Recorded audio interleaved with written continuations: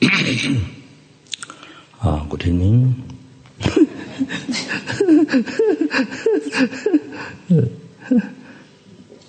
So in the when you do nyung-nä, there's a hunger, thirst, hot, or sometimes hot, depending where you are.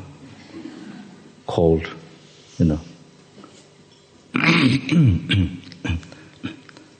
So so it is said in nyung-nä prayer, the hunger purifies the sufferings of the preta realm, need karmas to reincarnate in the preta realm. So experiencing, those 100,000s of years for such a long time, suffering hunger and thirst. Then being the hardships, feeling hot or cold, it purifies the karma to reincarnate, in the hot or cold hells, and then there's a what's that? So keeping away from sleeping, keeping away from sleep.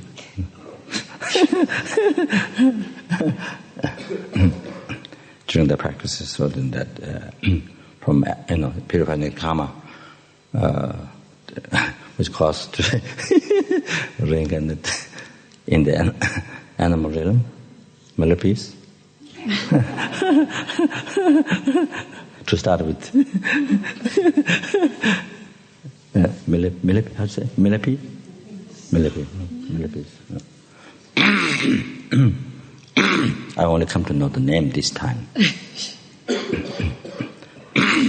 When I was here, when I came here to retreat in Adelaide, I don't know which year, quite some time ago, that one. 6-7 years, I'm sure. That time I didn't get to go out. But so this in the room, in the not actually inside the room, but where there's a little bit dam or some, the bathroom or some,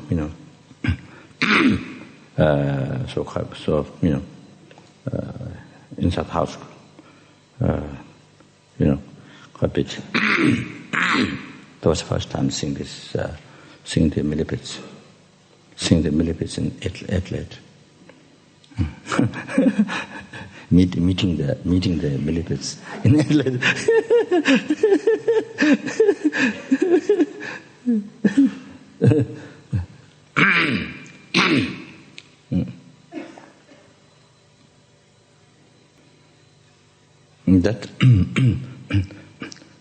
That time I don't think I don't remember taking them around stupa. I don't think it wasn't done.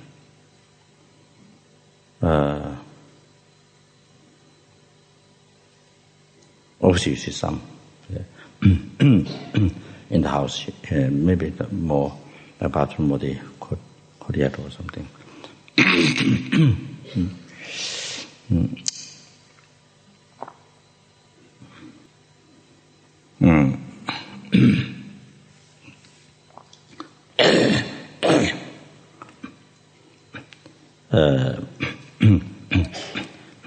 Before mentioned that other part. Before mentioned that part, playing around the stupa.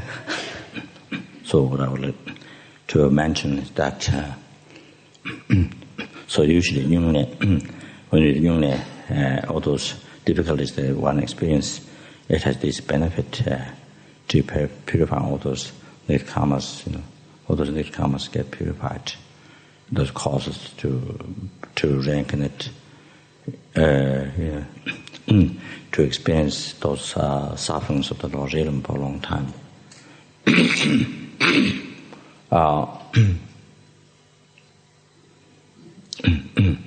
So it is similar here in this course.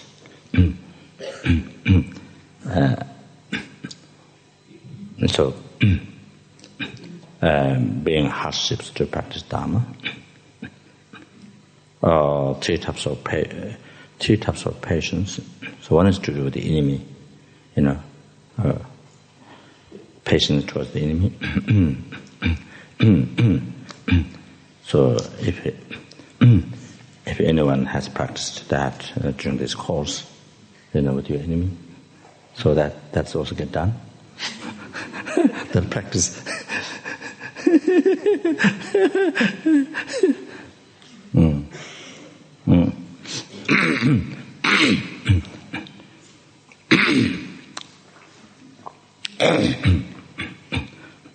Then patience being hardship to understand Dharma. You see, reflecting, the learning, the meaning, words. Then being hardships to practice Dharma, taking the suffering, you see, the hardships voluntarily. So willingly, to practice Dharma, to purify the karma, to collect merits, and to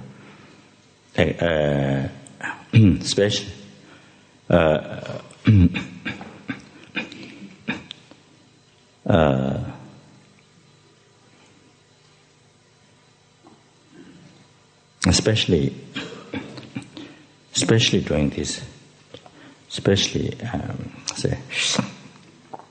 not just for one's own happiness, but during this practice of purification, being, practicing patience, the being hardship, taking the suffering voluntarily.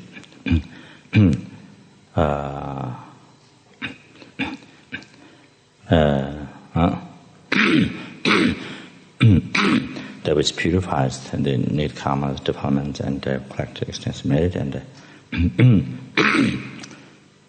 doing the things and maintaining on the path, good devotion, the three-phase path, also tantra practice. About planting seed of the path, of all those paths to enlightenment. So,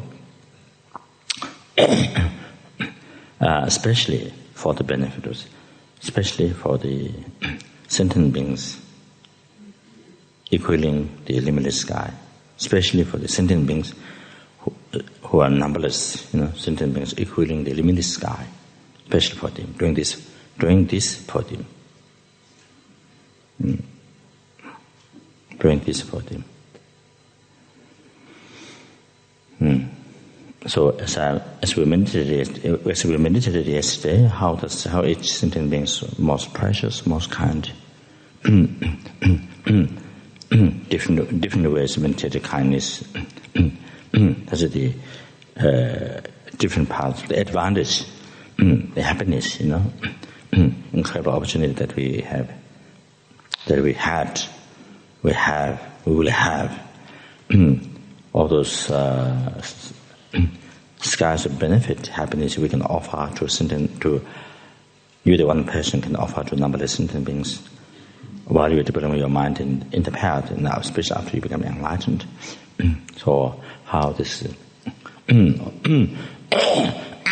even this last one, this incredible opportunity that we can offer to skies of benefit, happiness to a sentient being, to each and every single sentient being. So this by kindness with each sentient being. So we, as we meditated yesterday, one by one, each real sentient. So therefore,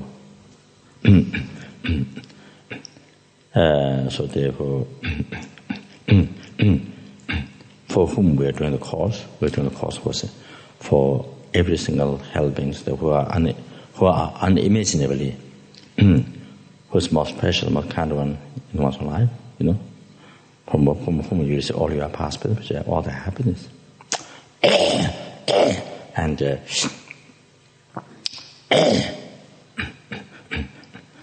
so during this course, for whom we're doing this course, then for, you see,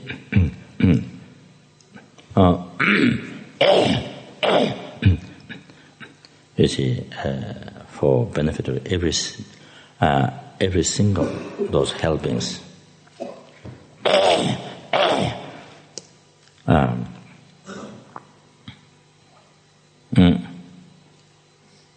That who experience most unbearable suffering of samsara, most unbearable suffering of samsara, and such incredible length of such incredible length of time. So according to him, so many billions of years. So that just roughly, so many, so many, how to say, 100,000 billions of years, So, so the course, during the course should be dedicated for them, should be doing for them, and that's what always. That's why we generate motivation bodhicitta in the beginning of every session. Whatever.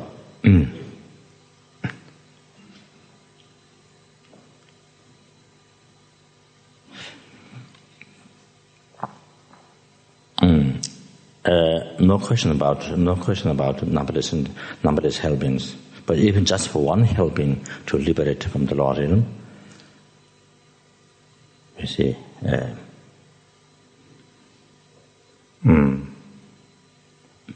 It's incredible what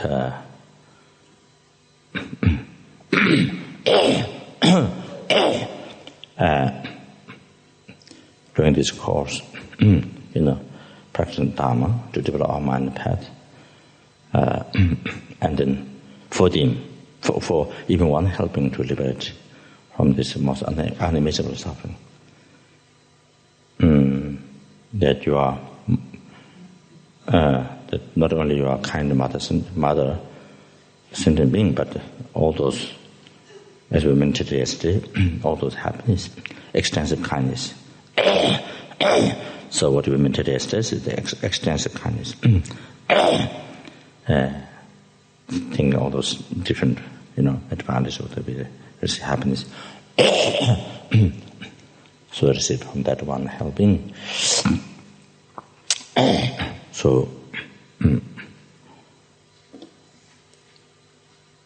So actually that helping suffered for us, for your happiness. From beginning this rebirth, that one helping suffered for you. You see, when they were mother, created so much negative karma with the bodhisattva's mind for your happiness. Then they were born lower realm because of that. With the attachment and all that, creating karma, harming others for your happiness, for your well-being, and for create so much karma every day for your happiness, for experiment. They're not only creating karma for you during whole that life, every day, so much karma.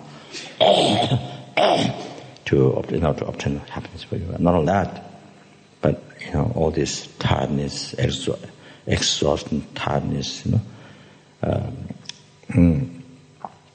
suffer so much bear hardships day and night. Suffer so much for your happiness, and to take care of you, to give you education, to bring you up.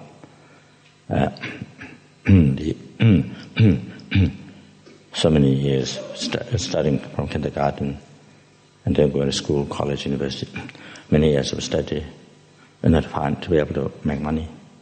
They finally found a job, got money, then the money they collected and spent on you. So all these hardships experience for you.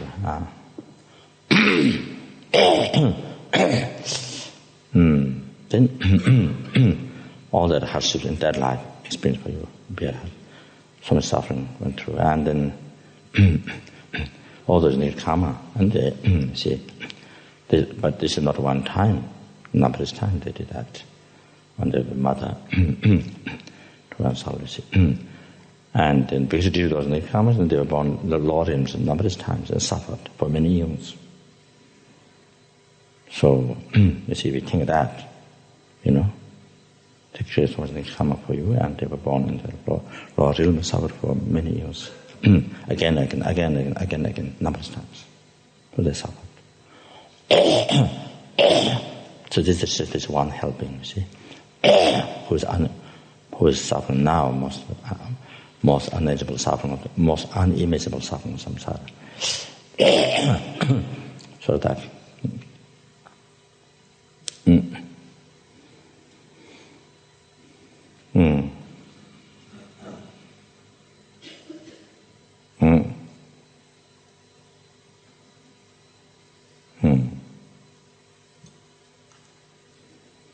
So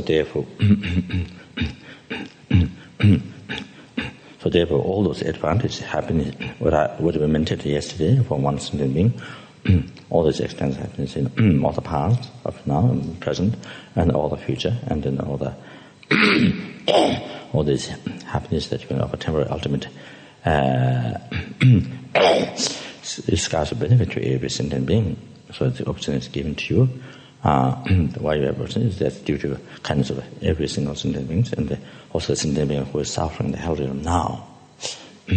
So what you get from them is unimaginable, unexpressible, unimaginable. So that. So therefore.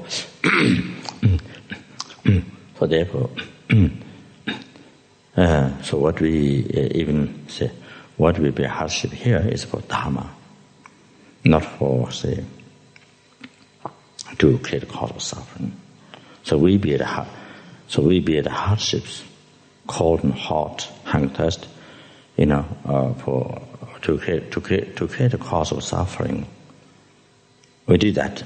Even we died numberless times. We gave up our life to create a cause of samsara.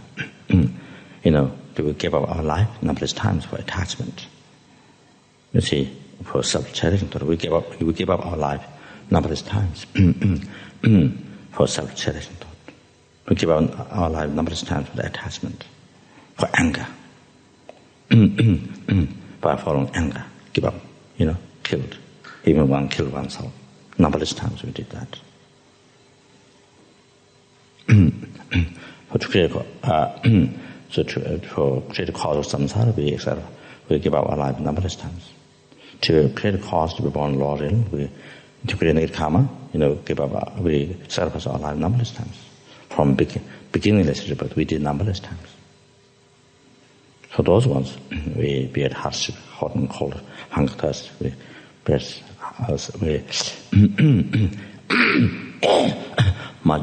much heavier than this we experience numberless times.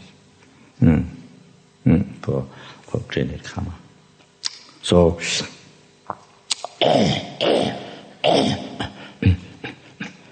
this just they just very short term,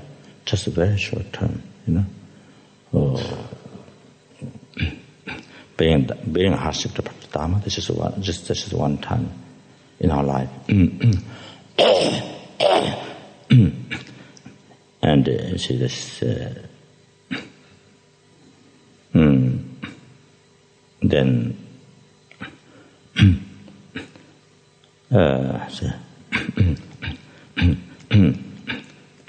we can't really tell. This could be the last retreat.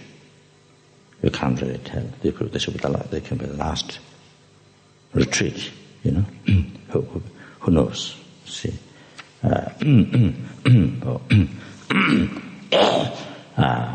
Some of us,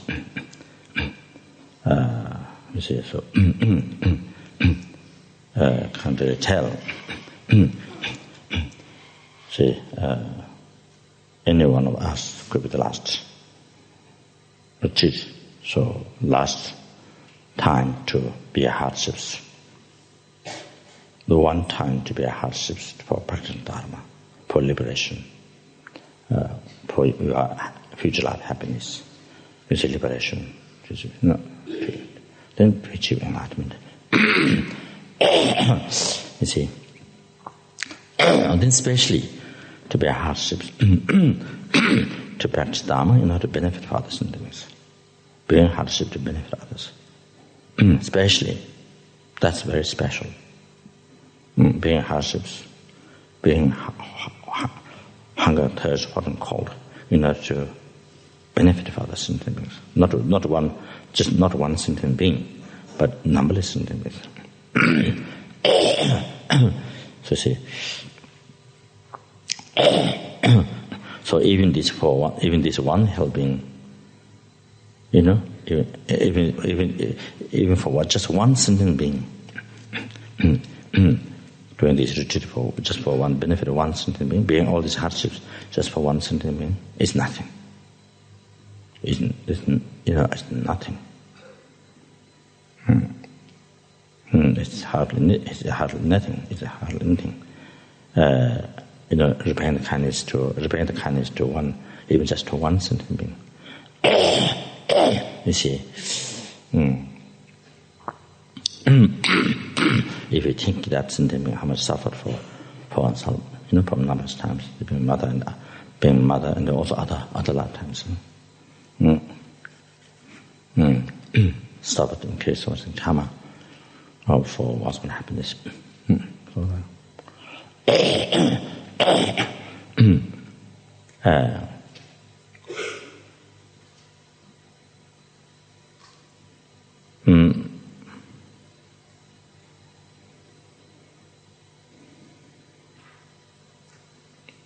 So the bodhisattvas, as it mentioned in Guru Puja, the section of the perseverance,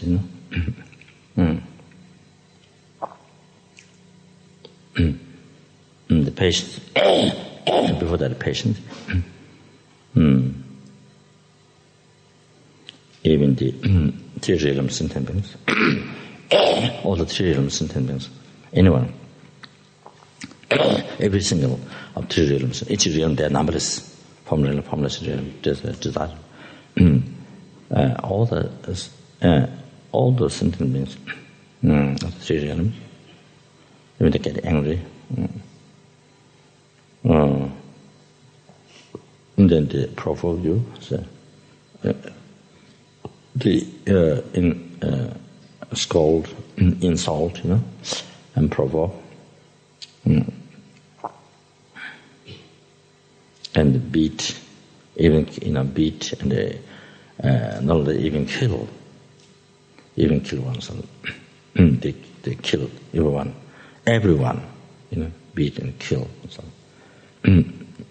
Are angry, mind angry.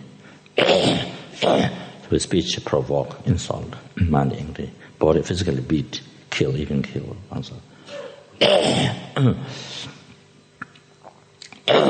And there it says, please grant my blessings to not get disturbed, and to benefit in return of harm. In return of harm, to be able to benefit to them, to able to complete the paramita of this patience. That's it. Then, in the prayer of the perseverances, the paramita of perseverances,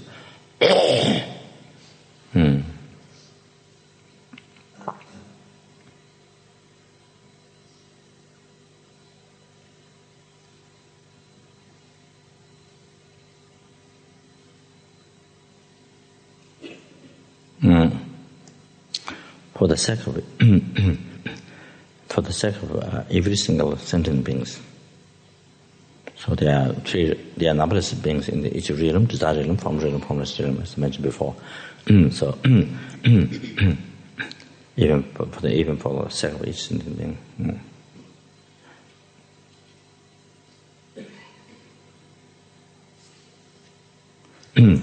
Please grant my blessings to be able to say.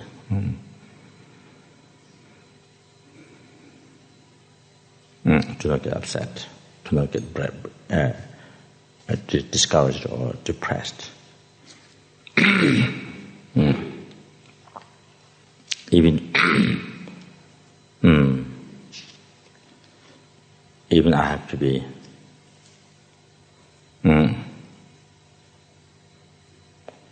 in the inexhaustible, the suffering of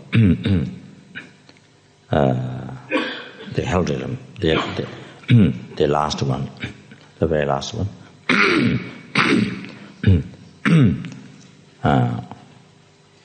which durations one intermediate even.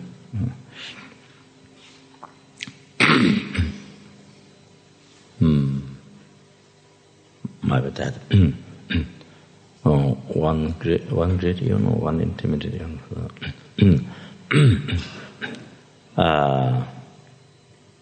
The lifespan, you were born there.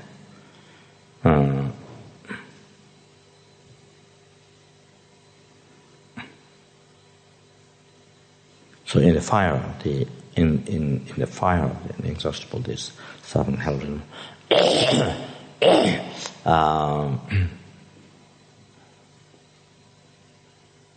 For eons, how many eons? Equivalent number of the drops of the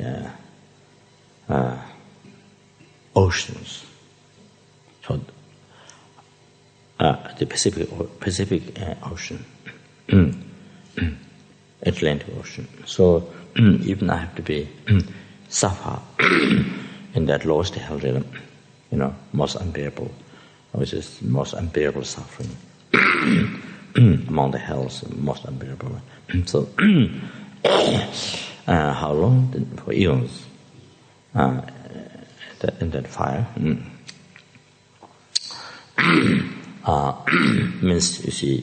Means as I mentioned one time before. So you are only it is differentiated. It is sentient being only by screaming. You can hear a sound screaming, but physically you cannot recognize because body is oneness with fire, like the wood. That is, log wood is completely oneness with fire, like that. One is fire. The body is like that. And then fires, but hottest fire, they come from all the directions. 10 directions, maybe that. Then suffer. Besides the body is one is the fire. So only by screaming, hearing sound, then it becomes sentient being, but it was cannot recognize it as sentient being. So even to suffer like that, how many eons? Equal to the number of the drops of the Pacific Ocean.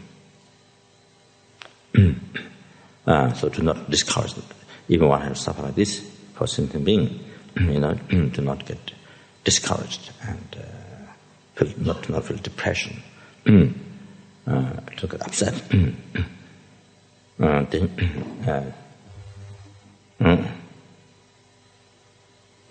Attempting to achieve enlightenment for something. So, see, suffer there, and then eons, how many eons? Equal to the number of the drops of the Pacific Ocean. For the benefit of sentient beings, for the sentient beings to achieve enlightenment. So that is it. There's talking about for each sentient being, for each sentient being, benefit each sentient being to achieve enlightenment. Then you see the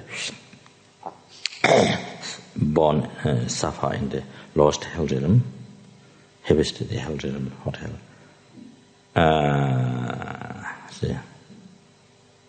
And then abide, how long? Eons. Suffer for eons.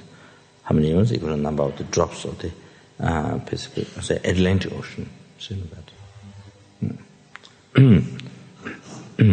For the benefit for each sentiment like this.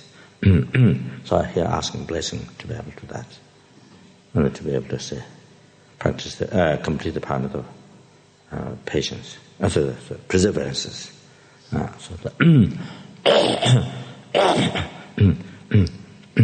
And the bodhisattvas, it is said in the Mathya teaching, ornaments of the sutra, things, the Jen, so in order to rise,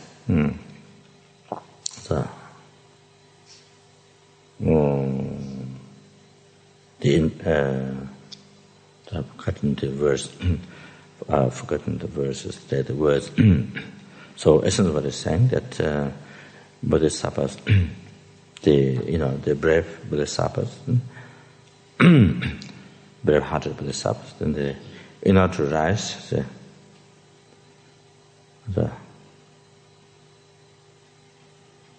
in order to rise one virtuous thought in the heart of one sentient being, that they feel happy even they have to suffer. Have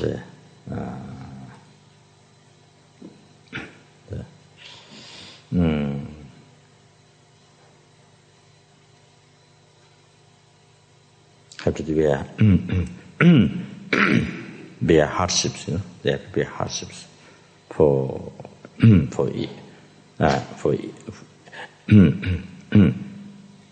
to rise just one virtue thought in the heart of one sentient being after 100 eons, something like that. After 100 eons, one sentient for one virtue thought rises in one sentient with mind. They are numberless, you see. So even that, after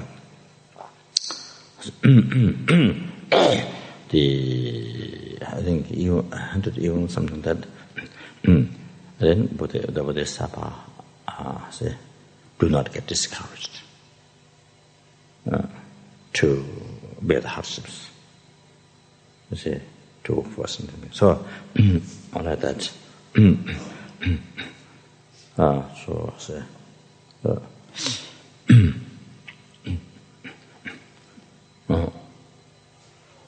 So it's not. So it's nothing that even one sentient being repent kindness. You see, compare how much they suffer for us, for oneself, numberless times in the samsara, and not only in the human realm, but suffered in the lower realm. Numerous times born due to karma created for oneself, or other things one has obliged them to create karma. When they were parents, you obliged them to create karma. And also, not only when they are human, not only when they are parents, but other times when they are not parents, also one has caused them to create karma. So you see, numberless times they suffered in that. Not only samsara, but in the Lord. So it's nothing what. So as I mentioned before, so what we hear.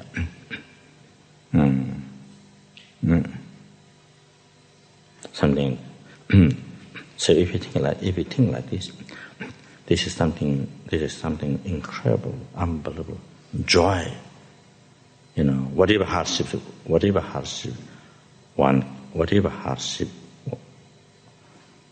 hunger, thirst, quote unquote, whatever hardship, pains in the body, or whatever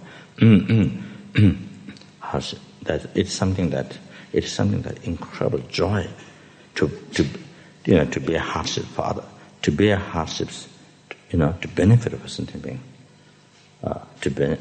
for others, even for one sentient being, for the benefit to benefit even one sentient being. You see, not only to liberate from the Lord, not only to liberate from samsara, there were human being sufferings, but to liberate also from the Lord Nirvana, to bring into a full enlightenment. So for that, one sentient being to cause that. So it's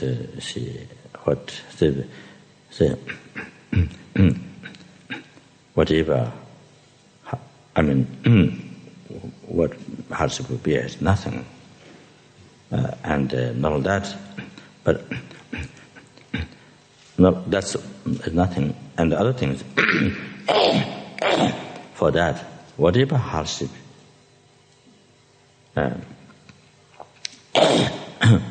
whenever there's hardship, whenever it is hard, whenever to in order to benefit others, even just one sentient being, whenever we find hard, whenever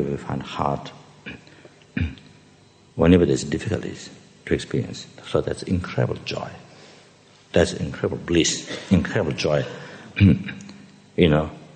there's incredible joy, bliss that you can experience, that you can be a heart, that you can experience difficulties. And difficulties hard to in order to benefit others. So that's incredible bliss, joy. Let's see like that. So the say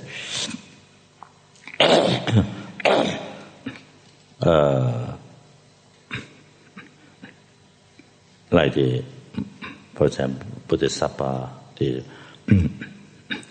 it is said in the commentary of the Bodhisattva. I think this may be by Bodhisattva Tongmai Sangpo, his commentary of Bodhisattva, I'm sure. But I think, there's a commentary by Bodhisattva Tongmai Sangpo. So it mentioned that the Bodhisattvas,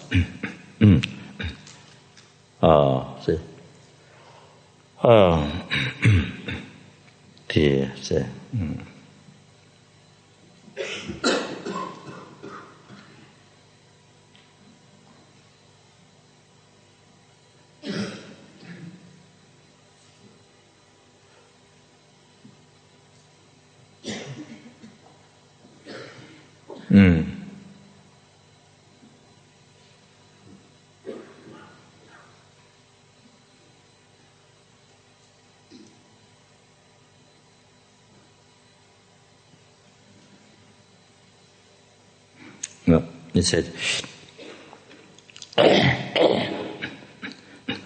Bodhisattvas, Bodhisattvas to achieve liberation for oneself is it's even though itself is incredible, it's incredible peace, bliss. But Bodhisattva, you see, it's a cessation of all the oceans of samsara suffering, the most unbearable hell suffering, hunger, animal, then all the oceans of human beings, problems, that's, you are free forever.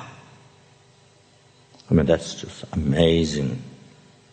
You're free from this.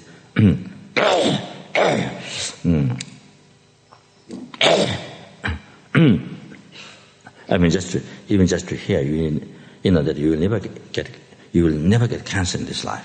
That's just amazing. To hear, because so many people dying with cancer, so many people in this world, you see. So mostly, so much you hear these days, such as died by cancer, such as died by cancer, so many. So to hear, you will never get cancer in this life. What a release that is. The person is so happy, you'll never get cancer in this life. Just that, there can be other sicknesses, but to hear, to know that you'll never get cancer, that you'll be free from cancer in the whole life. So there'll be unbelievable joy, you see. But then if you hear, you'll never get cancer from now on, in all the future lives, you'll never get cancer. How that'll be even much more blissed out. To hear, you will never get cancer forever. Blissed out. So, amazing. But here, we're not just talking one suffering. But here, all the suffering of samsara will never experience forever. I see. again, finished. You're free from all the cause. Why? Because you have completely removed all the cause, including the negative imprint or seed of delusions. So that is unbelievable. That's, you see, thinking as happiness for oneself, that's unbelievable. But bodhisattvas, that's incredible, bliss, you see. So the arhats, once they achieve this, then for eons, for unbelievable number of eons, they get caught, they absorb, or they say, distracted by that, but just absorbed into that, you see, distracted by that, unbelievable, unconceivable number of eons. So it said that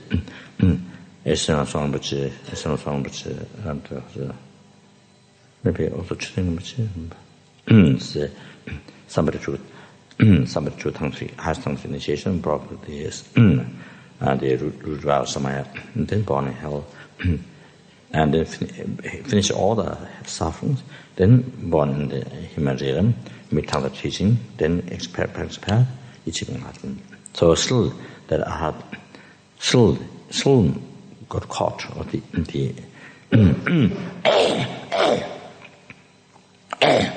in the state of that bliss,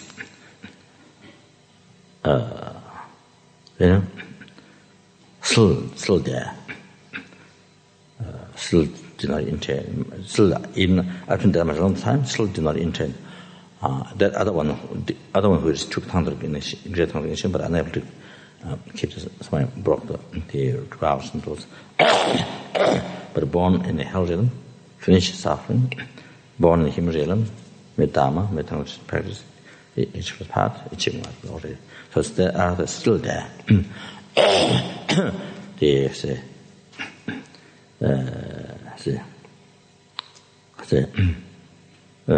Absorbed the abiding that bliss, live state of peace for oneself. So unbelievable number of years. So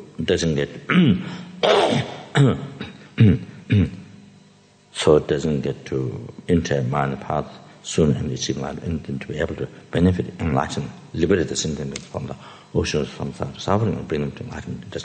It doesn't get done. You see, so it takes incredible time. So and they say, so therefore, what's that?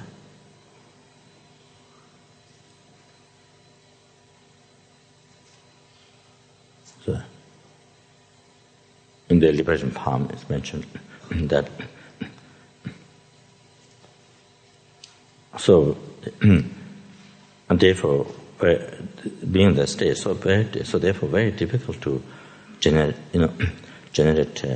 really feel unbearable the sufferings of other sentient beings, and this great compassion, taking responsibility on yourself, freedom from the suffering causes, So,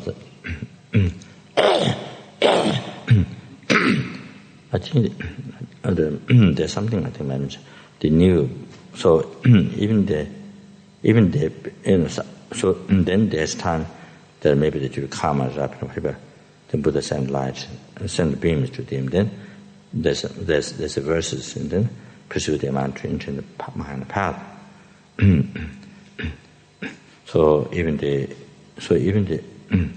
entered in the path of marriage. I think the bodhicitta is not strong, something that there's something weak, or say, yeah, something that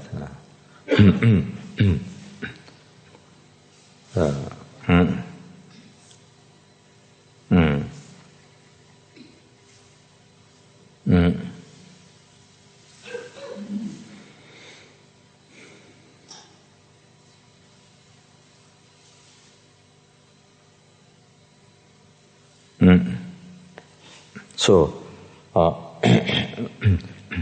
so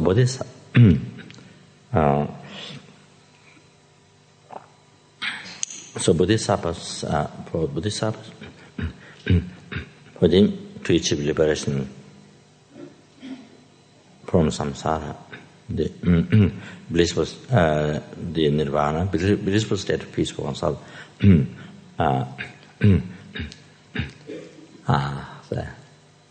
It's like, you see,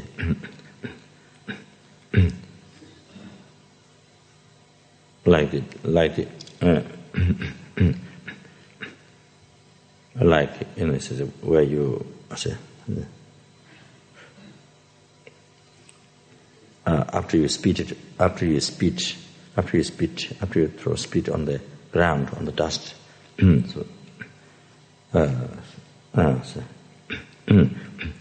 You know, that's disgusting. You don't touch that. Throw away or say, or this.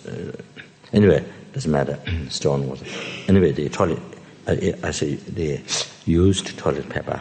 You know, used toilet paper. You see, when, you know, so they used toilet paper. So the bodhisattvas. So how they think of the achieving liberation from ourselves?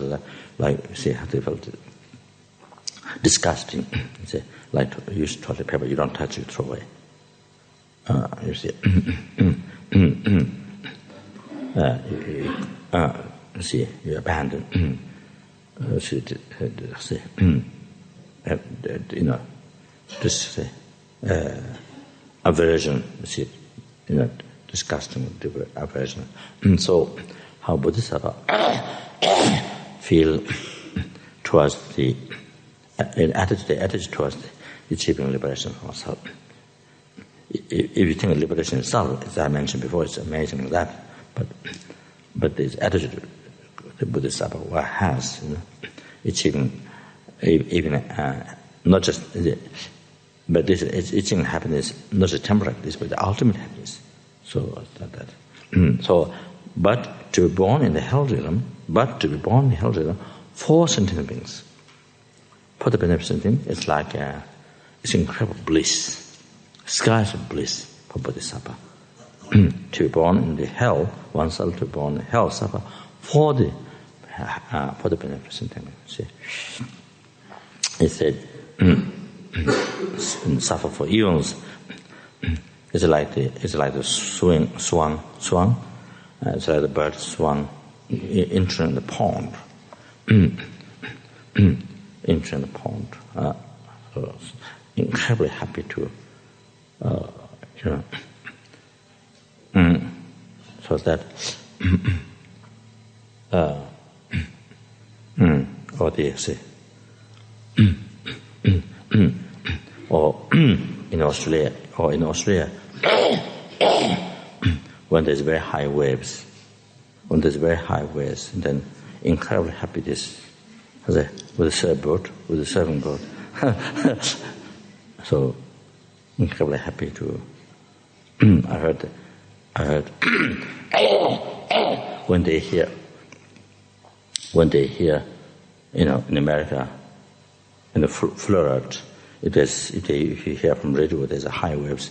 People take airplanes from here, go to America, United States, you know, Florida, where there's very high waves. So you take immediate flight to there to, you know, to to enjoy the bliss. So anyway, can't wait, you know, to reach there to enjoy the high wave in America. You see. So anyway, so the bodhisattva is like that. You see, to be born in the hell realm,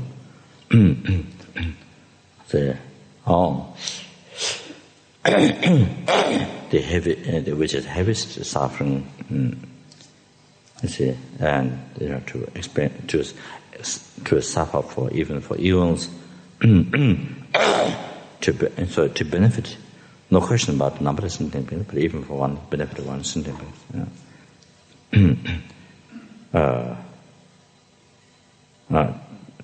to lead in happiness, to bring enlightenment, so that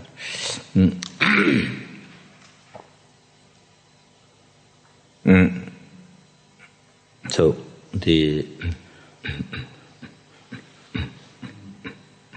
the bodhisattva monk, full monk, Methodaze, was living in the forest with many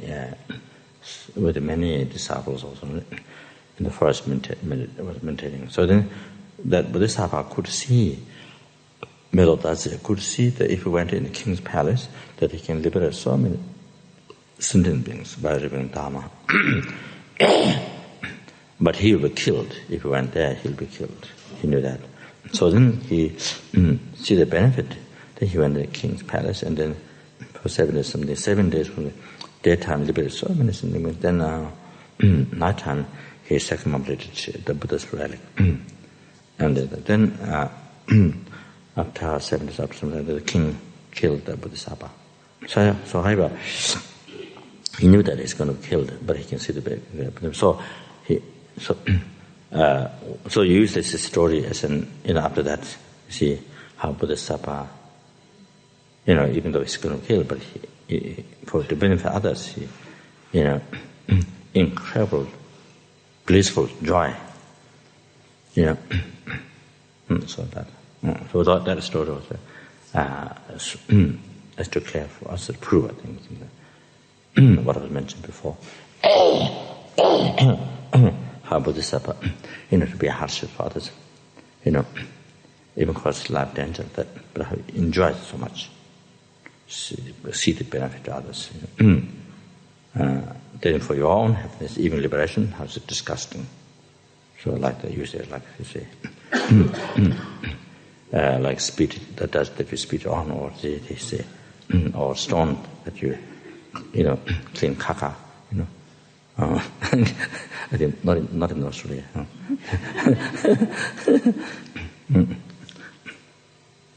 That.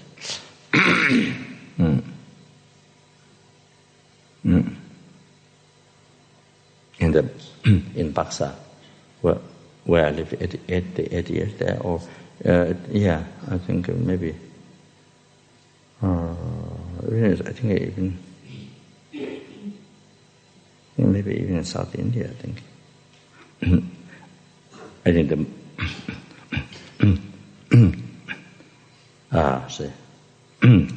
probably it may not be an interesting story, but anyway. But because they don't buy toilet paper, so they use stones, things, whatever. The toilet, all the toilets get blocked. All the toilet get piled up stones very quickly. In the toilet, the new toilet built, somebody, I don't know, who helps and who gives money anyway. So this toilet built. And Neil lived there 1 year in Sarah. So anyway, now there was different. Because before, you see, so they use concrete material for toilet, you see, to clean. Then of course it fills up very quickly. It doesn't go. They don't get melted. Yeah. So the many bathroom, no use. So it's all no use. So then it doesn't get cleaned for a long time. There's Indian, these cleaners, there, but I think yeah. So anyway.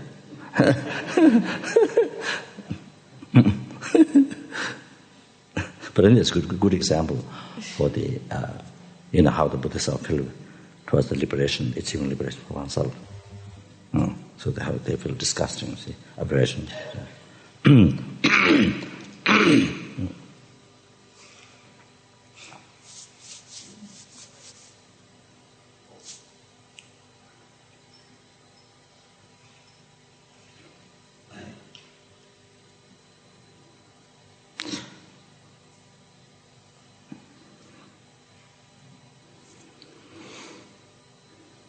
Anyway, I would like to mention here, I talked about the millipedes before, so I would like to mention this.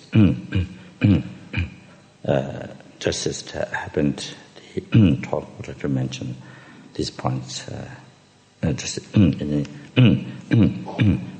now, so that in case if it doesn't happen later. So the idea, when I was doing a retreat in California, near Big Sur, near Shineland, Big Sur, not in Shineland, but outside of Shineland, where there's the ocean. So one time, I think when I started to get U.S. passport, start to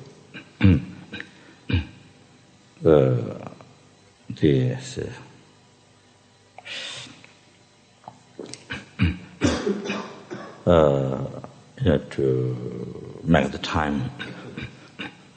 So I did retreat near Big Sur. There was one I don't know what you call the small house made of wood, cabin or sort of, maybe it's called cabin.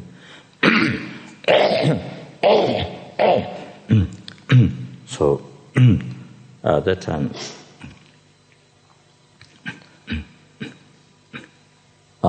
in the small kitchen, very tiny kitchen, small kitchen. So there are a lot of ants coming on the table where you cut bread, where you cut bread and things on the table. Many ants come. So from my room, I sent 3 tatas. So for them to circumambulate.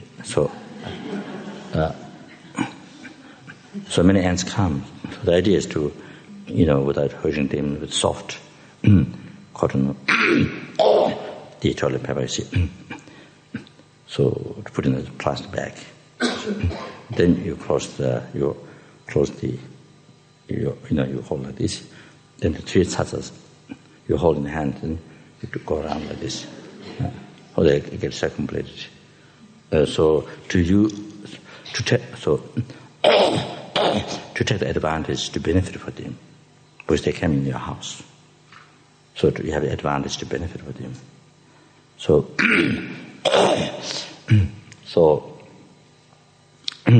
it started from there. I don't know, quite a number of years ago. So the idea started from there. So they say,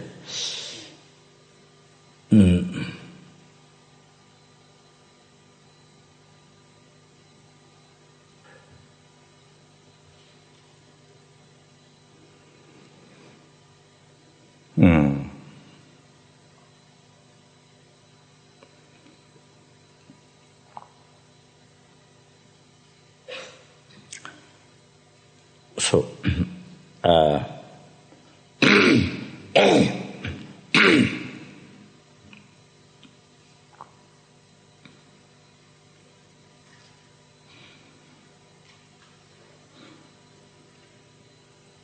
so the African story that there was a Bodhisattvas statue near, I think, near ocean. I don't know which country, India or Sri Lanka, Burma, I'm not sure where. There was a Buddha statue near the ocean. Then there was a tree, one leaf. One leaf has 7 insects. 7 tiny insects on the one leaf. So somehow wind blow the leaf. Somehow it happened to be the leaf circumambulate. The wind blow, so the leaf went round. Wind blow the leaf, and it went around the statue 3 times. So then these 7 insects, right after that life, they were born human being. And they were born. They were born 7 girls, the lower caste. So the caste must be in India, I think. because in the West you don't have caste, so you don't have that discrimination. So lower caste, they were born, say, seven daughters, women. So then during that life, they create so much. They have so much renunciation to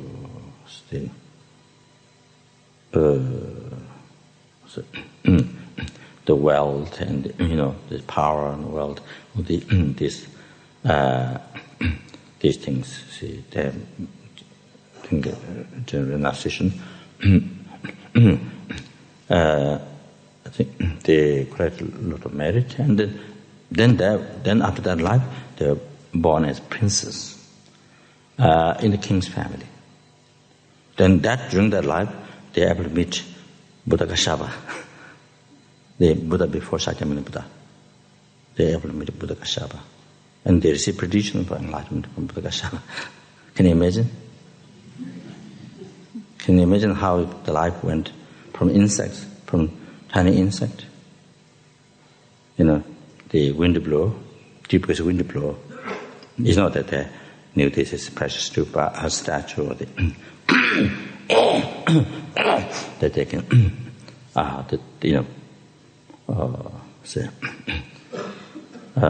say, purchase motivation and knowing this is a statue, having devotion after that. So wind, due to conditions, wind blow, so the leaf, they were on the leaf, so the leaf, by wind blowing, it went around 3 times this round statue. So, so due to that small virtue, so then what happened? Big result. Next slide, maybe. Then I will create a lot of merit with the renunciation. Then next slide, they were born as princes, and this king's family, and then they able to meet. They able to meet Buddha Kashyapa, and they receive prediction for enlightenment.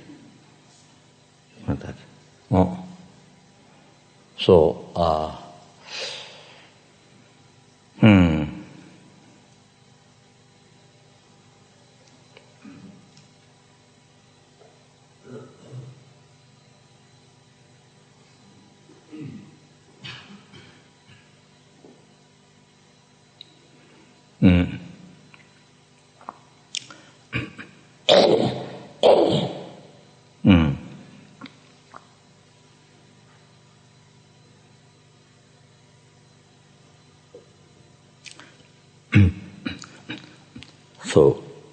So therefore, exactly same what we did this time, collecting the millipedes,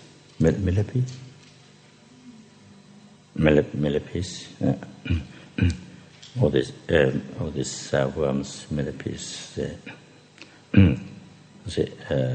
those insects, see, and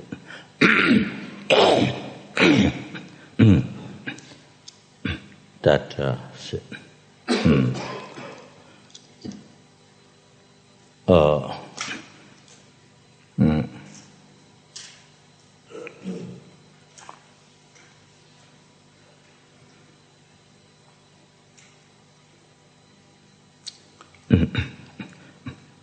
not just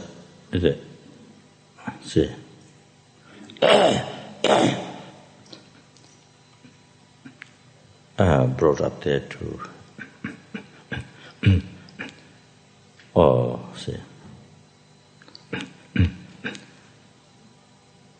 actual relics of Buddha given by Sonesta Lama, and there's Lama Desha's relic, there's a Lama Zopa's relic, there's a Milarepa's relic, there's a Buddha Kashyap's relic there. So able to go around many those great enlightened beings' relic, which is the manifestations of them, and so many relics, Hiruga, from the Mount Kailash. So that, not just that's one thing. most precious thing that we go around. Not only that, then inside the stupa there's many powerful mantras. There's 4 powerful mantras. The Dharmakaya relic. There's one mantra. If there's if one mantra is there, even there's only one inside the stupa, by going around, then one time it has power to purify all the negative karma that makes to reincarnate in all the 8 hot hells. In all the 8 hot hells. So by doing one time around, all those negative karma which makes to reincarnate in all the 8 hot hells, they're purified.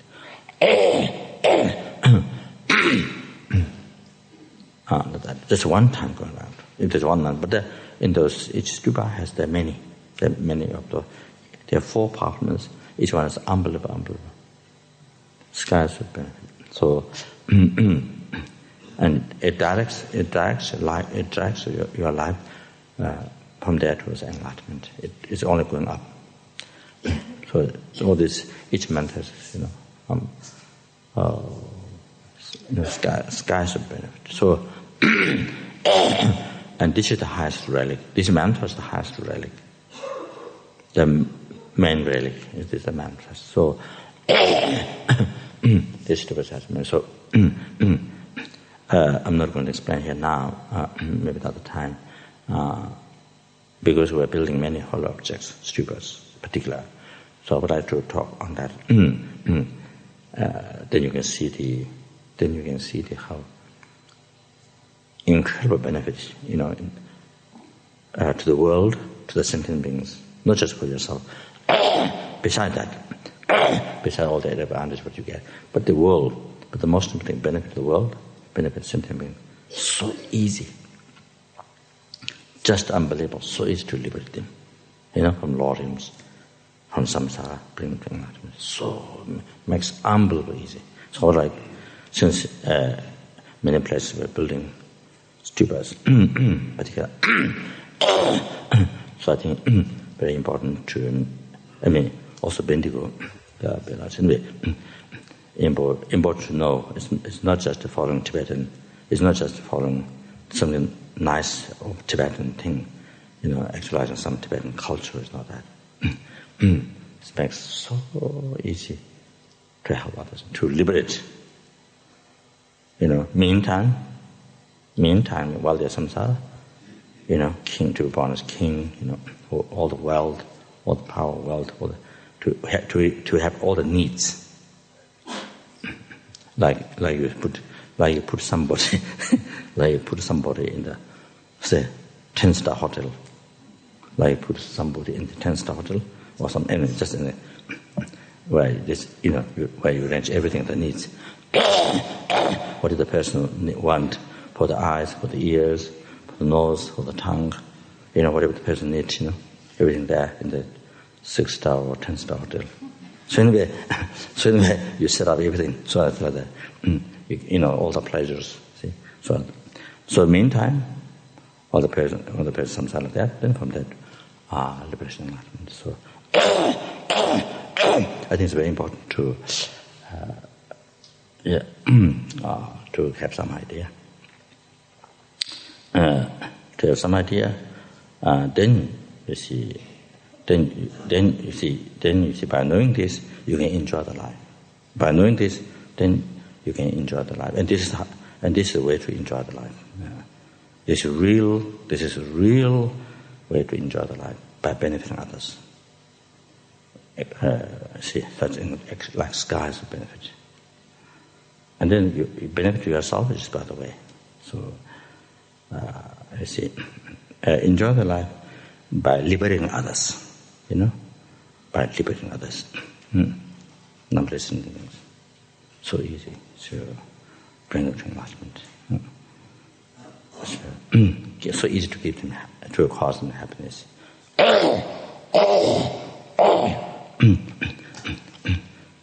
So anyway, going back.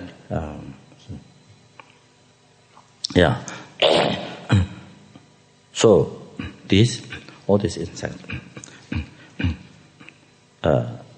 that they were able to, that you have collected, and not from the beginning of the course, but after some time, started, and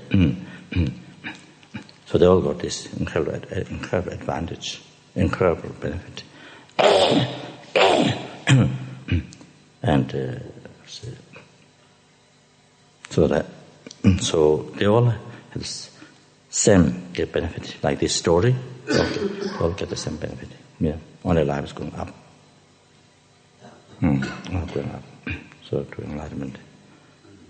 That. So like this.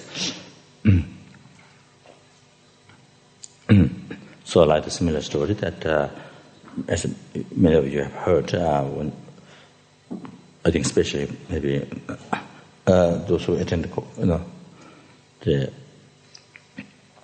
Kapan course or the attended during my courses, I think probably particularly I think maybe. So anyway, as you know the story that 80 years old man, 80 years old man, and so who begin to practice Dharma only after 80 years old, then become monk, became able to become monk, and then in that life able to generate renunciation of samsara, intended path, become Aryan being. He exercised the path of merit, prepared path, rising path of meditation in that life, become Aryan being. You see. And that means liberate from,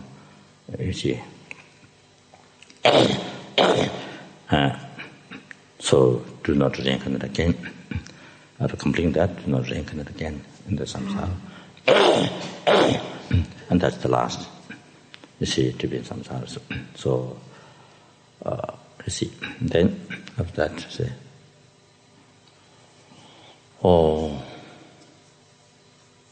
then after that, of course, then when the karma is ripened into a minor path, and it's enlightenment.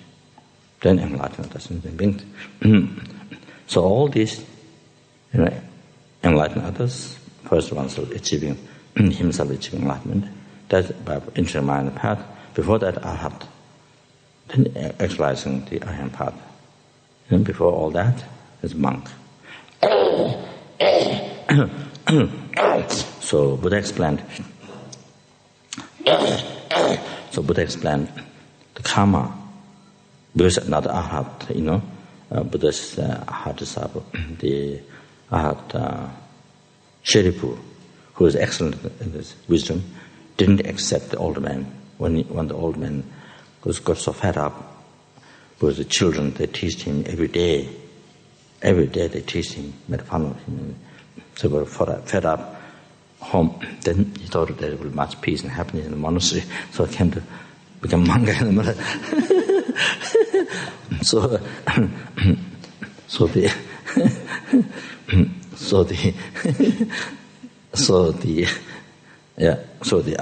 when he went to monastery, the Guru's Buddha's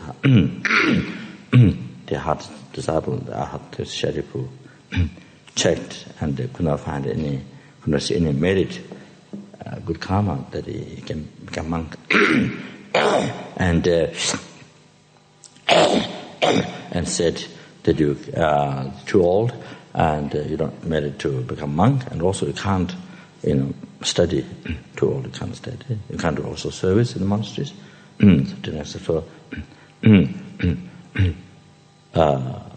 So then he got so sad. At the door of the monastery, at the gate of the monastery, then he put his head on the what do you call it? The bottom part, like this. The frame of the door. So put his head on that. Then he cried. Then he went in the park and he cried. So then Buddha was in India. Well, during that time, so Buddha's omniscient mind, sees all the sentient beings, whenever they So whenever that particular sentient with karma is ripened, the Buddha immediately, without delay, even a second, immediately appeared there. Without delay, even a second, immediately appeared there. And, guide the sentient being. So that's a special quality of Buddha. So appeared to the old man, and then asked old man what happened. The old man explained all the, everything, what happened at home, the sheriff didn't accept the airport. So Buddha said, no, he cannot see because he hasn't completed the 2 types of merit. But I have completed 2 types of merit, so I can see we have a karma to become monk. So then Buddha explained, inconceivable times ago, inconceivable times ago, that you were flying, and then there was a precious stupa, and then there was a cow dung around, and you follow the smell of cow dung, then it becomes circumambulation, went around by following the smell of the cow dung, and becomes circumambulation. So this is the karma, good karma, why you can become a monk. So Buddha explained that.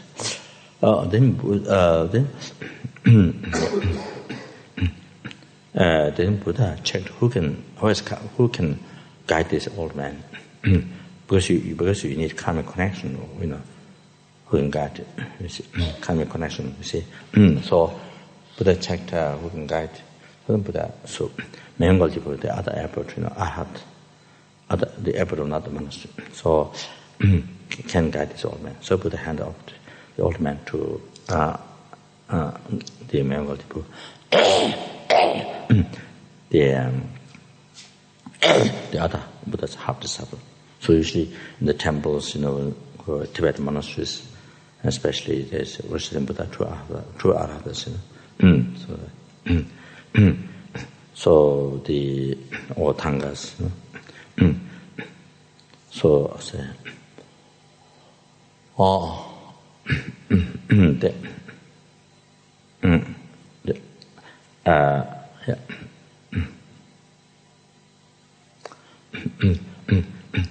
he was he became monk. And then then again the young monks. Again the young monks, they teased him. They made fun of him, teased every day. So he got fed up. So then one day he went away from monastery, jumped in the river. So then his guru, his abbot, Mengaljipu, checked where is the old man. He could not find it in the monastery. So he checked and he just jumped in the river. Then he immediately appeared with his psychic power and grabbed the old man. And then old man, he was shocked because he didn't get permission to, jump in the water from the airport to go away from the monastery. So he for a while he could not speak. He was, I guess, the mouth open, and he was shocked. So then he explained everything. Then Mangala said, because young monks tease you, then you run away, jump the river. That's because you didn't have enough renunciation of samsara. So then asked him to hold. Mangala asked him to hold one of the abbot, Mangala, his rope. Then flew away. On and on, then on the ocean, there's a huge mountain. So they didn't know that it was a mountain of bone. So there was a largest animal in the ocean. I think it's whales, bone of whales. So after they landed on that, then he asked, "Whose bone is this?" Then Mengaljipa said, "This is your past life bone." So immediately, of course, then hair stood up, the hairs upon pores, and he got renunciation of samsara. That like the six shortcomings of samsara, nothing definite. As a Then and nothing definite. There's relationships, life to life, even one life, all those things, and then that all the enjoyment, nothing gives satisfaction. Whichever body you take, then we have to live again and again. For that, to realize this samsara nature of suffering, so then that interesting path, so that,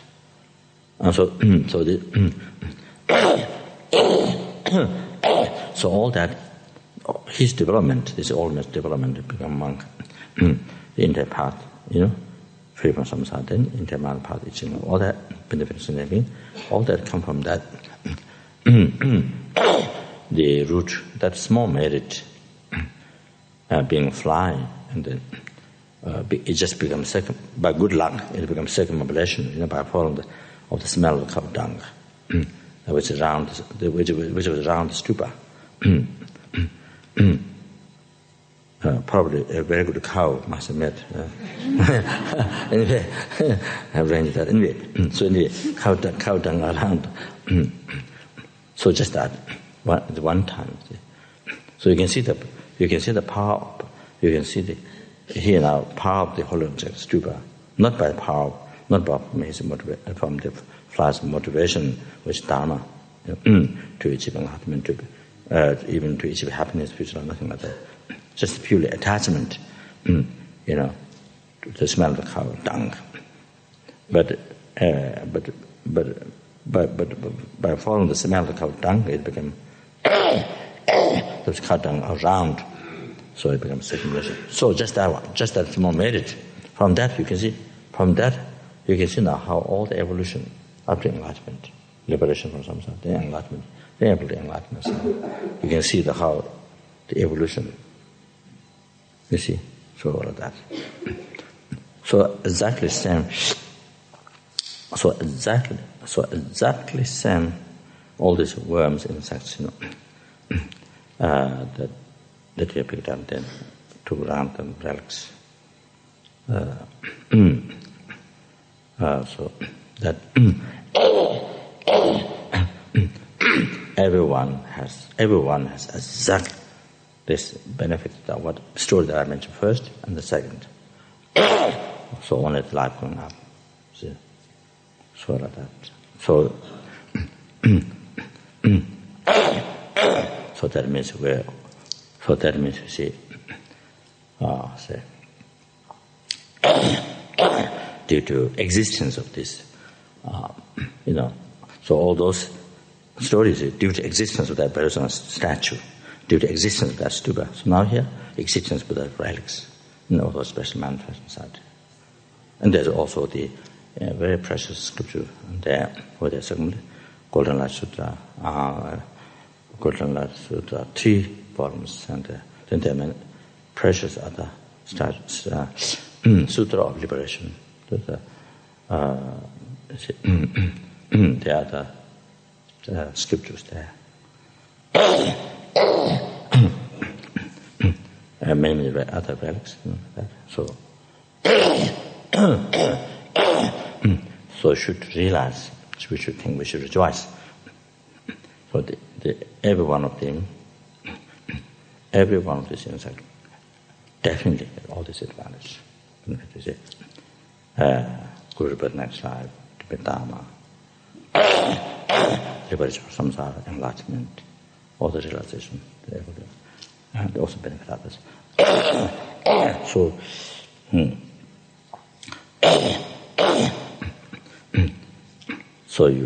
So anyone who helped in this, you're giving all this liberation benefit within temporary, ultimate, everything, so like that. All the realization to enlightenment. So that, and also that the essence of Buddhism is compassion.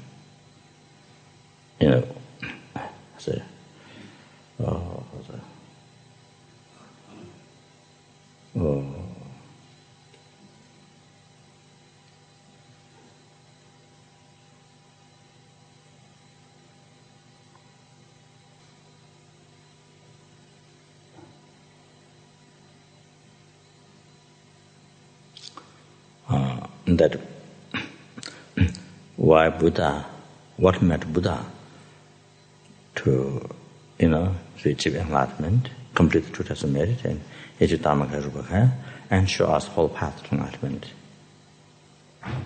All these hundreds of volumes of teachings. Sutra, Sutra, Tantra, all these 3 levels of the path.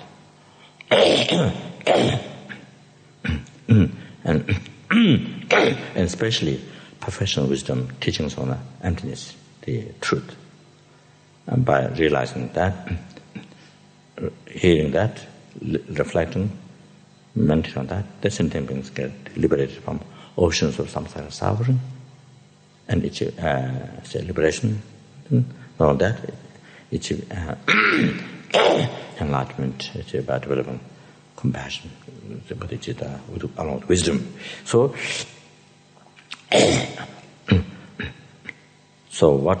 what is the main cause, Buddha, to that? All these, showing the 12 deeds after enlightenment, revealing all these teachings, especially teachings of professional wisdom, that liberates numberless sentient beings, including us. This came from compassion. You see, what inspired Buddha? Inspired compassion. So all this came from compassion. All these hundreds of volumes of teachings, especially primary teachings, revealing the truth, the ultimate nature, the I, and I guess the phenomena. So,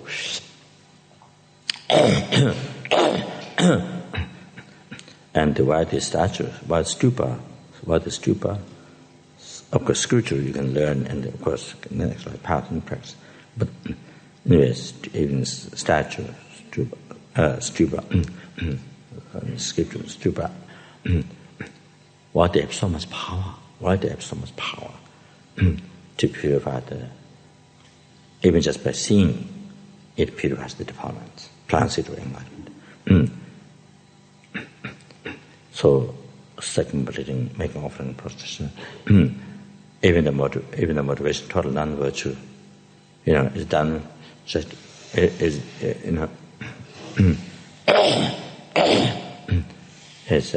done. Even done just for this life happiness, long life or health or power or the taste of this life pleasure. Even it's done with the total non-virtuous mind, or like the animal, no idea, no knowledge at all, just no faith at all, just happened, going around. So they able to immediately become cause to achieve enlightenment, liberation from samsara, happiness with life, all that. And by the way, because it's been good karma, powerful good karma, so it becomes cause of success of this life. Just by the way. So all this, why this have so much power from the object side? Why so much power? It came from compassion. All this came from Buddha's compassion. Compassion that was generated even before bodhicitta, even before entering the path. The compassion which is root of the bodhicitta, the great compassion towards all sentient beings. So it came from that. You see. Then see. So then you realize, collect so much merit and realize the emptiness, develop wisdom, able to develop the wisdom, able to seize the gross subtle development because of the compassion or the merit that it collects. Then complete two types of merit, and each of the two kayas, Dharmakaya Rupakaya. Impossible, but so it's inconceivable qualities, numberless, the unlimited qualities of holy body, holy spirit, holy mind Buddha has. So these objects, even though here this stupa, made by even one way is built by people, but it's become holy object. Now why? It's so much power. A replica of Buddha, they represent Buddha's holy body of mind, but it's so much power. It came from compassion. So it came from compassion. So that, so all these holy objects that here, we put the palms together. Immediately we achieve 8 benefits, 10 benefits. Last one is liberation, enlightenment. So just whenever we look at it, it becomes a great purification, transit of the whole path to enlightenment. Whenever we make offerings, circumambulate. So however, all this that's in skies of benefit that we get from this whole object, it comes from compassion. It came from Buddha's compassion, you see, originally even before Bodhicitta. So therefore, you see, essence of Buddhism, compassion, that which differentiates from all other, from all other religion. That's it's about compassion.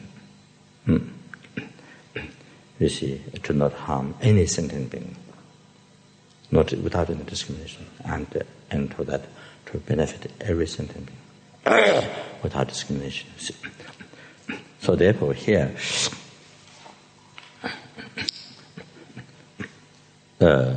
Yes.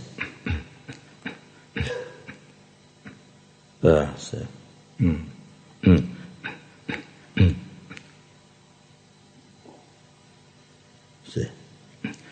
One way you want to meditate. One way, you want to meditate, but then there are to a sentient beings you harm. To a sentient beings you want to harm. To them, but one way want to meditate. So the two things are contradiction. So the meditation will be just because you want a peace for yourself. So become like that. So however, so you see, here. Mahayana teaching the practicing what to practice Mahayana. So they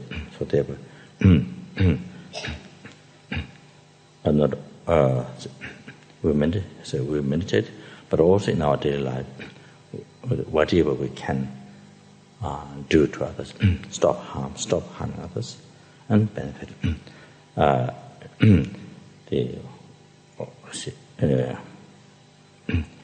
We do meditation on the path, but also do what we can direct to a sentient being, stop harm and bring peace.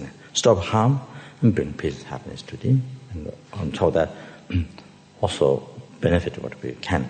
You see, so that's very practical life. So so that.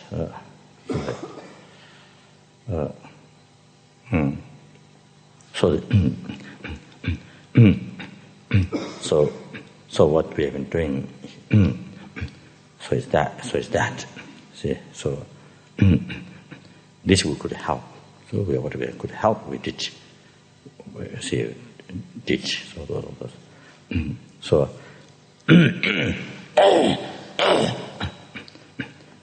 So I think so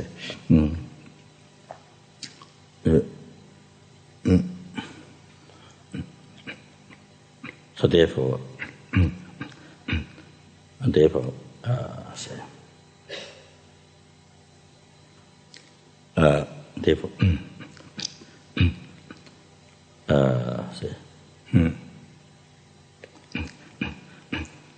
I would like to thank that of course, besides meditation practice, taking advanced precepts, being hardships for all that, at the early mornings,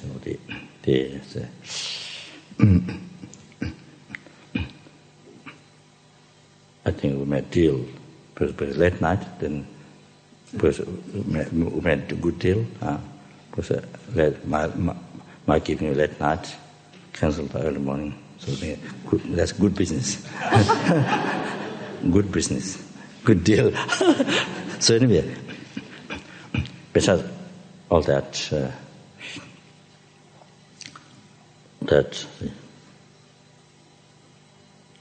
after late night, as I go out, then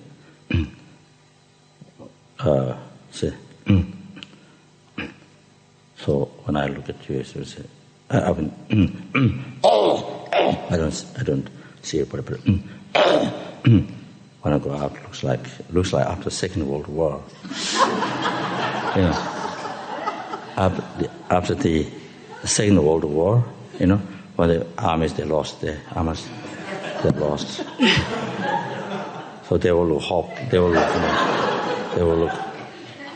like this. Kind of they all kind of. They all say, after the Second World War, how the armies they lost, So this is also in TV anyway. So it looks like that after the late night when I come out. So that like the Second World War, after the Second World War.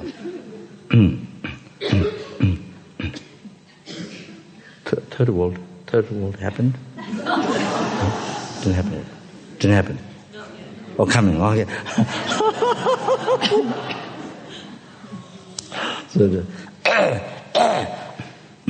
So anyway, of course I would thank it for all those everything, but here, say, today, talking about helping those sentient beings. So I would like to here to take chance on their behalf. All the millipedes, those things on their behalf. I'm the voice. I speak on their behalf like this. Like in the countries, there one person, for many people, they speak. One person shout, or one person send the application, or one person does a kind of voice. You see, so I'm doing that. Anyway, to thank very much this. Upon this, those say.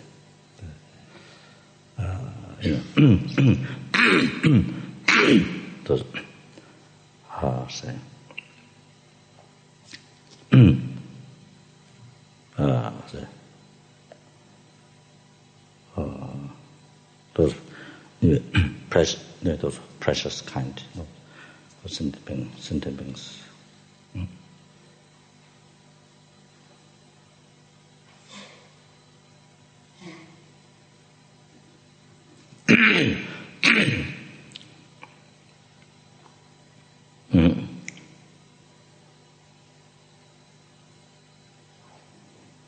Those insects, those worms.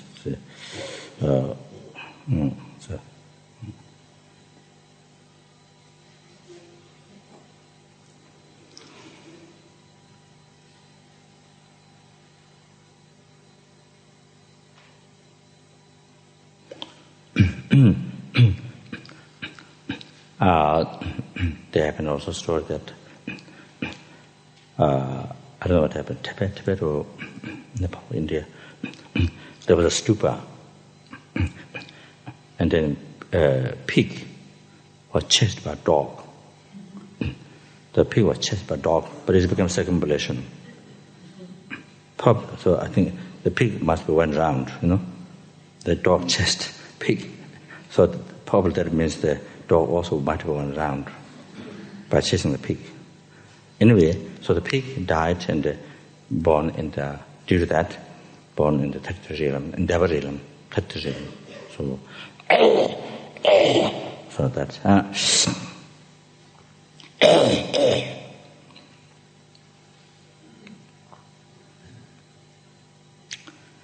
So here,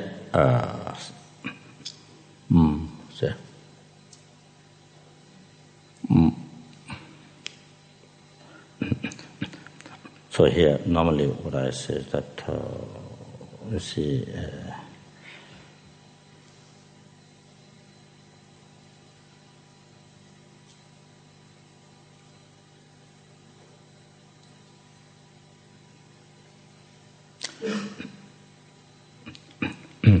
Yeah, so if you have, so if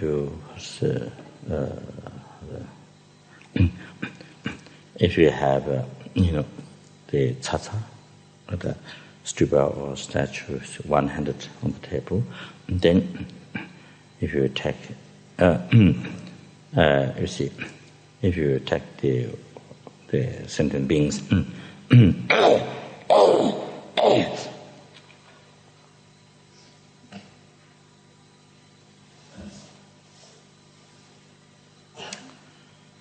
If you take them around one time, you're giving them,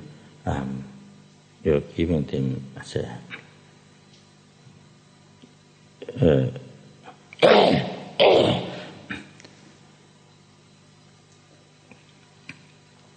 one-handed cause of, you're giving them enlightenment.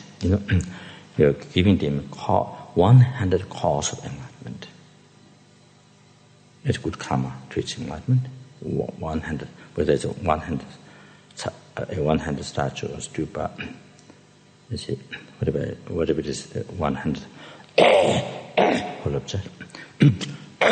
So by taking them round, you're giving them one-handed cause of enlightenment. And by the way, you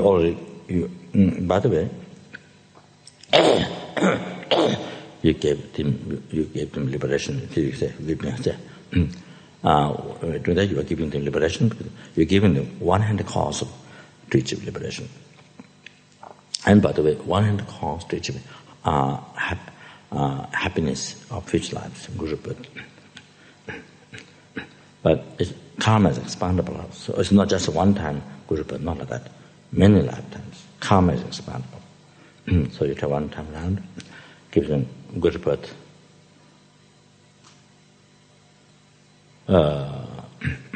Many hundreds, thousands, many lifetimes. So because karma is expandable, not just, you experience one result, finish, not that. So therefore, to have, even though so small, the whole object is so small, but have many as possible. It's very, very good.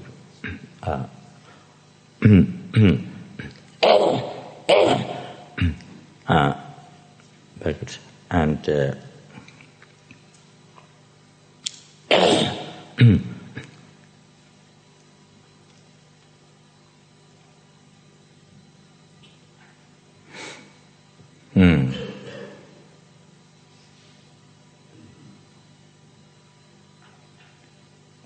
So if there's 1,000 of whole object, that means you're giving them 1,000 cause of enlightenment, liberation from samsara, happiness, future lives.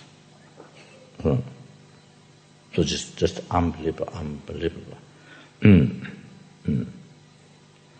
the teachings explained, unbelievable. The circumambulations, unbelievable benefits.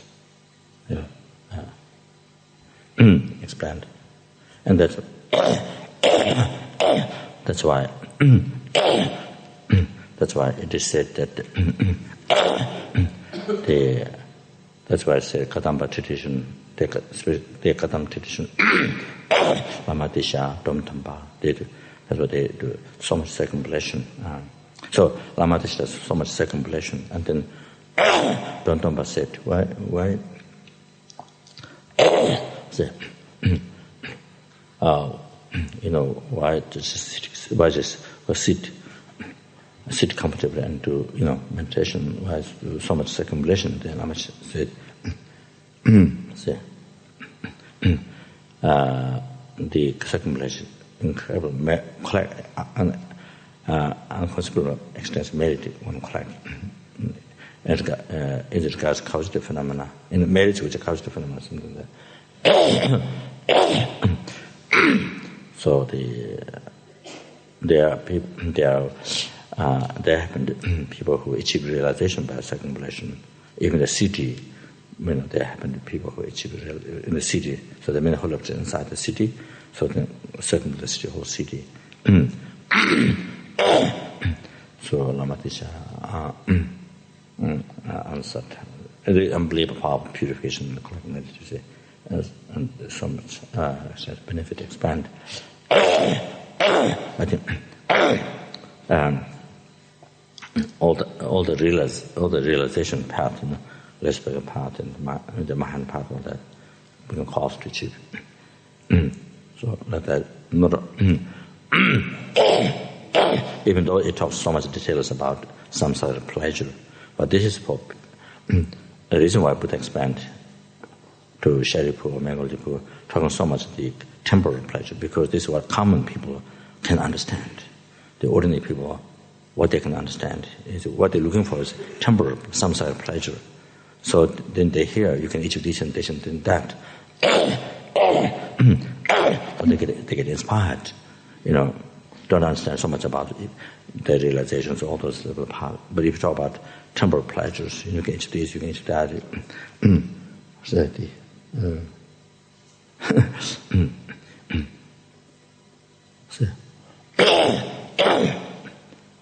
I think there's one place called Cambodia in the Buddhist, benefits of circumambulation. To the Sharipu, I think, in talking about all these temporal pleasures, there's some sort of pleasure we achieve from circumambulation. So I'm not sure whether Cambodia exists that time. I'm not sure. This is Cambodia. I think there's one. There's I don't know whether you have seen this. Whether you have seen these rapid benefits of circumambulation. Buddha explained that I translated. So quite some time ago.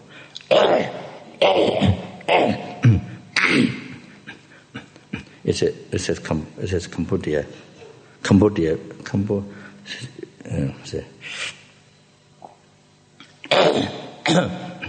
And the one benefit it says Cambodia. It says Cambodia, beautiful girl, something that they talks one of the somewhere. So I think Buddha is explaining, because this is what people can understand. This is what ordinary people who don't know about much Dharma, path.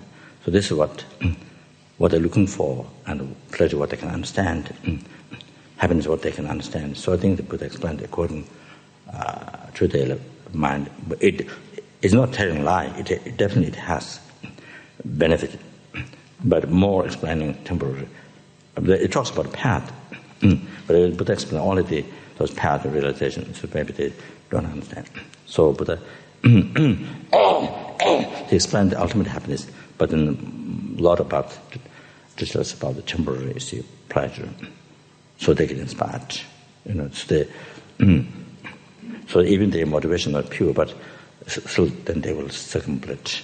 Then it helps them to achieve enlightenment, like the old man. When being a fly went around stupas, able to be free from samsara, from that achieving enlightenment. So anyway,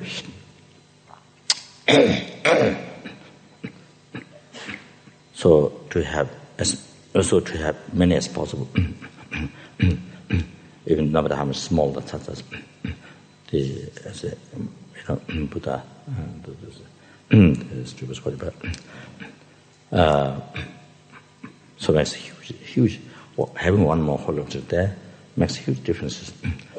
When you circumambulate those insects, when you bring those other sentient beings to circumambulate, it makes even having one more makes huge differences. So here, what I like to mention is that So that's one thing. Having many whole objects is one thing. The other one, if you have in plastic bag or container, if there's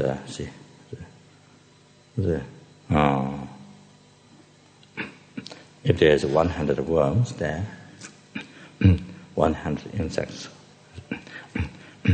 then you're giving, by taking them round, you're giving enlightenment to 100. You're giving enlightenment to 100 sentient beings. You're giving liberation to 100 sentient beings.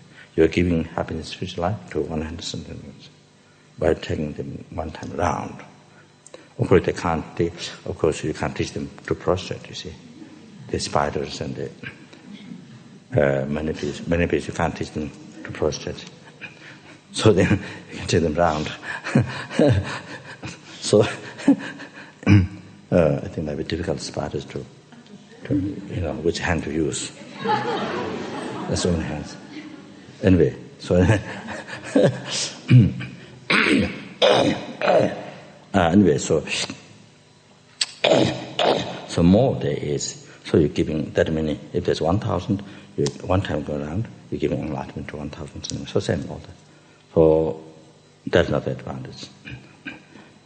Two things. Then all you're taking them round, you chant mantra. You chant the bodhisattvas. Or manipim, or the Michuwa mantra, those 5 powerful mantras, or anything, or medicine Buddha mantra. So these power, as I mentioned before, powerful mantras, by thinking of them to liberate them, from law realm, from some how to bring enlightenment, to liberate them. If you chant mantra, then that makes them to liberate. By thinking of them. So the holy objects from holy objects beam is emitted.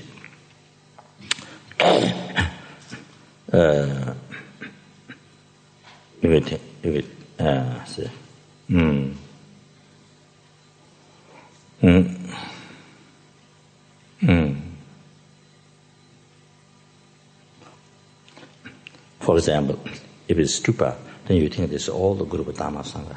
So first thing, same as when we do Guru Yoga meditation, or whenever we do deities practice, visualizing deity in front, same essence. First thing, we thank the Guru.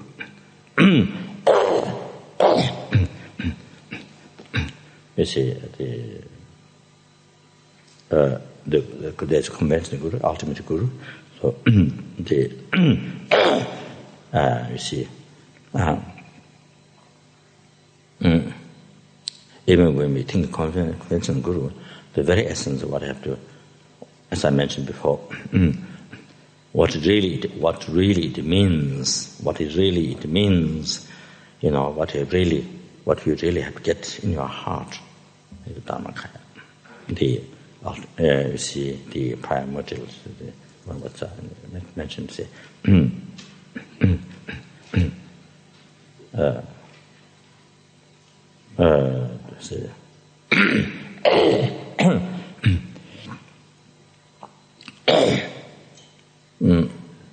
the whole man, yes,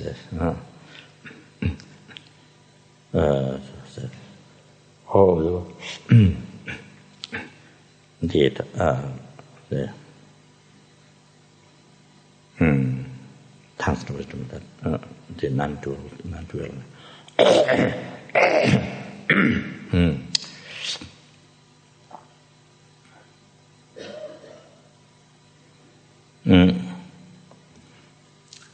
So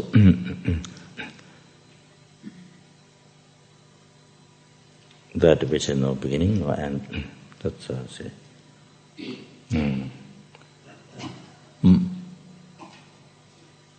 Oh.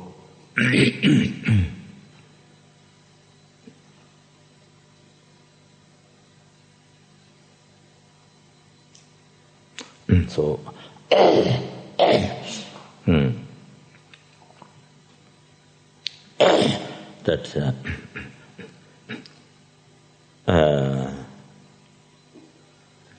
that that which because it's bound with infinite compassion, whenever the karma of the sentient rapid, without delay even 1 second, immediately manifests out there, and any form that fits the karma of sentient being, pure, impure. If it's impure, manifest impure, having mistakes. If it's pure, and then a pure form, then give guidance. So like that, bring from happiness to enlightenment. So, so if it's stupa, then first thing to remember, first thing to think. So even normally in our daily life, when we see statue tongue, this is what we should.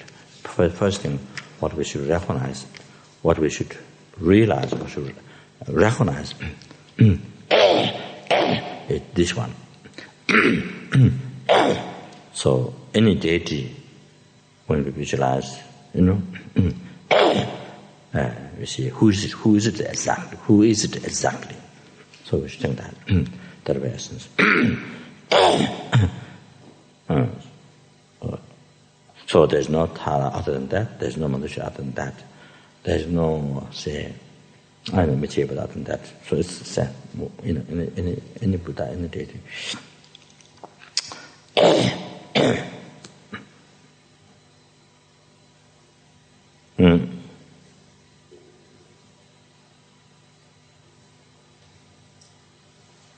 So all the holy objects, all the holy objects, also manifestations of this, manifestations of this. To us sentient collective merit, because we cannot see Buddha directly. So therefore, in the form of these holy objects, statues, stupas, sculptures, or that which we can see, and then gives us opportunity to purify our mind, to purify our need karma, development, and correct extensive merit, and that then transit with enlightenment, or the realization, enlightenment. Whenever we see, when we circumambulate, when we prostrate of my offering. So through that, then our heart gets softened. Then through that, get able to practice and able to have realization of the path. So, so this way, even when we see the whole objects, even when we see these whole objects, it becomes Guru Yoga practice. It becomes Guru Yoga practice. You see that. And so same, when we do pilgrimage, it becomes Guru Yoga practice, all become Guru Yoga practice. You see that. So how many billion different holy objects? How many billions of different holy objects?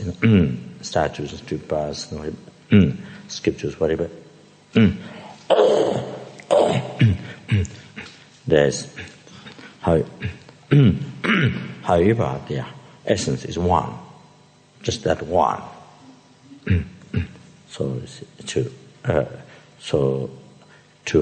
For you, for yourself, so think manifest this for me, so that I can collect merit and extended merit, purify the obstacle defilement and have realization. And this is how this holy objects they're manifesting this. That Guru manifest this whole object brings me to enlightenment. So that. So it's similar.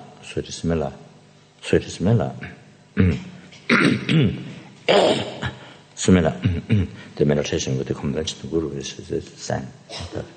That way to meditate. Think.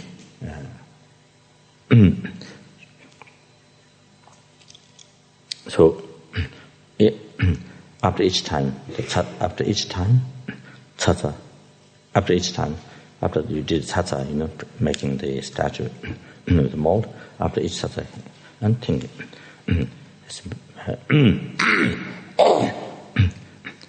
You see, So yes, he had Guru manifesting this to me to purify my the karma development and to bring me to enlightenment. So after each time, after you take out the mold, then you see the tata. So, so thinking like that is very powerful. Like that.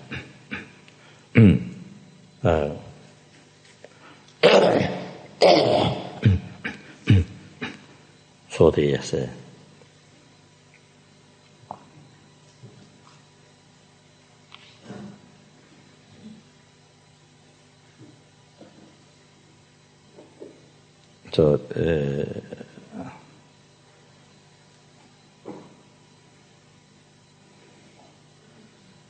so this way,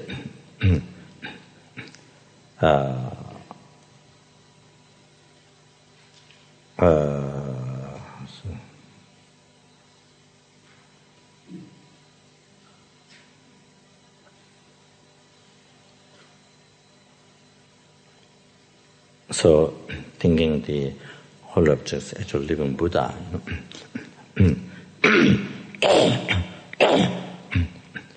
How one should think, how we should meditate, how we should realize from outside. It's just Guru, Buddha is just different level. One, like one person has different names. So that it's just different name. It's one. It's one thing.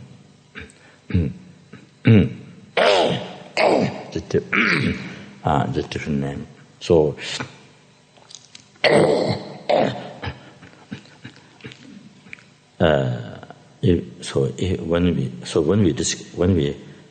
When we have this discovery or a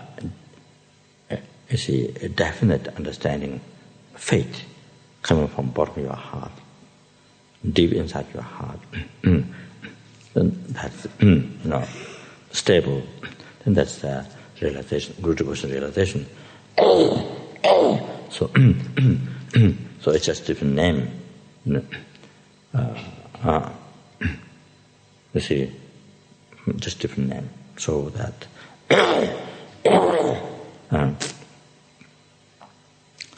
so when we see whole object, so actually seeing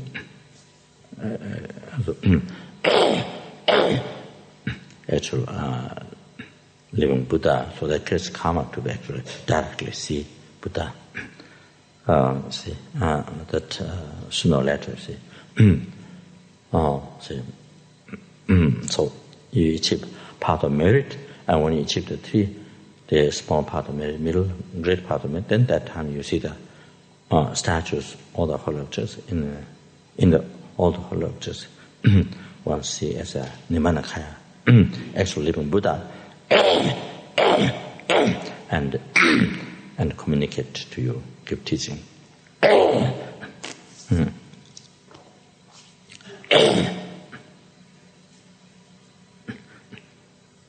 I have one statue of Zambala in my room, brought from Singapore.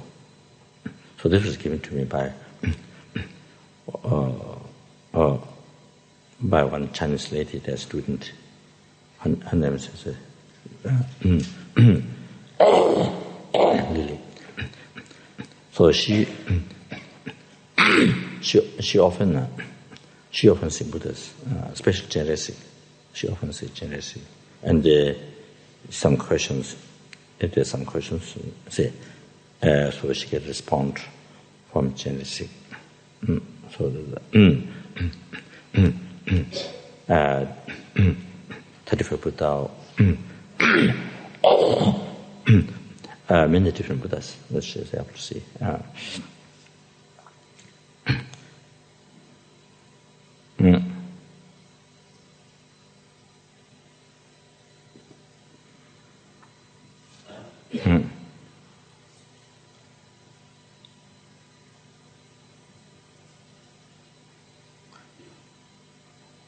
So this, I think for some people,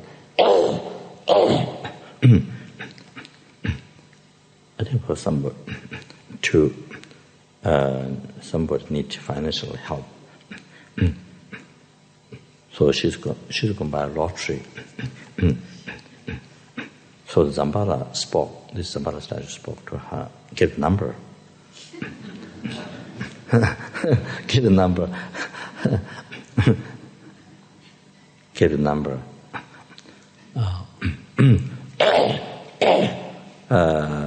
But somehow she didn't have enough faith to, so she didn't buy. But exact number came. Then then again gave another number. Then again gave second time number, and she didn't buy. So again the number came exactly. So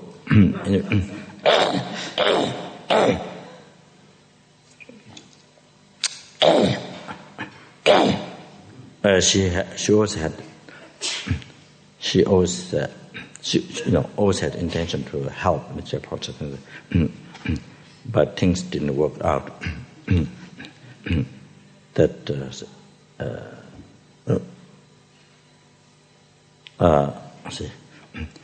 her husband, I think, had maybe largest factory of cigarettes, largest factory of cigarettes. But he passed away a long time ago. But his body is still kept. There in the box, and then his car, all his things are still kept there around his body. Maybe famous or something. In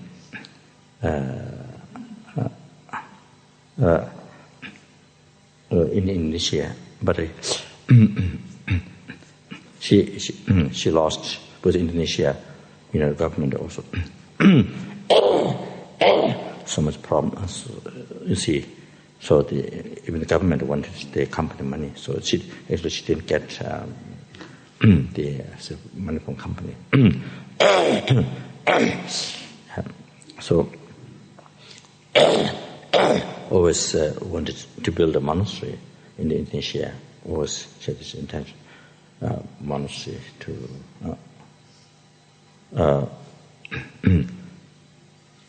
However, so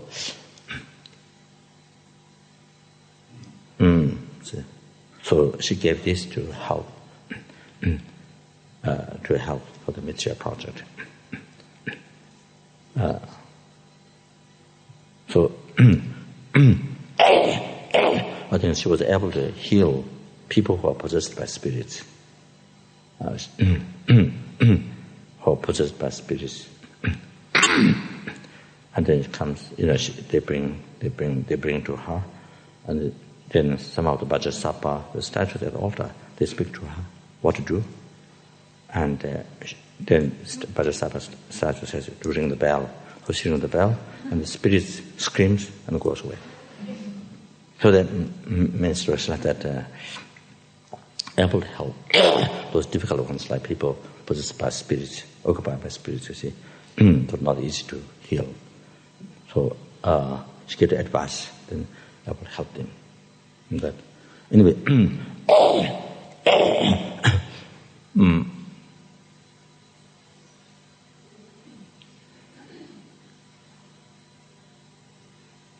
like the story, Lama Tisha, many those pandits, many they receive advice, teachings from the statue.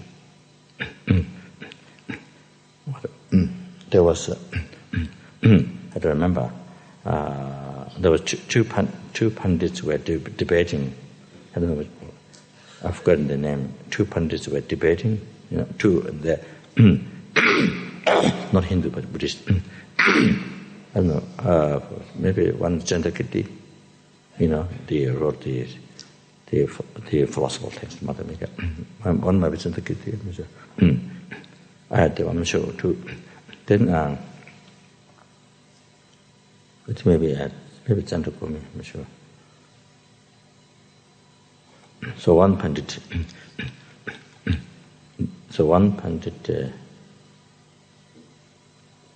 one pandit was receiving the advice in regards to the debating for months.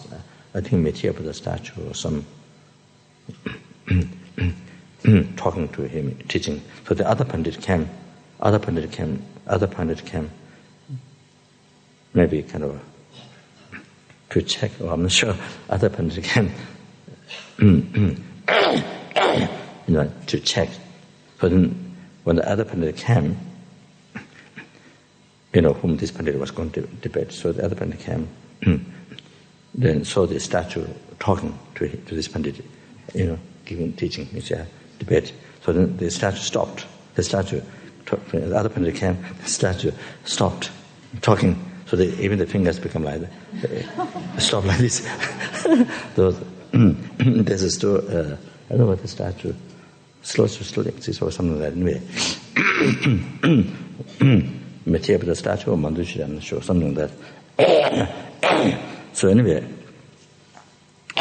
if our mind is pure, they all speak Thangka.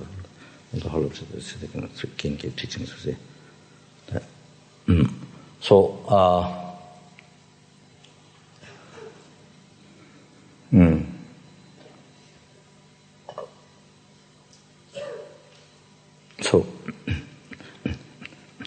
so when we check the animals around,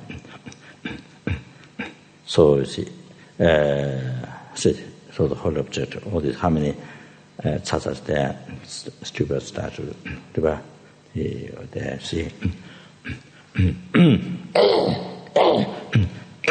So if it's a stupa, even it's one stupa, we think that's all the Guru, Buddha, Dhamma, Sangha. All the Guru, Buddha, Dhamma, Sangha, all the 10 direction statues, stupa, scripture. Like explained here, with the food offerings. Same.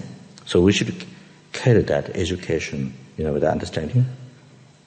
Every time when we make offering or prostration or the whatever,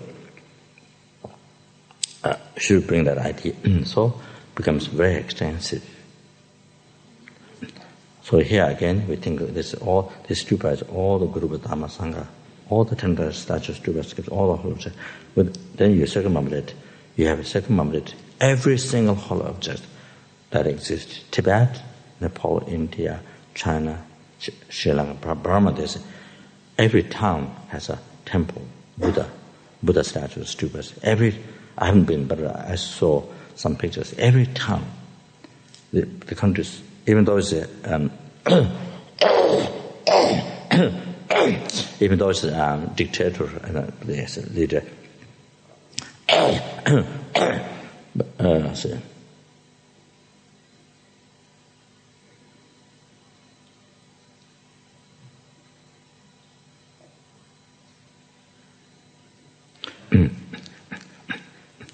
there is a difference between China and the mainland China. How Burma, even though dictator, but there's so much faith. There's to Buddhism, Buddha, Sangha. So every town, every city, everywhere there's a stupa and the Buddha, the temple, and monks everywhere. So unbelievable. I had a very strong devotion there in Burma. To the Sangha, to the Buddha, Sangha. So, even though a dictator, but it's different. I see so much freedom in the religion, so much freedom in the religion, in the Buddha, Buddhism is here. So different from, even from mainland China, so that.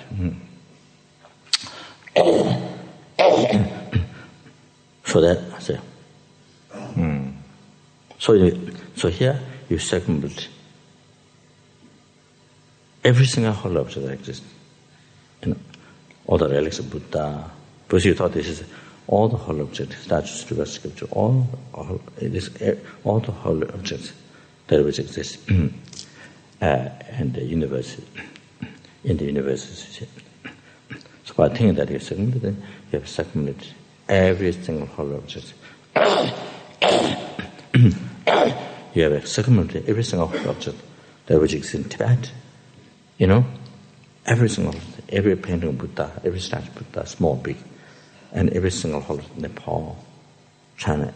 So any universe, there's a holy object. You have circumambulate to all that without need going there,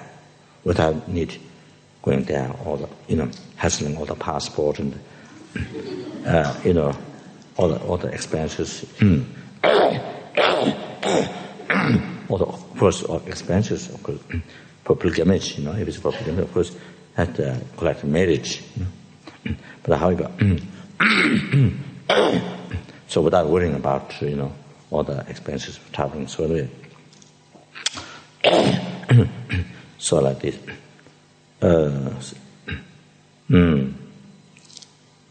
Every Buddha you have circumambulate already. So anyway,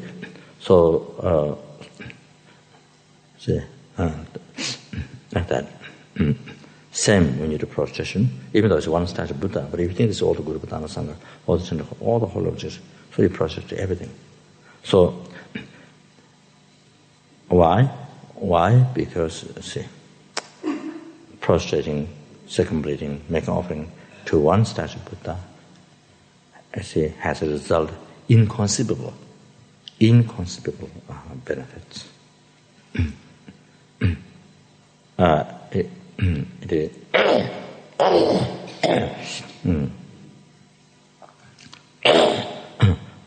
Inconceivable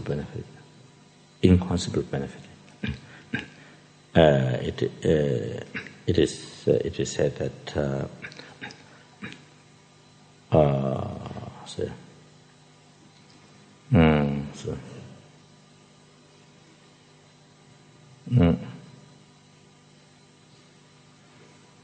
inconceivable benefit. Why? Because the Buddha has inconceivable qualities. Inconceivable benefit. Why? Buddha has inconceivable qualities. So every circumambulation, every prostration, every offering done even to a statue of Buddha or picture of Buddha results, further, they are unimaginable, limitless, unfathomable. There's one more, but I've forgotten. So the 4 things mentioned in the sutra are benefit. Yeah. So now, yeah. Maybe I mentioned here anyway. So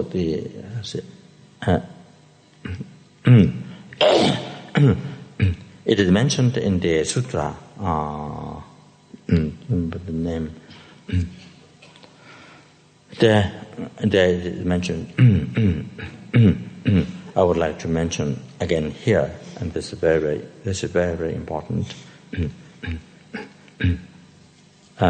Very important. That it is mentioned that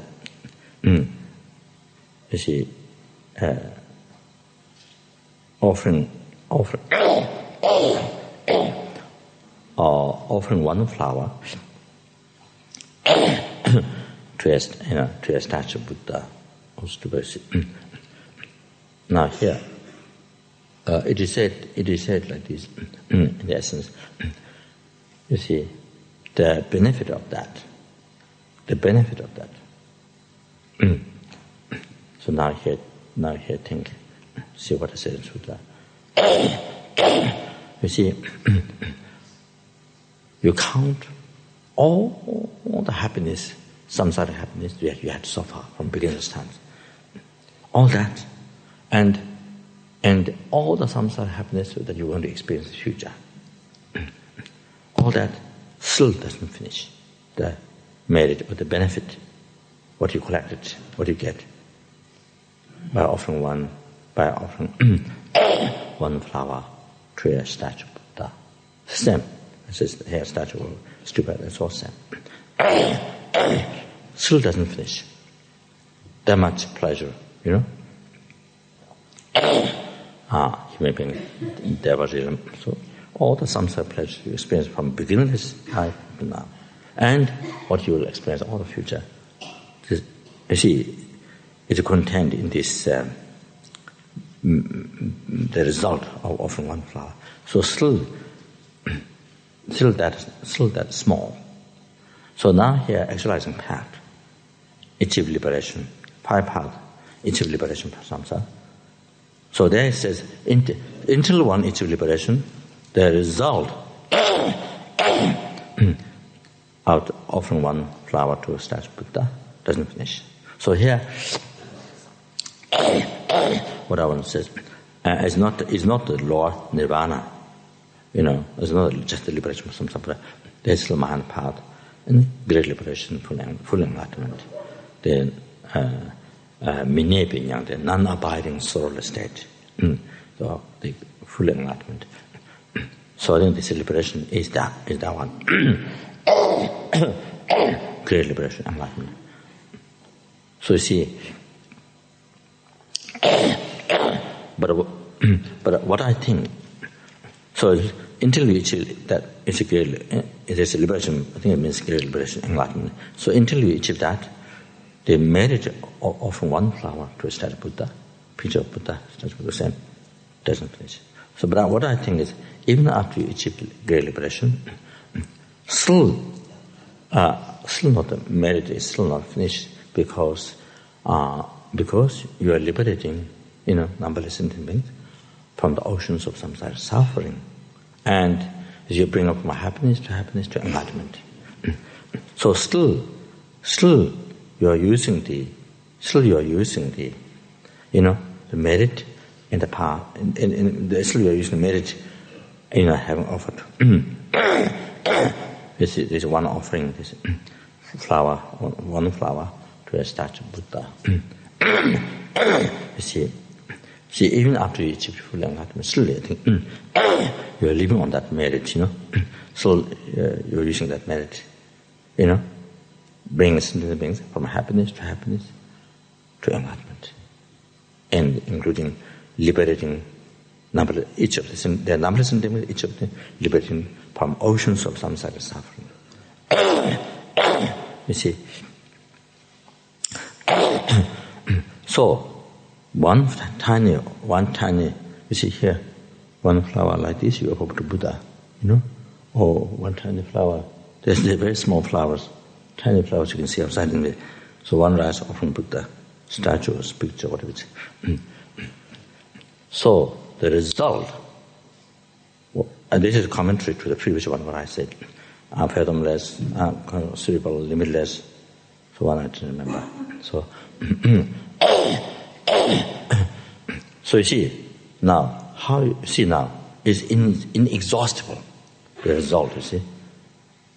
Limitless scarce of benefit of merit, see, result, happiness. So that. So this is what it is. This is what it is. You see, even if you want one rice, one tiny flower to statue, picture, Buddha, stupas, see.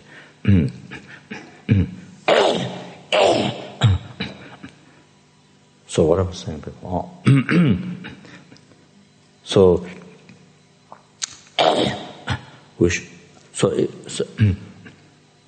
every time, same, exactly same.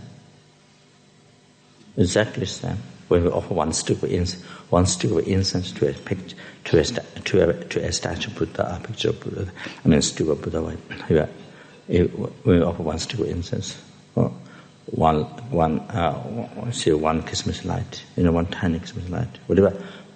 So it has a benefit. All this,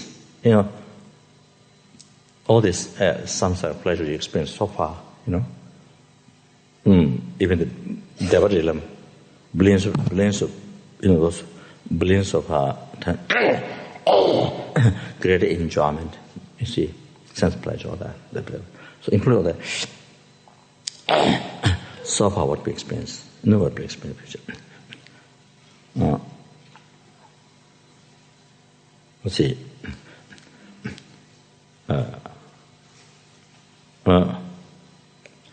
It contains all that. See then, exercising path, achieving liberation, exercising Mahana path, achieving enlightenment. Then, bring a sentient being from happiness to enlightenment. See.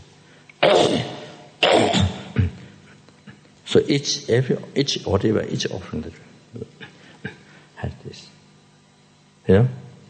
this, all these benefits, unimaginable. So therefore,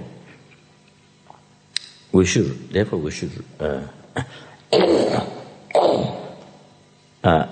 realize when we do the extensive offering this way. Anyway, we practice offering. Why don't we do it? Why don't we do extensive way? And this way, in this way, think all the offering. Each statue, each merit field, however, each guru, you think of everything, all the Guru Dhamma Sangha, all the whole. So you see, so here you see a stupa or statue. Actually it's one, but from your side, with this meditation, that's all the Guru Dhamma Sangha, all the 10 traditional holy lectures, all the 10 traditional holy lectures. So it includes Buddha's relics in our prayer, any types of everything.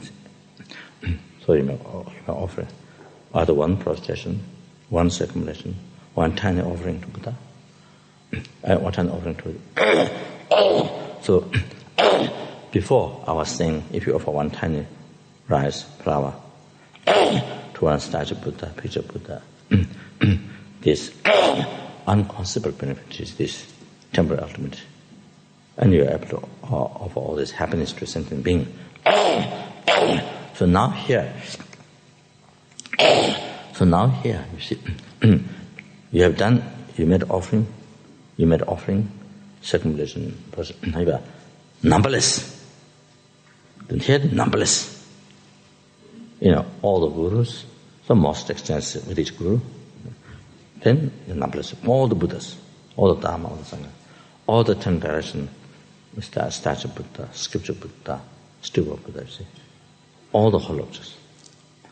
So now, you see, within that 2-3 seconds, within that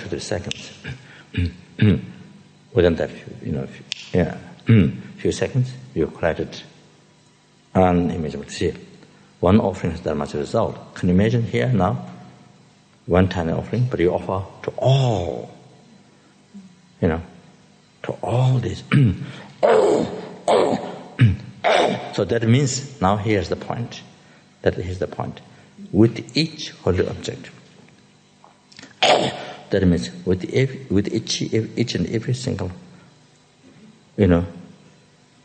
statue, stupa, scripture, other forms of religion, with each one, you collect the result, that much, what I explained before, which includes all the samsara happiness from beginner's time to future. Then, see, the realization of path to liberation, realization of minor path, the temperament, everything, path, then causing all the happiness to all things. You see, you get like you create like that numberless times. You create like that, you see, merit which has infinite benefit like that, you see, numberless times. Numberless times, but so many. Numberless like that.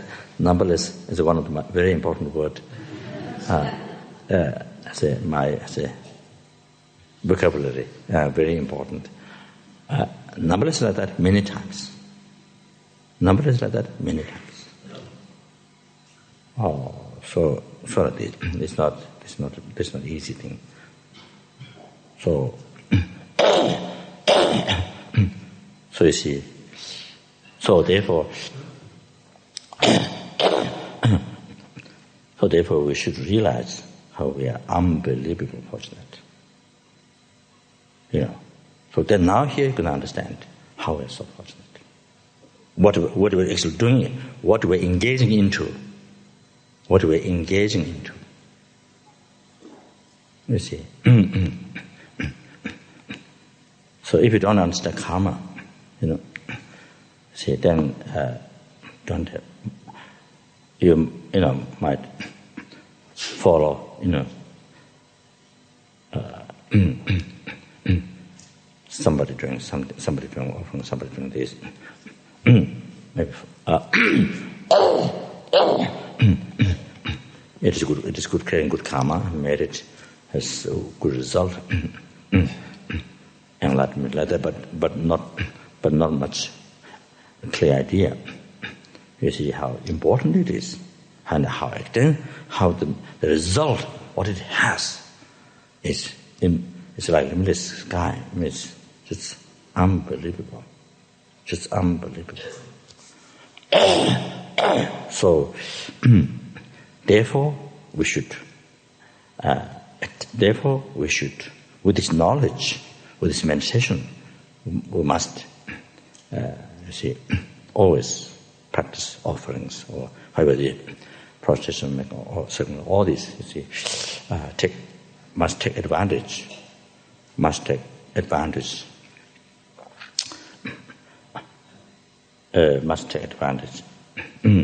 from the whole object. Holy object are to be the purpose of existing. The purpose of existing the whole object in this world is the purpose of whole object existing in the world. Scriptures of can start also.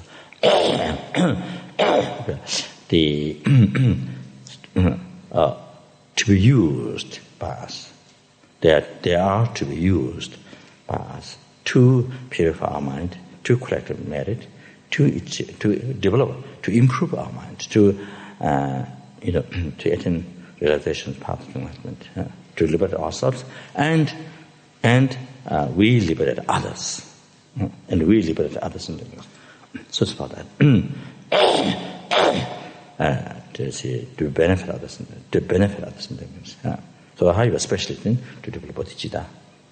So it's all these whole objects for that. To develop good heart, love and compassion, bodhicitta, benefit others in the world. So this. So I'll finish this part.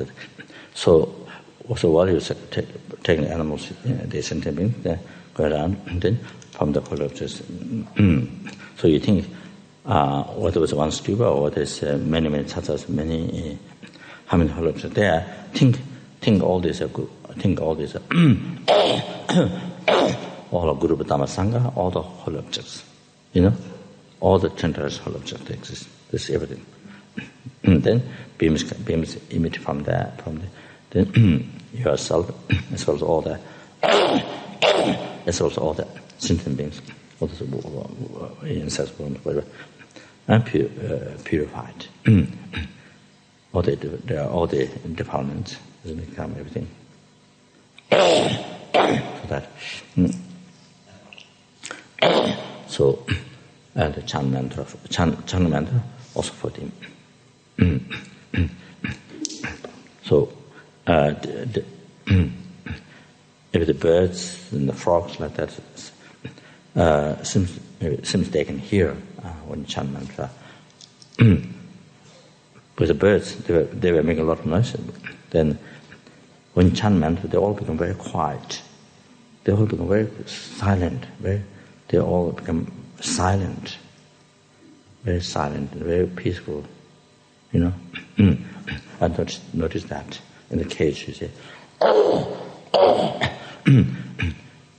And remember the Malaysia, when we did at the center, did animal liberation, the many frogs there, and also other places. So all the frogs, the frogs, the eyes like this. So all the frogs, they look at you. Mouth like this. So all they look at you. So I think they can hear, I think. So so.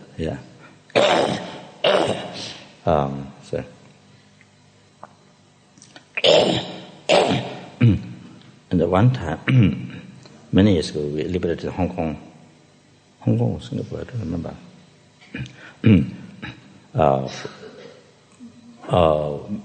frogs, tortoise, and the thin one, tortoise.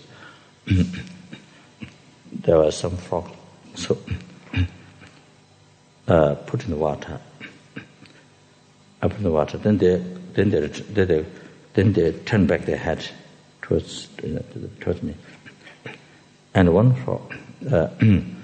frog followed as I went at the shore of the water, along the shore of the water. I say the one frog followed a few, something like that, few steps. I'm not sure what the Lusa, maybe they know something different, something appreciating. They can't say thank you, but they can't say thank you. But with this big mouth, But I think maybe sort of they feel their liberty or something. So anyway, some that's mistaken here. So anyway, chanting for them, it purifies. It helps them to purify the karma, to be liberated. So, and then you see, think.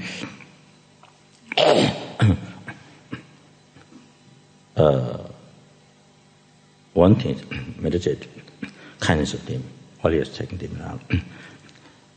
As we meditate, one way, you can think of mother kindness, that's one thing. But all my past happiness received from them, all my present, all my future happiness I received from them. So think how the present kind. Then the other thing is that maybe to do more in this way is better. Think of the kindness.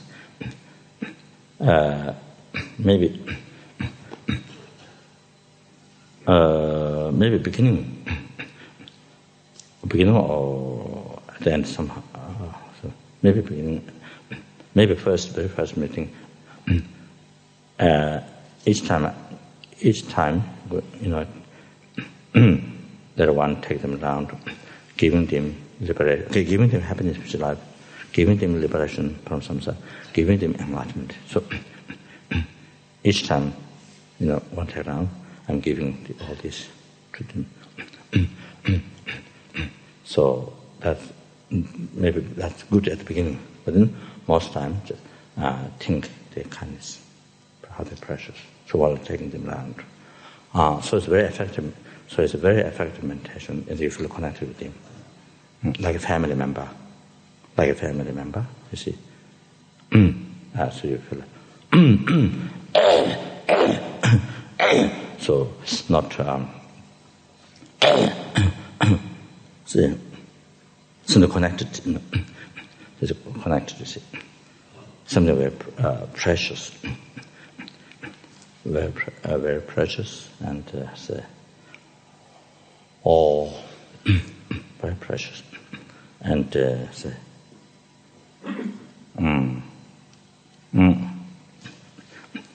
very precious. Not just. So the idea, I'm human being. There are just something kind of.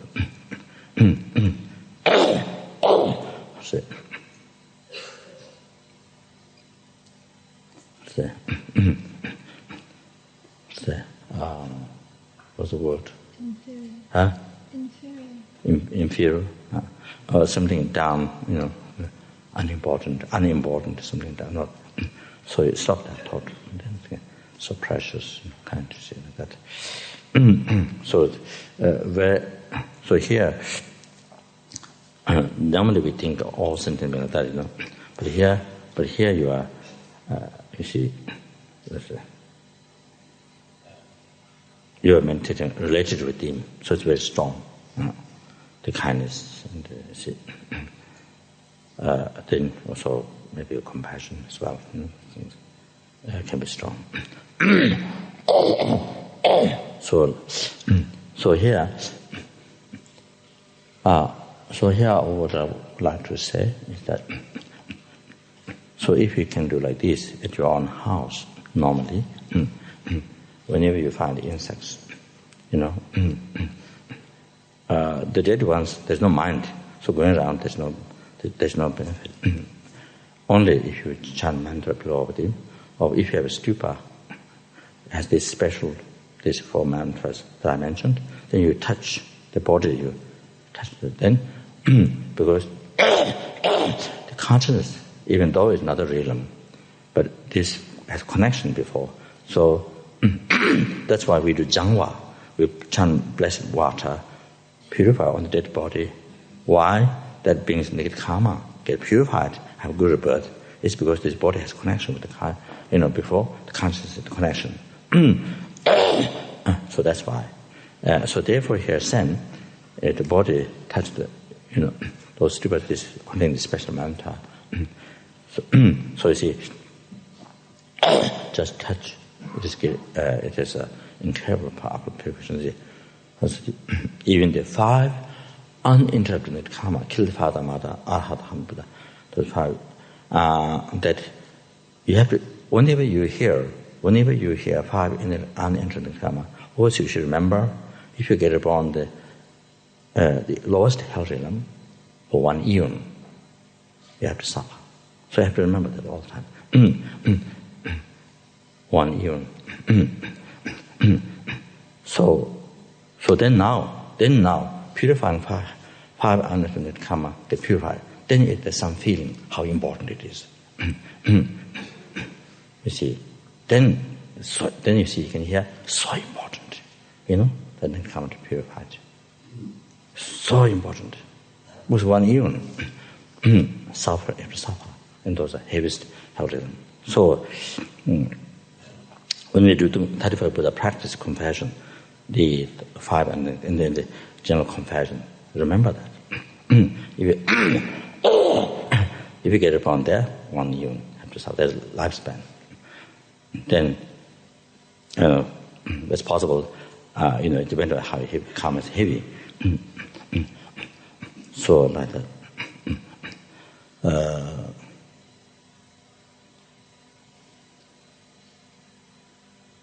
So, what's it?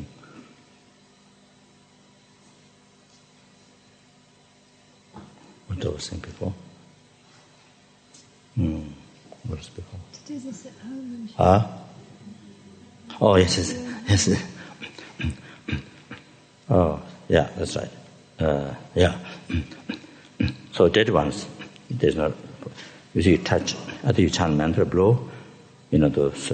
Then, or touch the stupa. That is the most powerful mantra. So usually,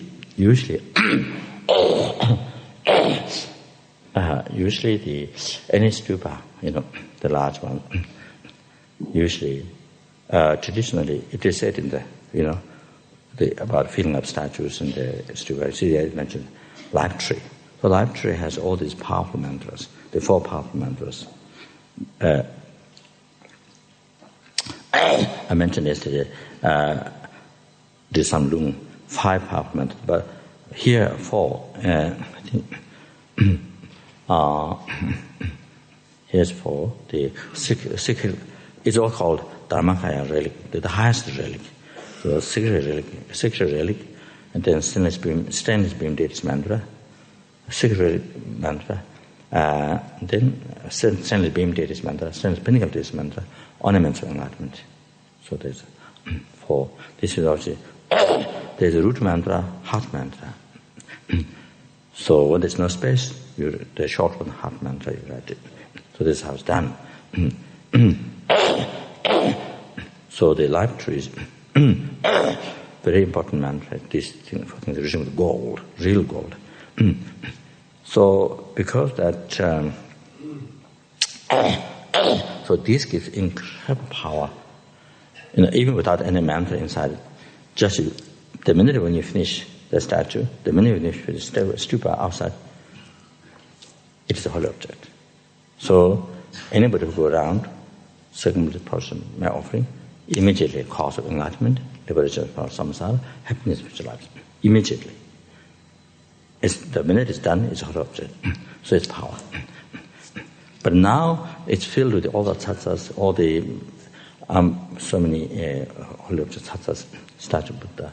and scripture. You see, all, especially 4 powerful men written on the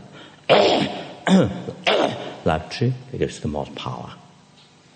So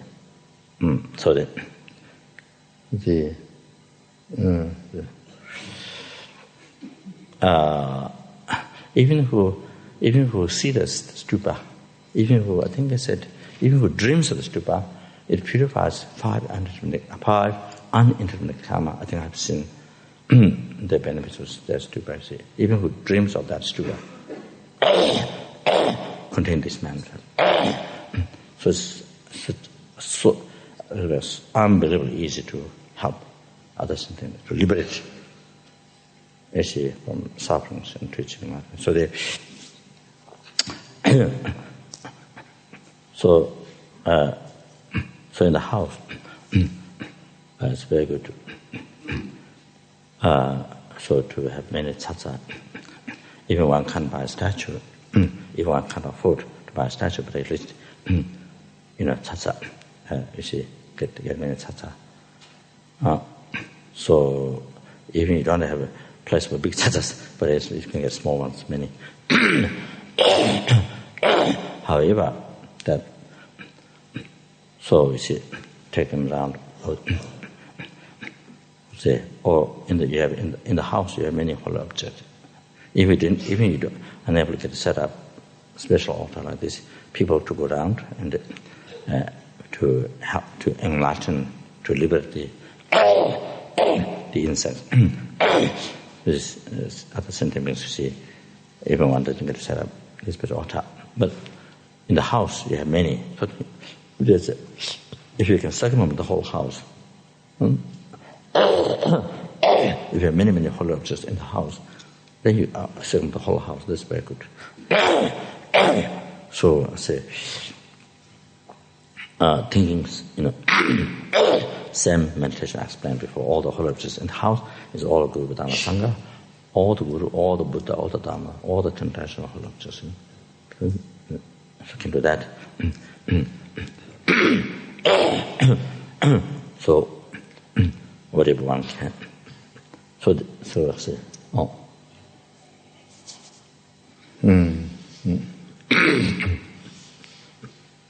that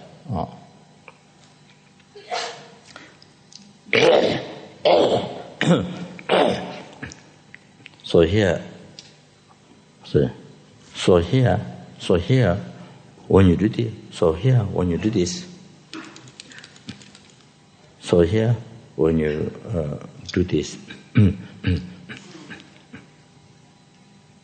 you see, that once you chant mantra and blow on them and pray to immediately purify all the thinking. After you say chant mantra, blow, then you think, generally strong faith, that sentient beings need karma collected from beginning from beginningless rebirth, all complete purified. The defilements. And then she make prayer, to that in all the lifetimes, to never be say, hey, Lama Zopa being direct Guru, and to never be separated from path that pleases all the victories. So that means bodhicitta, right view, Prasangika's view, emptiness. So that, however, and that, then all this Jawa Kunde and the Lama Tang, never be to be separate in all the future life, never be separated to a perfect Guru.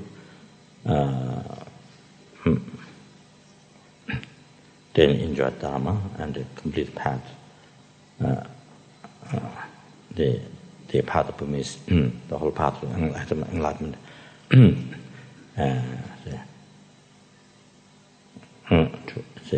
achieve bodhisattva state quickly. So at the end, do this dedication. Let's see. The other specific things. To, next slide, to go on perfect human body, and meet perfectly developed man guru, and to meet Lama Zopa Rinpoche teaching, universal Tantra, and achieve that quickly.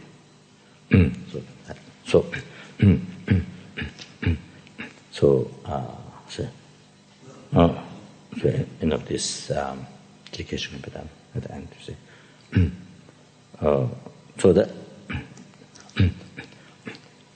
That is also the same thing. If you're not vegetarian, if you're eating meat, it's the same thing. If you're eating meat, you must recite mantra. At least Om Mani Padme Hum, 1 mala or half mala or 21. The Michua mantra. Must do it. Because this sentient being suffered. This sentient being suffered so much. It's being killed. So almost every meat should be killed. I don't think they use from dead one. In the West, I'm not sure. I don't think that it's used for dead one. So every meat that we buy on the hotel is killed one. So suffered unbelievable. But went through so much terror. See. Anyway, so therefore, if you don't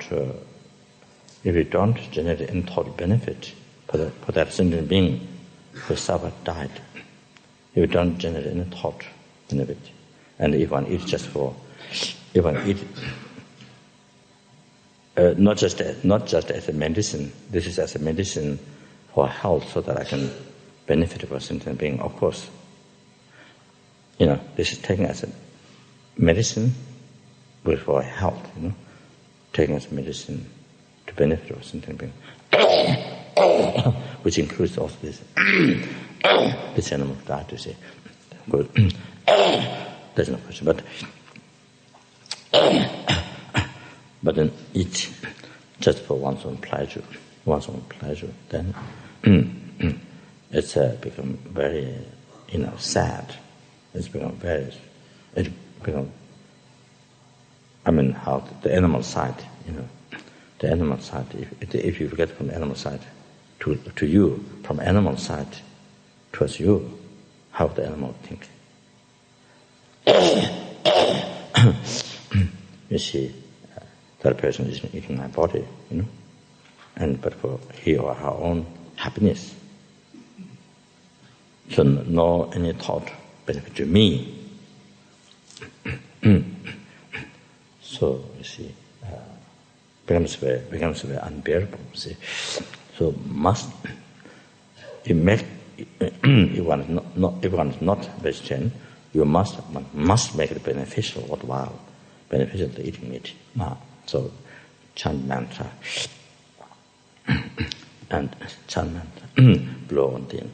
So and then make strong dedication. When you blow, think the karmas, then strong fire purified completely.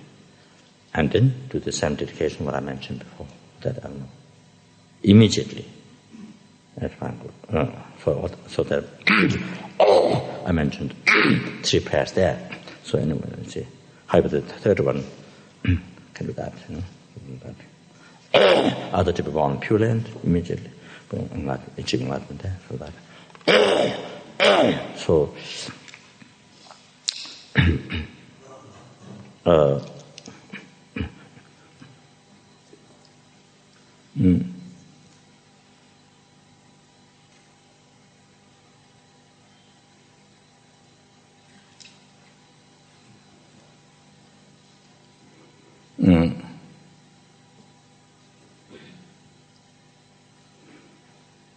Normally,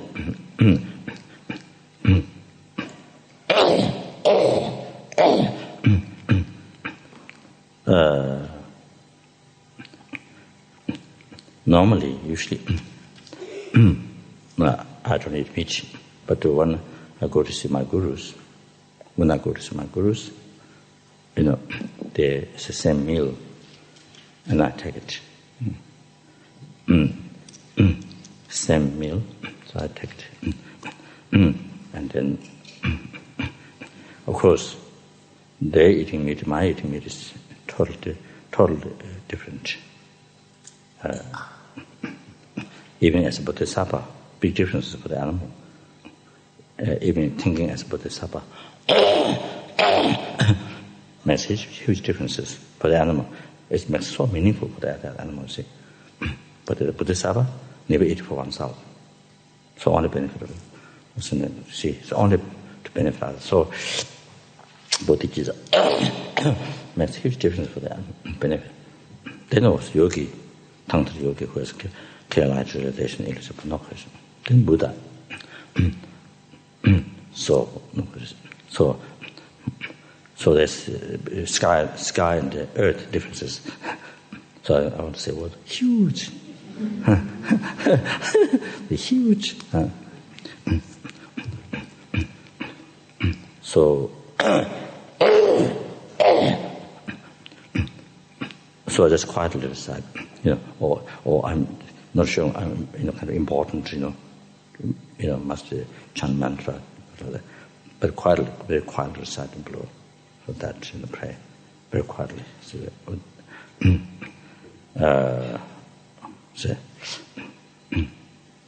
just quietly to be humble, quietly, so that not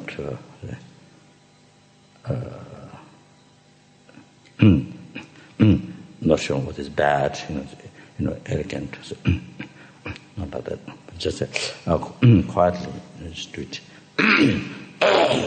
That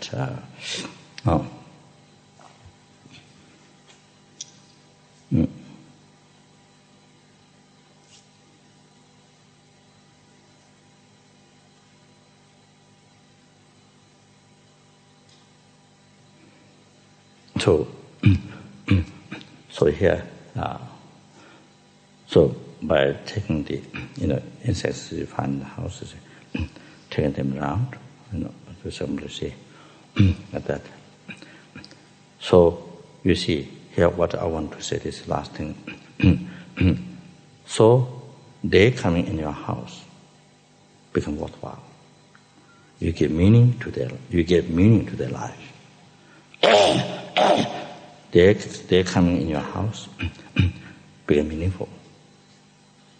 You see, become meaningful. And they give you a chance. They come in the house, they give you a chance to directly help them. You to directly help them. You see. So, see.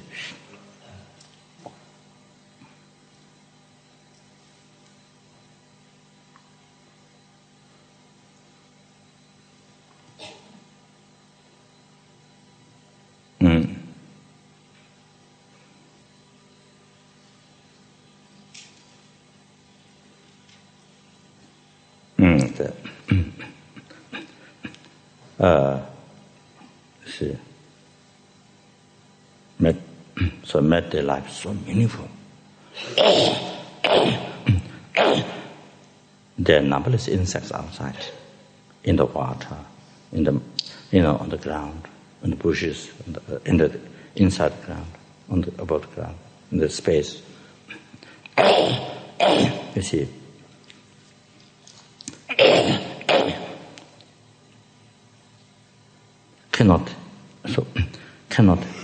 Cannot help them directly, to all. But they come in your house. They come in, because they come in your house, so you are able to help them. You see? So it's more, it is more, so again here, more like so kind, that they're so kind, so kind, that giving you opportunity You see. And then also you also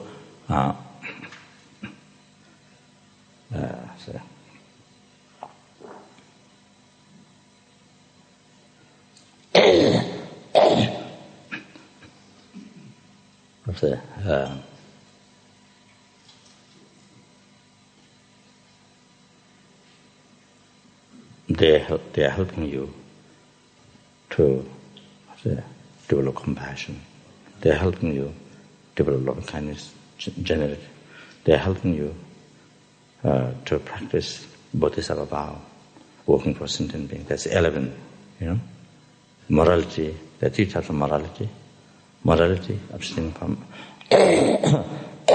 you see, the vices need karma. Morality, doing work for sentient beings. There are about 11 examples given. So this is part of that. They are helping you. And morality,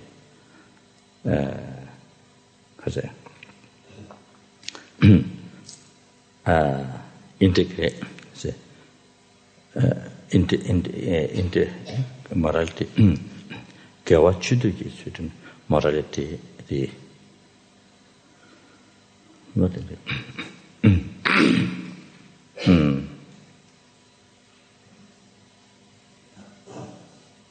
how to say? How to translate it? How to translate it? Morality, what?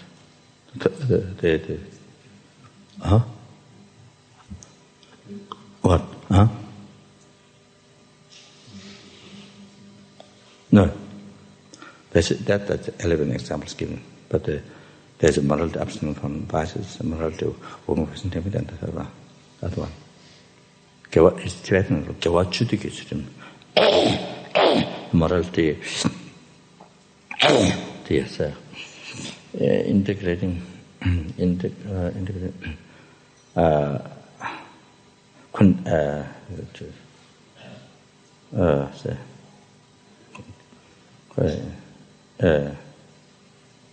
What's it? Do you remember? Simple? Yeah. The how to translate it in Tibetan? What should you do? Means integrate with. Do means as a collected. Not protected. Collected. Do give word give the dam virtues dharma collect say morality do how say collected say. So anyway, example I'll just give you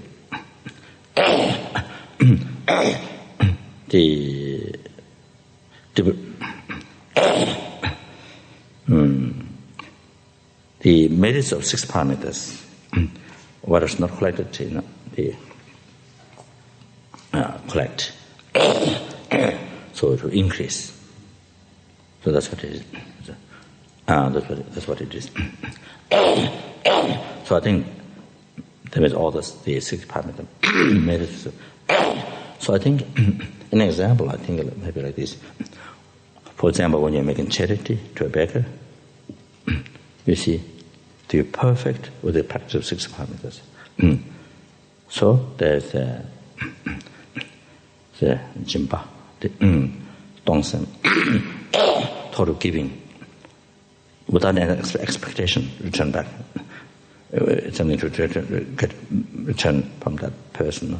So from the heart, real giving, total giving. So, morality of charity. Then you see,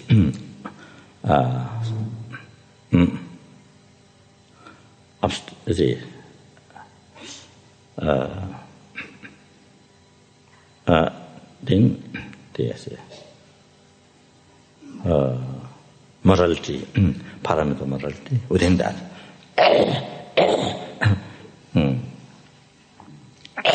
maybe you don't give harmful things to the person. In charity, don't give harmful things to the person. In the charity, you see. That could be also part.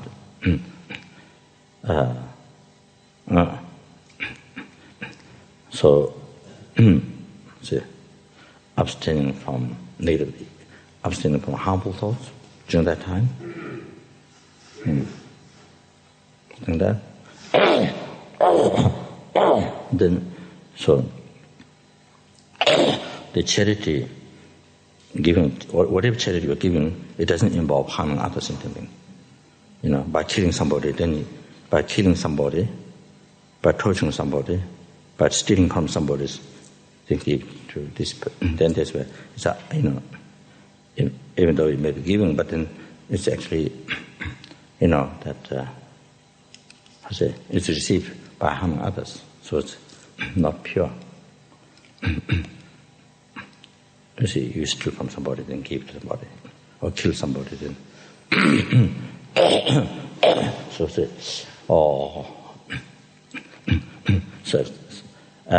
examples of that. But then the patience, like in the practice of patience, whatever hardship there is to do, you voluntarily take. You see, the hardships to charity, you see. So that's patience.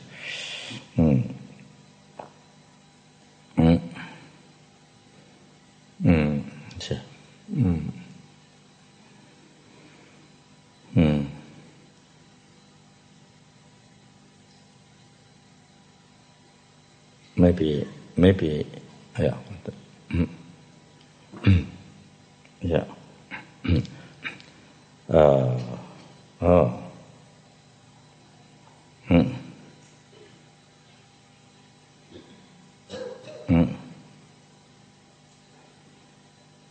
Whatever hardship there is to that, there are hardships.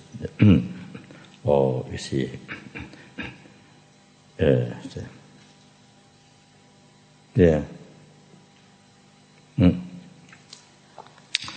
there's so much miserliness, attachment, so they must difficult. So by renounce that, by bringing that hardship, whatever that, so that's parameter patience.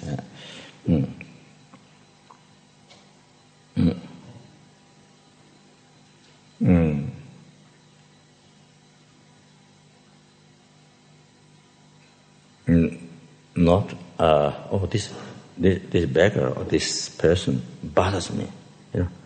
I was asking, bothers me. Also, I have to give. So I have to give, but it disturbs me. So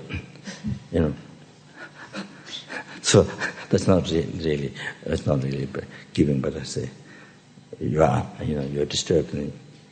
Anyway, so here. This person is disturbing you, but you see, with the patience. So with patience, the person was harming you, disturbing you. But so then, by thinking the kindness of that person was disturbing you, making you practice patience. So with that kindness, then you give, you offer. So see.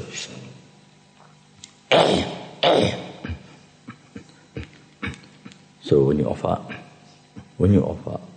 as mentioned Lamrim Chenmo in the teachings, you offer respectfully with the two hands, not just this beggar. There's nobody or nothing. That you offer respectfully. Not that. So, but in the mind, thinking, this is from this sentient being, I receive all my past, present, future happiness, everything. So then, when you think that, you see, respect naturally comes.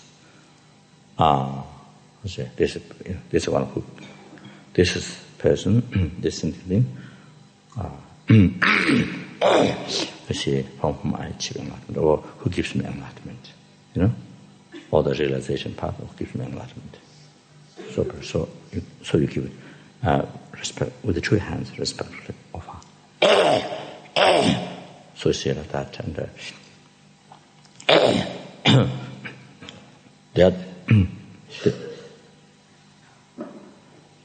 the other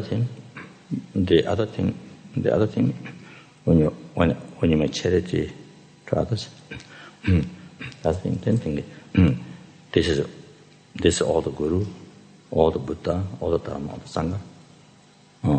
Or then if you think all the whole just so like same as when you make offering, same meditation you do here. You think that this way too. That's where you get two advantages. The person get benefit. Charity. The person get benefit, but also you collect numberless merit, having made offering to gurus, numberless Buddha, numberless Dharma, numberless Sangha, on all the whole objects. You see, so in that second, you collected so many times limitless scars of merit.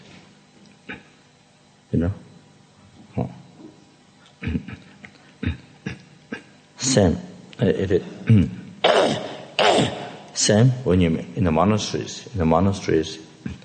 When you make offering to sanghas, mighty offering whatever sanghas. Of course, by offering to sangha, of course, because living higher ordination, of course you collect more merit, no question. But if you think when you offer to each sangha, if you think there's all my gurus, Buddha and Dharmas, all the herbs you offer, then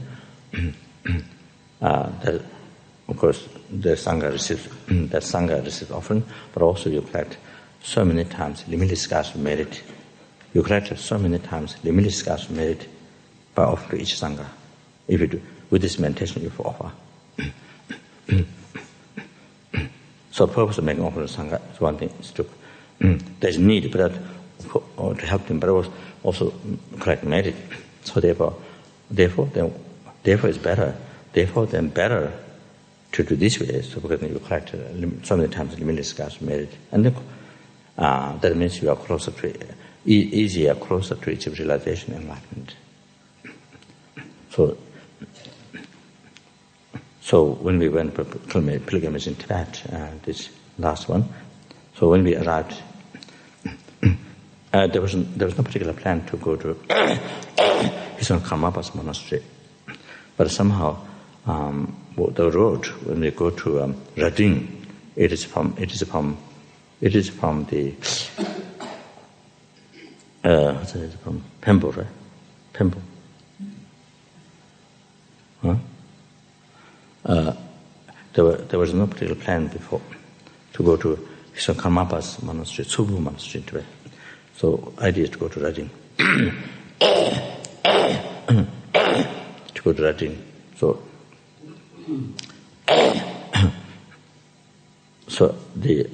I think the guide, they planned first we went to Lama issues. First we went to Tipu, then we went to Lama. First we went to Tipu, and then we came back to from Lhasa. Oh yeah, that's right. We came from Lhasa. We stopped the place where there's a lot of frogs. One place, so many frogs, and then went to Karmapa monastery. So we tried to make offering to all the sanghas there. So I didn't think that to visualize that way, but there I went to offer to each monk the puja. So that time idea came to meditate like that, to make offering to each monk. See, so offer, of course, respectfully. Of course, if you visualize that, then respect will come. That. So practice. So, for example, when you make charity here, give money to a beggar or something. Beggar or not beggar, doesn't matter. So there's a practice of patience there. The happy mind, the perseverance is not being lazy, so it's also there. You see, and the perseverance there, and practice, and then concentration. You see, meditation and wisdom. So meditation.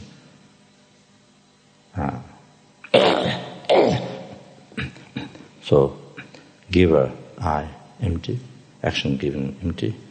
When you give, empty. So see, or you look at all three like dream, like dream, making charity in the dream. So nothing's real, empty. So there's meditation. There's meditation and wisdom.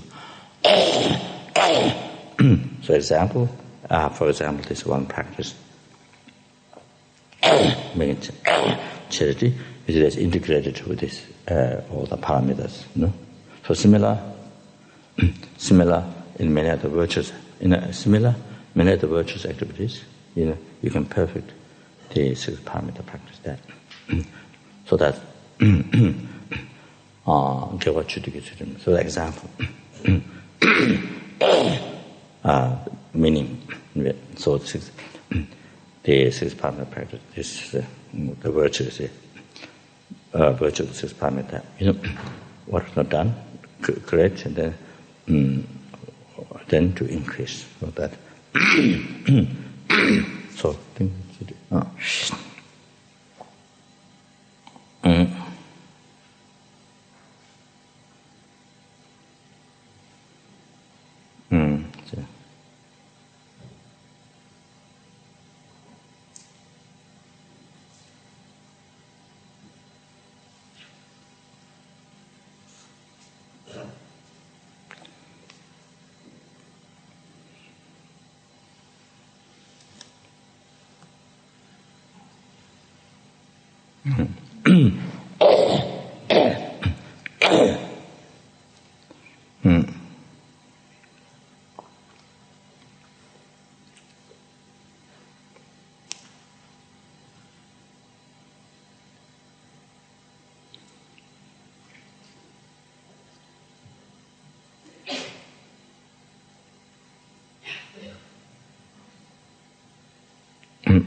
So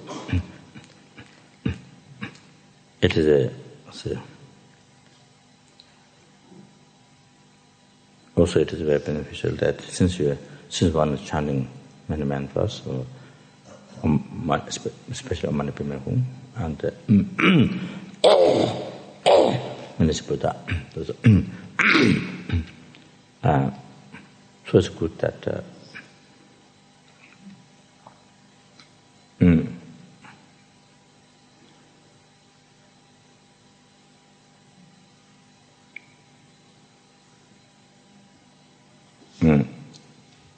you keep a water in a bottle. So anyway, you're chanting mantra anyway. So why not take the advantage that you blow on the water. The bottle of water, say blow. So every day when you do then Vajrayana mantra. So then say so this way then I say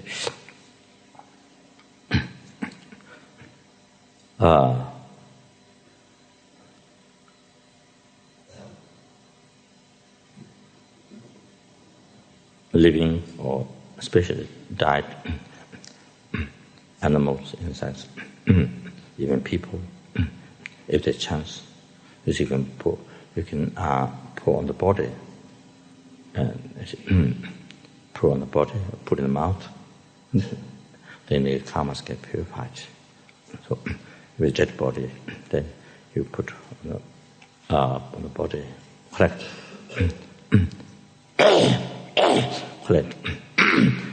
dead those insects in the body. So put one container.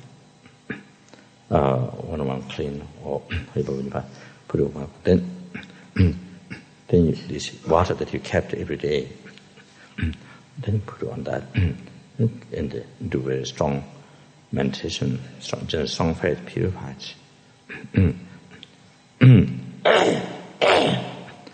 Or when you recite generous mantra, you visualize generosity and beams immediately purified all the karma. So when you recite meditation Buddha, beams immediately Buddha purified all the karma. So things that.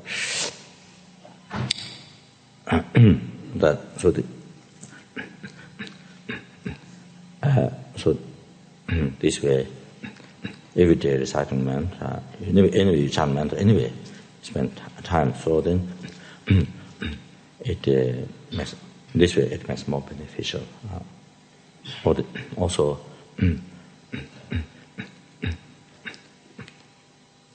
to put in the ocean. So then time to time when you go to beach, you see you put in the ocean, so that blesses.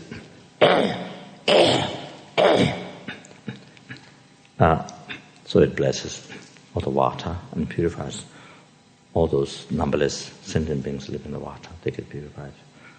You can that also while you're putting the water, you can you can visualize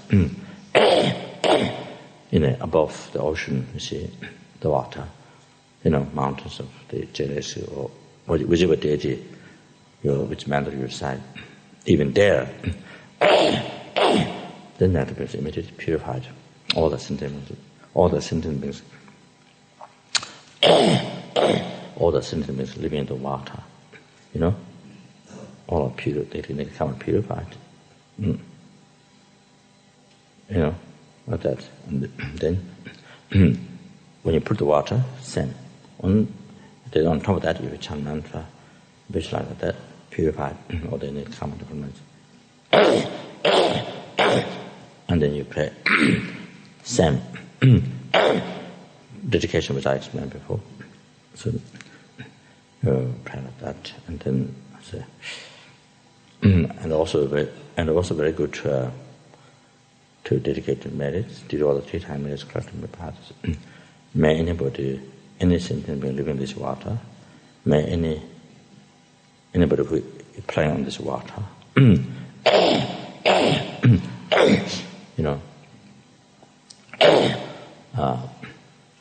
see, insects, animals, human, uses this water. Whoever see this water in this ocean, beach, this, may their karma image get purified.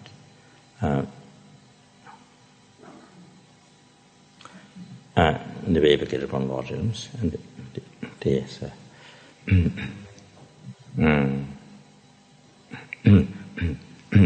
by receiving perfect human body, meeting Lama Zopa teaching, achieving enlightenment as possible.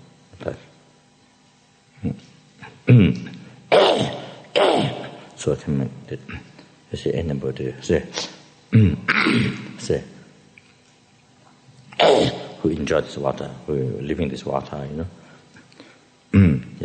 drink or play in this water, or say whoever uses this water, so many different ways, you see, even who see this water, so to benefit or something like that. So that's very good to pray like this at the beach or there is only good water. So maybe today, or the much.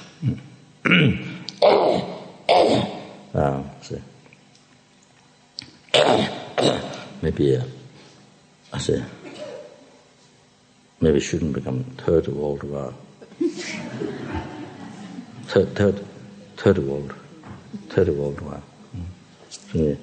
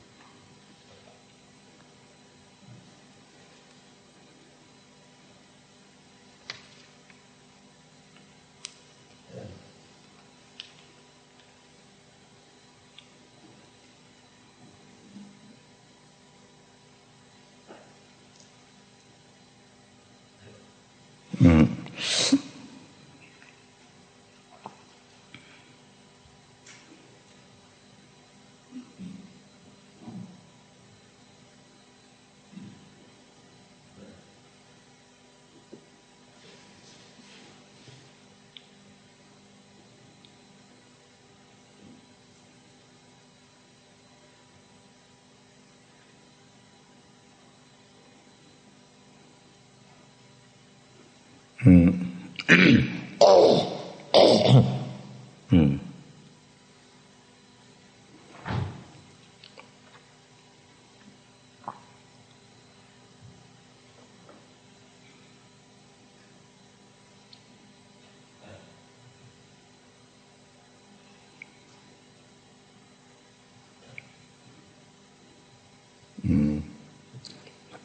just 20 lines, then finish.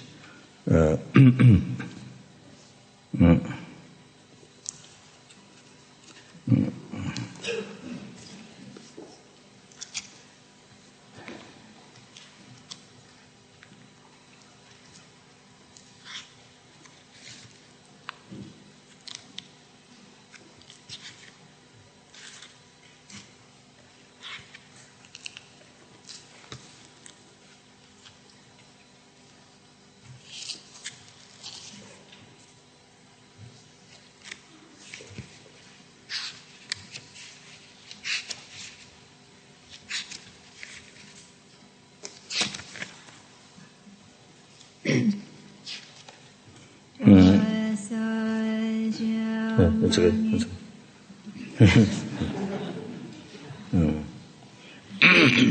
Can do it then. Together. Begin and end one. So,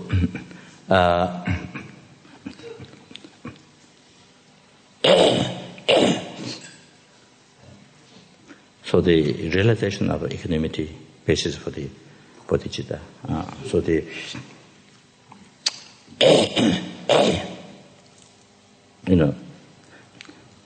so that that time, I think even somebody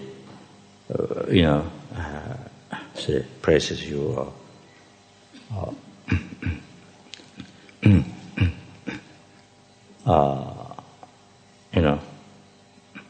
gives you a gift, offers you a gift,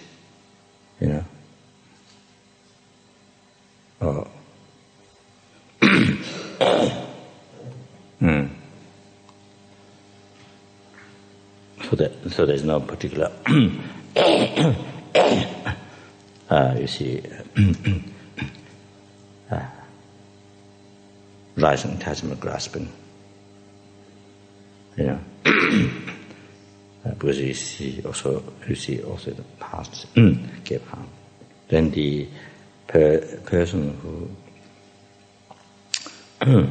criticizes or who doesn't give, who doesn't do, who doesn't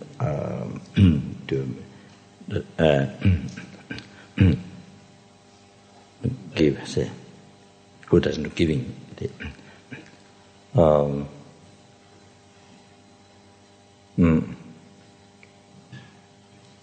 maybe who takes away. And so giving takes away. Anyway,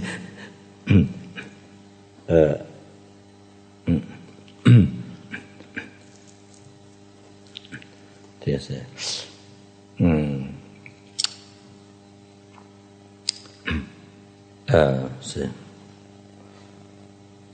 who doesn't give birthday gift or Christmas gift, or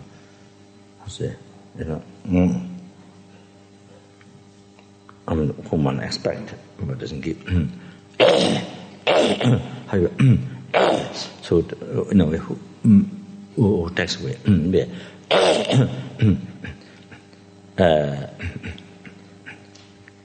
Also, there's no anger towards that.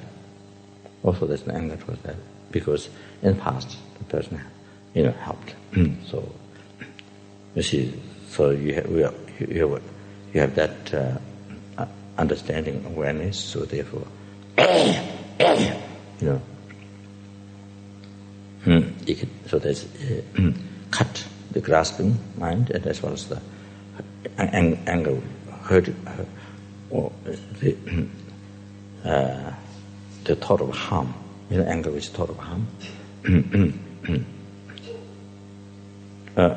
to others. So,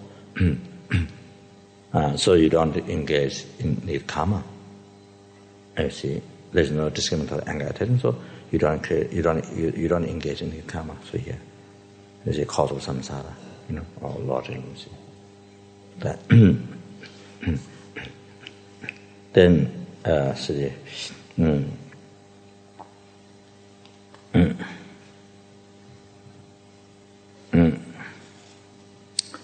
So when even there's a change, even there's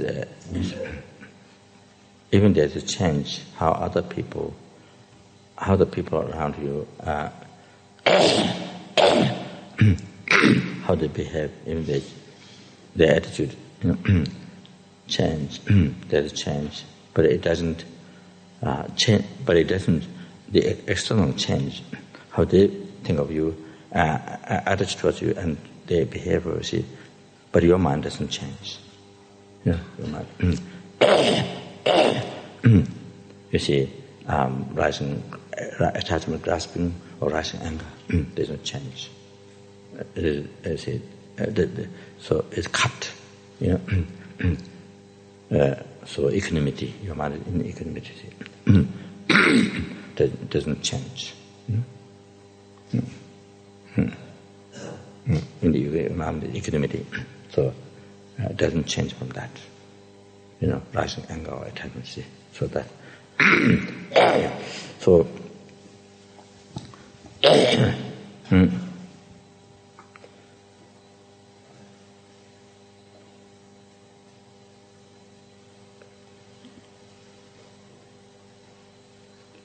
So when we have realization of the mother sentient beings,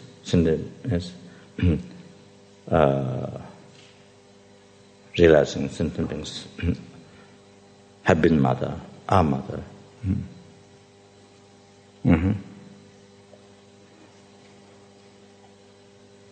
So have been mother, so are mother.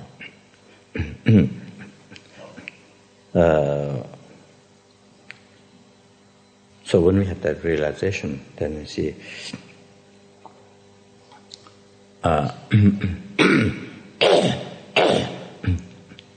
when we see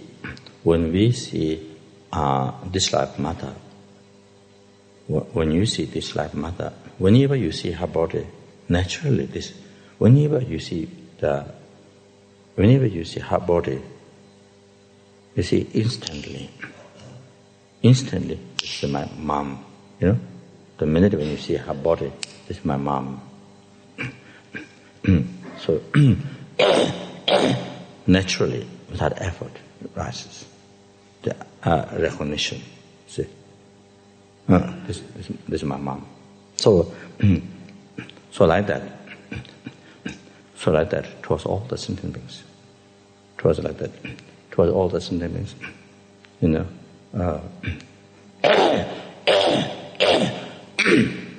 So when you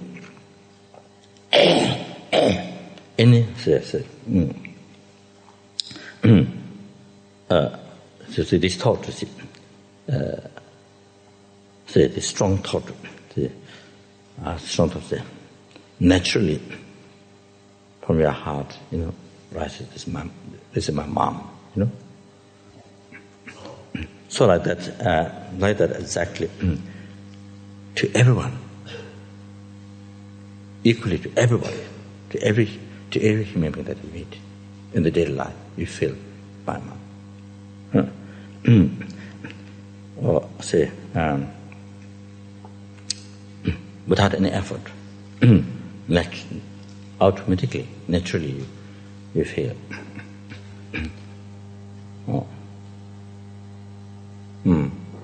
This is my mom. See.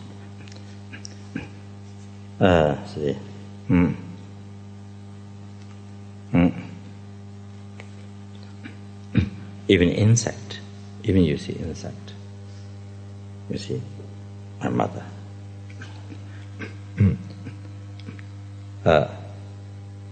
Because it's been here, because you have been born to that numberless times in the past.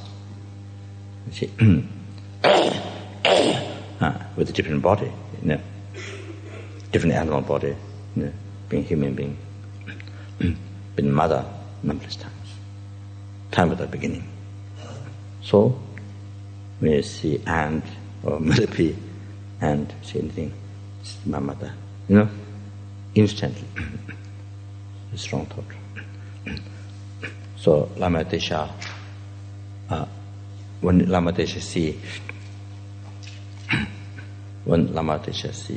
the calf.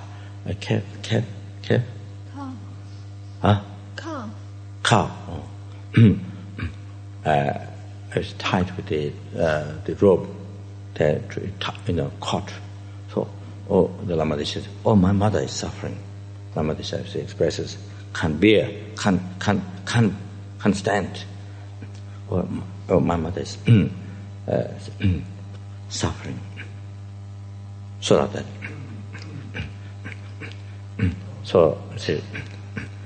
that one can feel like exactly how you feel with your mother, this person who gave birth to this present time, so like that exactly you feel, exactly like that to all others. Then one has realization of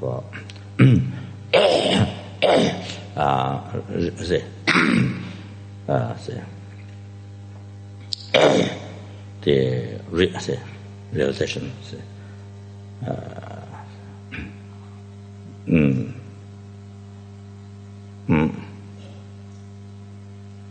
This is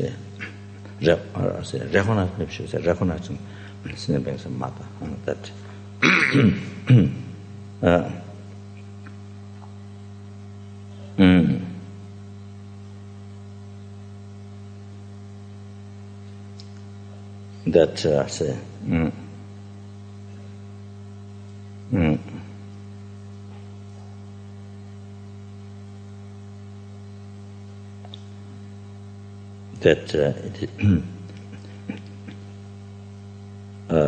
as it said in the teachings, that Lama Desha, that so it should be like Lama Desha, how he expresses, feels that if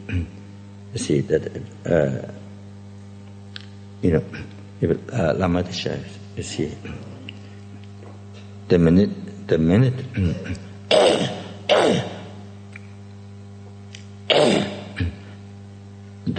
minute Lama Desha see one insect, one worm, that Lama Desha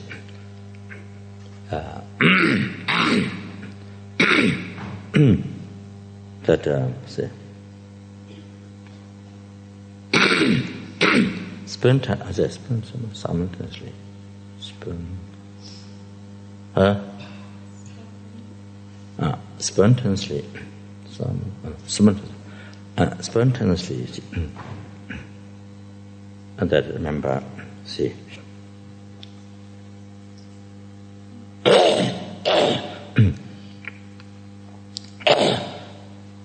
that you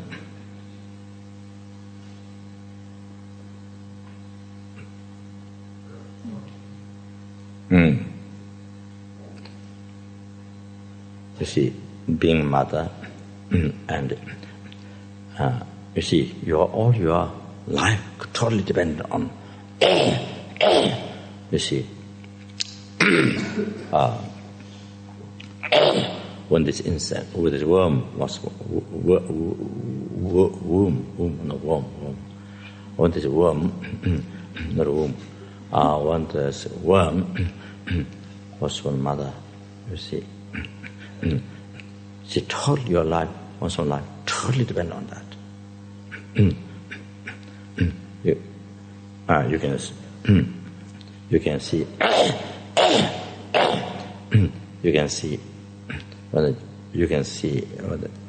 the child as him, as a human child, how it's totally dependent. See, the whole life happiness the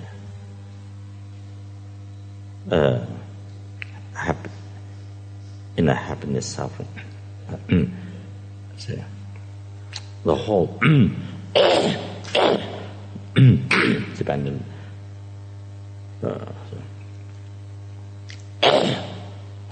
Depend total life depend on the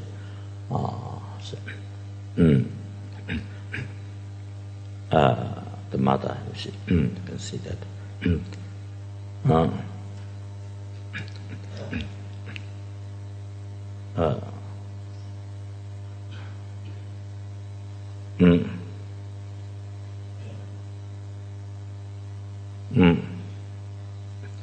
And it also when you think, you see, it's animal, the children, animal babies, and you see when we look at it, animal babies, you can see that kangaroo, the kangaroo, is totally the kangaroo baby, totally depend on kangaroo mother, live in the pocket, live in the pocket, that pocket, live in the pocket, you see. Yeah, I saw this. I saw in the TV. It was this size. This size. It was just when it's born, come out from the bottom there, So it's just no hair, just red, just no hair. So it comes out there, then it goes up. It goes by itself. The mother doesn't push, doesn't put it in the pocket, doesn't take out there, doesn't take out from bottom there and put it in the pocket. But you see, I saw it's this size, red, but just goes up like this. Comes from there, goes like this, and goes in the pocket by itself.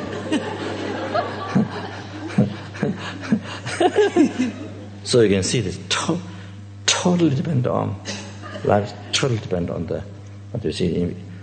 When you're born to the kangaroo. So we are born kangaroo numberless times. Born to the kangaroo. Say.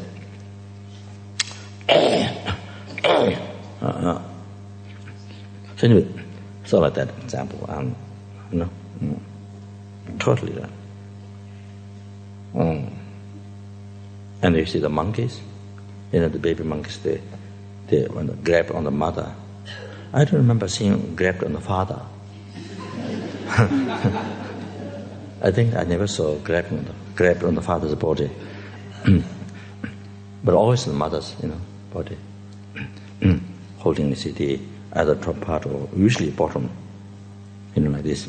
I don't know how they manage, but because the monkeys have to jump, from one tree to another tree, all this. So I don't know how they. Anyway, so you're totally rely on, see, mother, see, that. So that, see.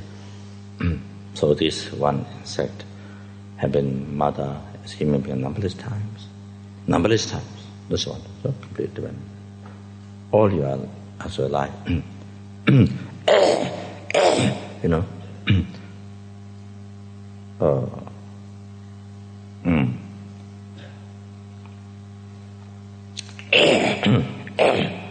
Happiness up to the,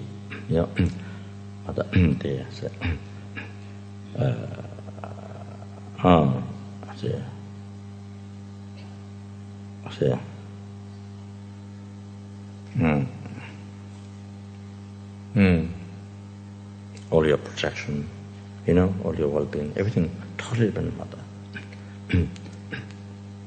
So that then this worm has been, not only that, has been your mother being kangaroo, your mother being, say, bird, in all these different types of sentient beings, numberless times. And not just one time, being mother, each of those different animals, you see, also numberless times. being bird mother,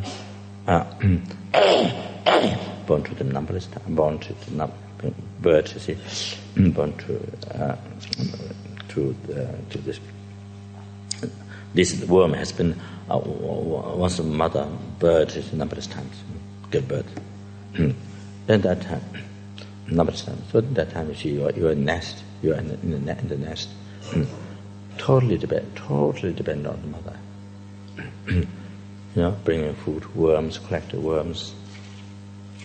Mother bring from very far, collect, and then put it in your mouth. Feed. You see, like that every day. Sometimes bring from very far. So that you see. What is it? Amatisha. How?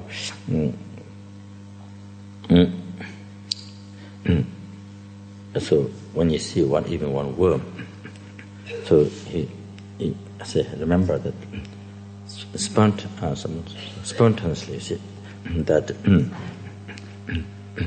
the happy mother, satisfied the mother, and then that whole life completely depends on say, on this. See, in the past life being due to mother. Okay, so from beginningless rebirth, so you feel that, So that's the realization of there's realization that's in the things, realizing that's in the things, every mother. So that.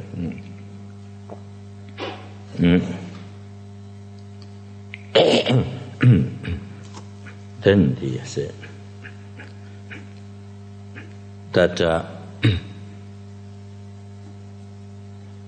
remembering kindness. So now the realization of remembering kindness. So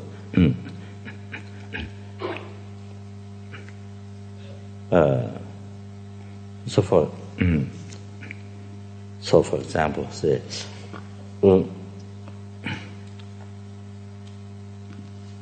somebody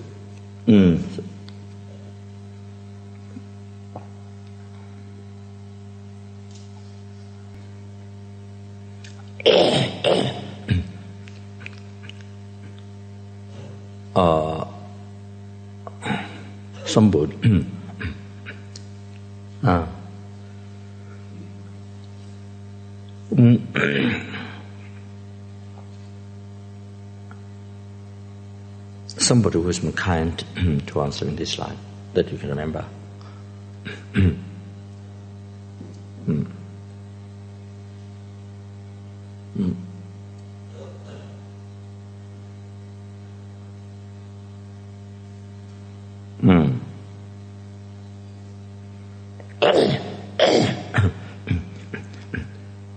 When you're homeless in the street and get home, or when you are,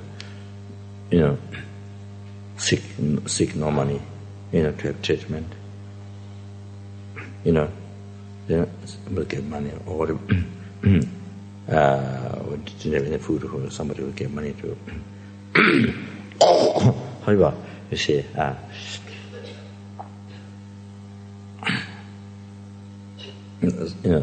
somebody who helped a lot, very kind. See, so whenever, so similar as before, that mother, whenever you see that person, whenever, the minute when you see that person's body, that person's body, you say,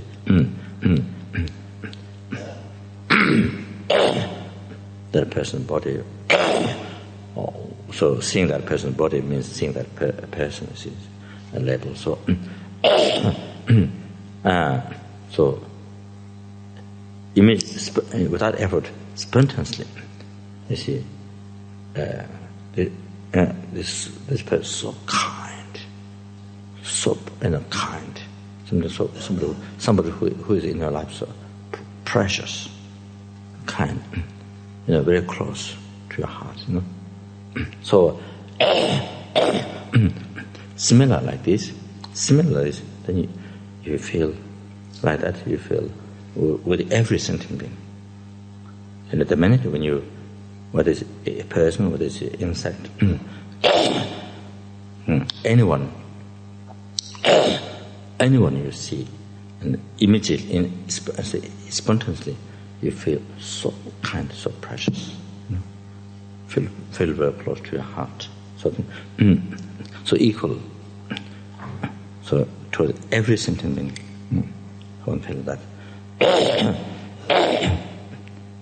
So that.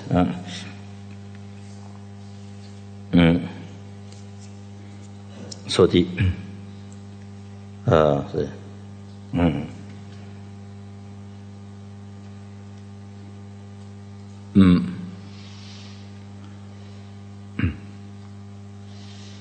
So the same thing.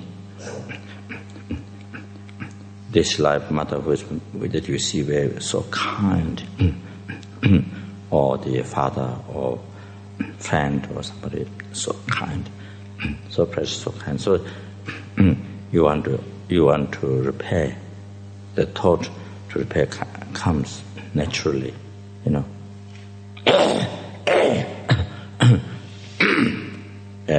you see, in return to help comes naturally.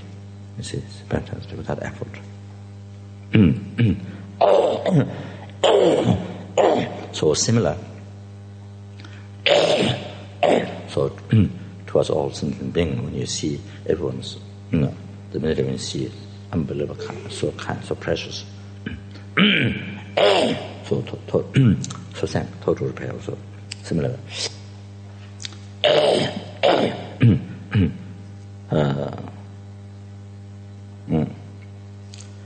Then according to 7 techniques of the mind causal effect, under this, then you won't get chamba. You won't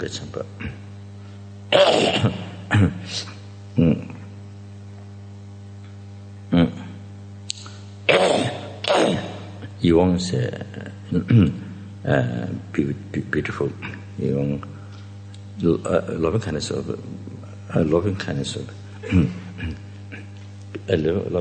of beauty. Or there's another translation, another way to say it. But I say loving kindness, beauty. Or yes.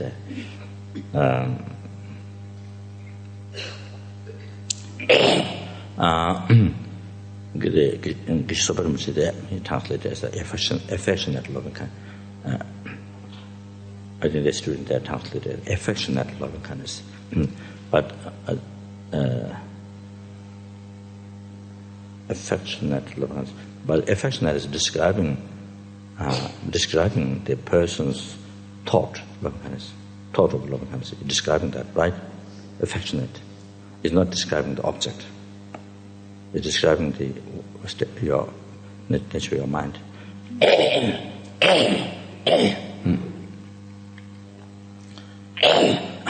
But here the Tibetan here is a Yewonge Chamba, the loving kindness of beauty.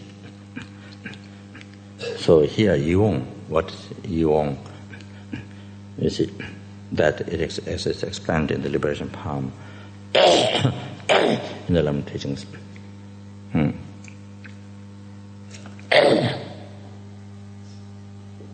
Geshe Potawa said that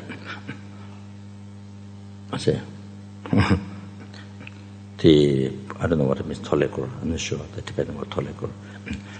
How the mother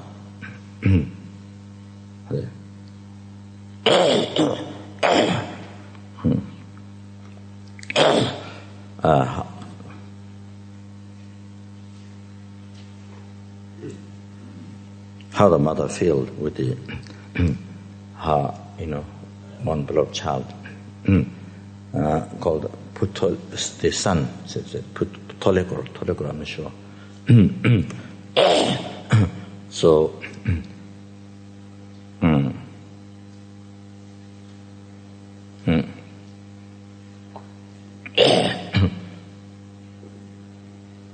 Tibetan Cheshing Pangbe Nambachen.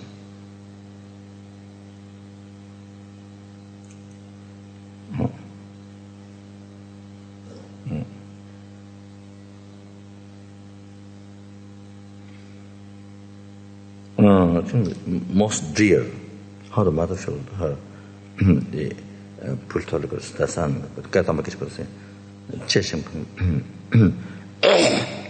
most dear, most dear, something very precious. That gold, gold, how you feel the gold, how you feel gold, gold or diamond or the $100, is how you feel. So precious, so precious, and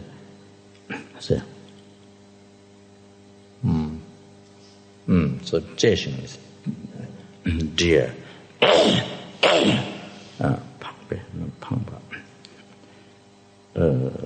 So see, if you lose this, if something happens to this, then you feel great. You feel great loss. If something happens to this, diamond or dollar, $100, see, the gold, something, you cherish so much. You don't say dear. You don't say dear to the gold, diamond, dollars. You don't say dear. But, let's say, what do you want? What's the word? Huh? You cherish. Something very precious. And then if something happens, you feel great loss, you see. So similar like this, so the put son tolikor, how the mother feels, then like that if you feel like that, if one feel towards all the sentient beings exactly like that, then that's the realization of Yongitsamba, loving kindness of beauty. So here you see, mother sees her child, You see, doesn't even though the physical can be deformed or ugly face or can be deformed, but the mother side, you see, extremely dear, extremely dear. You see, extremely dear, and they say. Extremely dear and beautiful. So they have the beauty is not so much, as I say, like normal, the common beauty, the physical shape is not so much that beauty, but it's here. So the more the mental thing. What's our word? So mother feel, see, beauty, see beauty somehow most extremely dear and beauty. Tradition pangpa. So anyway, Tibetan word pangpa is also used when you when the child, for example, child died, child sick or died, then mother feels so much lost, like something very important, precious in her life, lost, gone, like a heart, like a heart is gone. See, like that. So, pangba is a pangsen. So, if you lost the $100, so somebody who the thing is so precious, then lost, I feel glad. So, pangpa, the pangsen is a total loss, So then,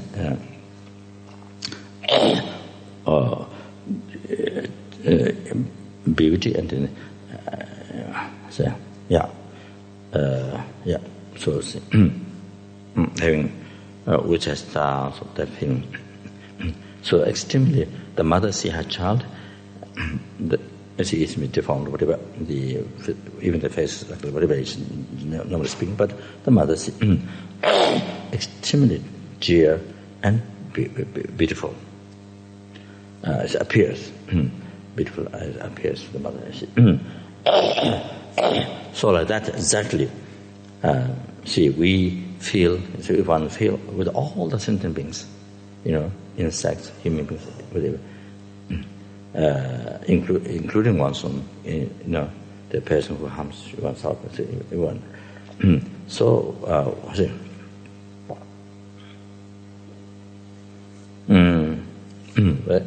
beauty. Normally, Idungwa, Tibetan term Idungwa is a beauty.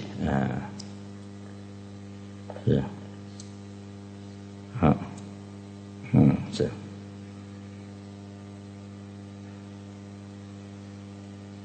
But also can be also attractive. Can be also attractive, beautiful. But I think maybe synonym beauty, and then feel with all sentient being beauty, and dear, and the thought of having the extremely dear feeling, then the thought of pangpa, so aspect of pangpa, so aspect of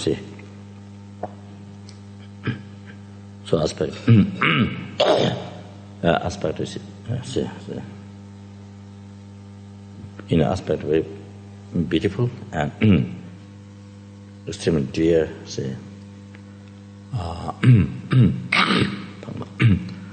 No. If something happens to that, total loss, there's from that. So Jeshing Pangpa to put together. You transfer the Jeshing, but Pangpa to put together. Which are thought, if something happens, total loss. All I can say. So, if one feel like this with all this, with every sentient being, then at the time you have a general realization of the loving kindness of beauty.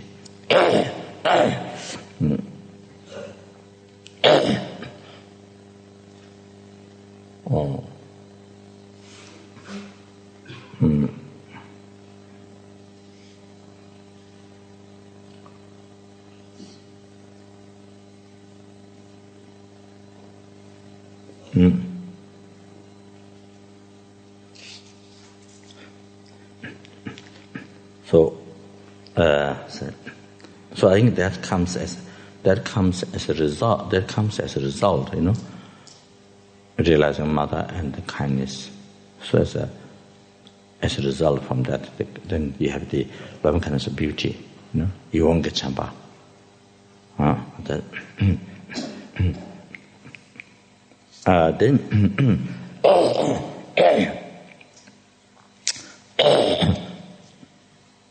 then what's up? Then it comes to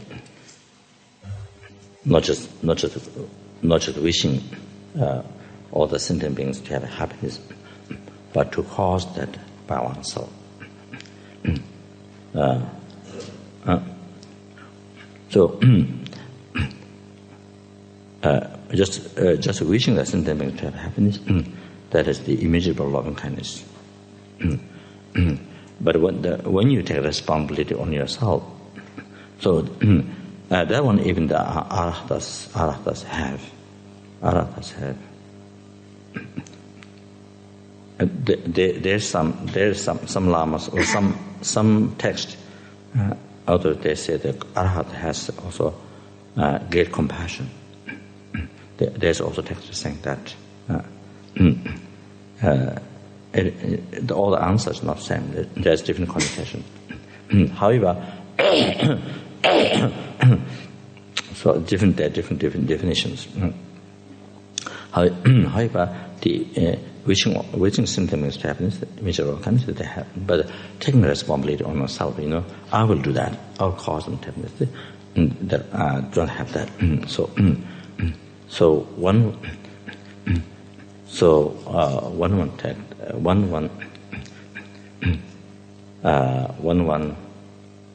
see naturally say spontaneously. So you feel that you have this thought that I will cause all the things to have happiness. So the lower human beings to have a higher rebirth, and then the human beings is to be from samsara to have ultimate happiness. Then even the arhatas, to have they are devoid of peerless happiness, full enlightenment. So to have to achieve enlightenment, cause them to achieve enlightenment. So also all sentient beings to cause them to achieve enlightenment. So by oneself, you see. So naturally,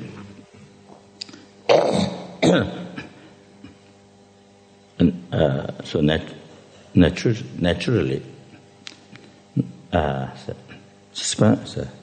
spontaneously rising that thought.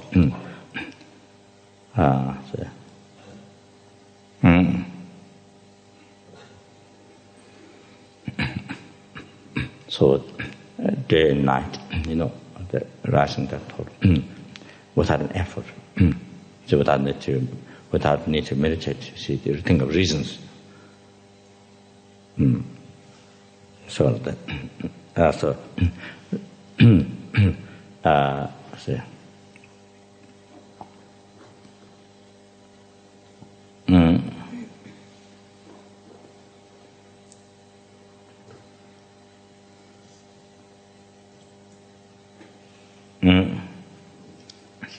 the realization of the great love and kindness.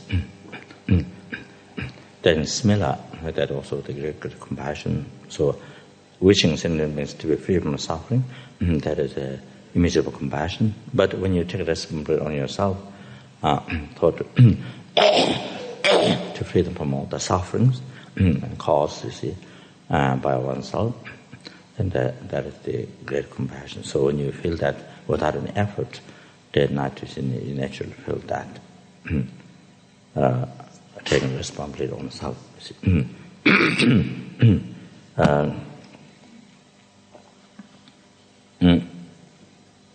So it is said, maybe Papunka, I think. Also, the compassion, just merely wishing sentient beings free from suffering, that is common. That is a common compassion, common with the arhatas, the hearer and the self realizers, common.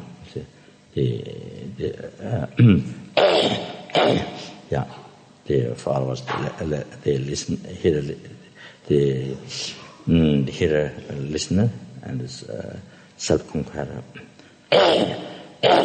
But the compassion want to protect the sentient beings from suffering. So that one is only special compassion. Want to protect others from suffering. That one is the particular compassion, the Mahana compassion.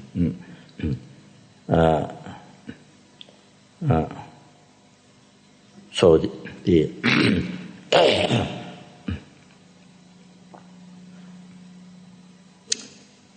so now the difference between special attitude from the great compassion and loving kindness. That so if you say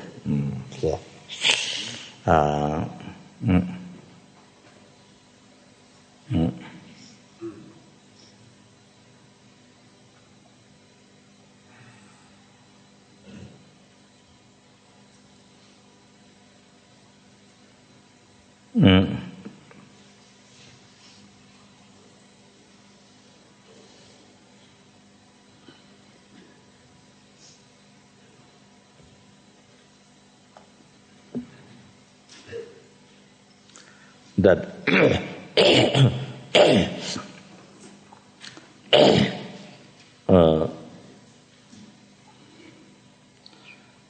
if a person fell down in the cliffs, fell down, then you see, thinking, how wonderful if somebody could help this person to bring it out. See, so that one, also the arahats have, those less well path followers, they have.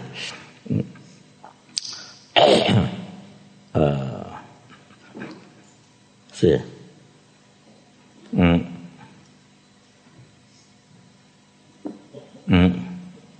see, see.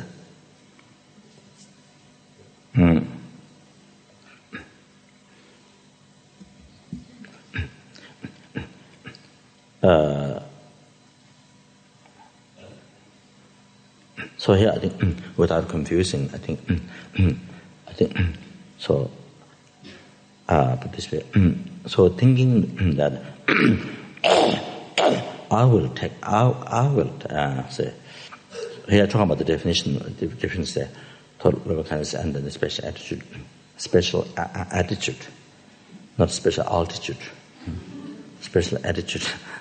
So here, so I will check out. Say, what do you say? Bring out. I will bring out that person. She by myself alone. So taking full responsibility on myself. Taking full responsibility on myself. So I think.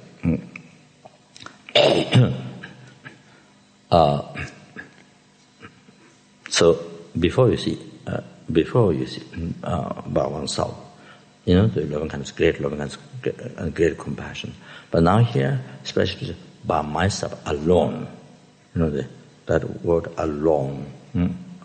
I think you might have heard it a few times probably. So that one. So that is a special. So like that.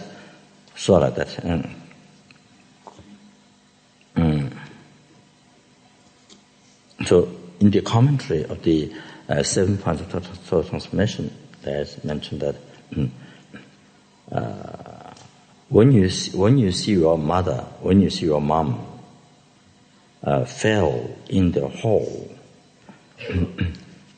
then without any hesitation, you see, at all, that you're able to immediately go down, jump down into able to immediately go down and rescue the mom, bring up. So like that. So the mother fell down the hole where there's fire. You see, then without wishing others to do, or you see, waiting others to help, but yourself. So he's talking about the attitude. You see, so here without any hesitation, yourself just take full responsibility and go down and just rescue. So like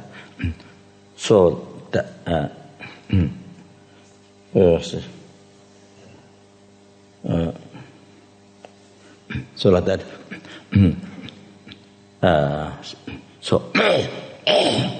So like that towards all the sentient beings who are suffering samsara.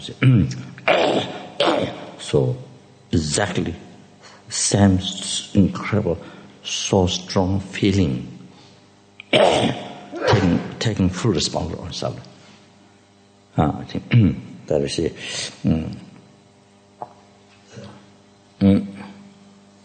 Like exactly like this. that kind of feeling, you see. Really, say, without meditation, that one will go down towards guilt. So that feeling that these free all the sentient beings from all the suffering causes to cause all the happiness, and happiness and the cause of happiness. So to about oneself alone. So.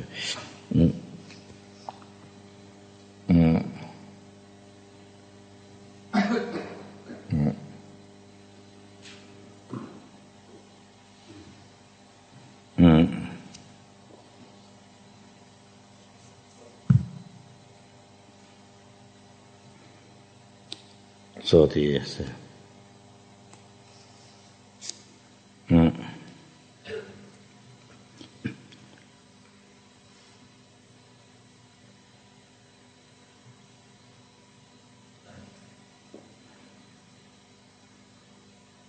So to think about the definition, the realization of equalizing oneself, exchanging oneself with others, the great equanimity, and then the exchange of oneself for others, by maintaining shortcomings of self-cherishing, benefits of cherishing others. So definition of that realization, you see, letting go, I cherish others. So that and this special attitude in the before bodhicitta. So one has to check any differences there. This one is weaker and the other one is stronger. The cherishing other sentient beings on the basis of equanimity and exchange ones for others. So what is this realization? Is something stronger, the other was a little bit weaker, or same. So I have to. Well, this is a result of.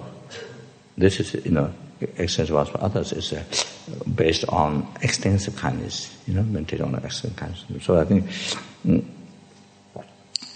this is stronger. So whether it's same or not, and whether it's the difference is stronger and other ones weaker. So it should be checked. However, that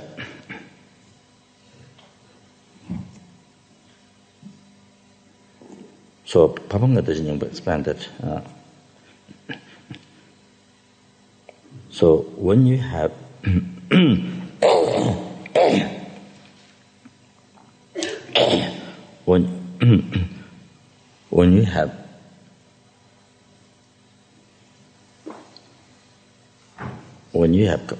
when you have achieved or the completed the experience of and the effortful the bodhicitta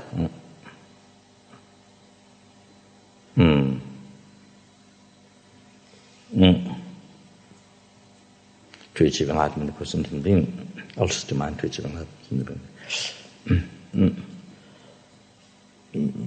So that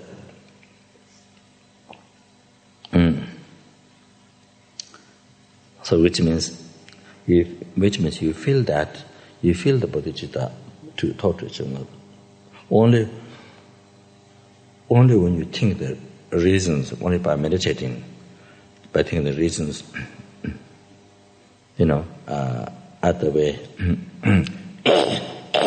the embrace equanimity, then at reflecting the shortcomings of self-sharing, benefit of sharing others, then you see, then exchange ones for others. So or the equilibriumentation,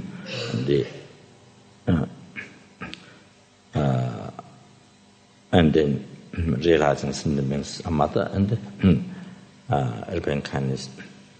Then the loving kindness of beauty.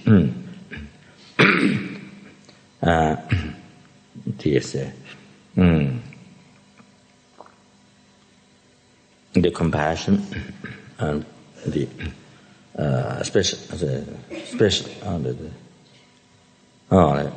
special attitude. Then this,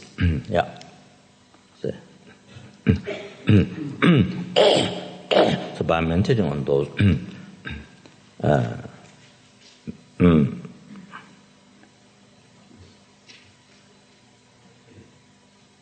the cause of the foundation, the bodhisattva.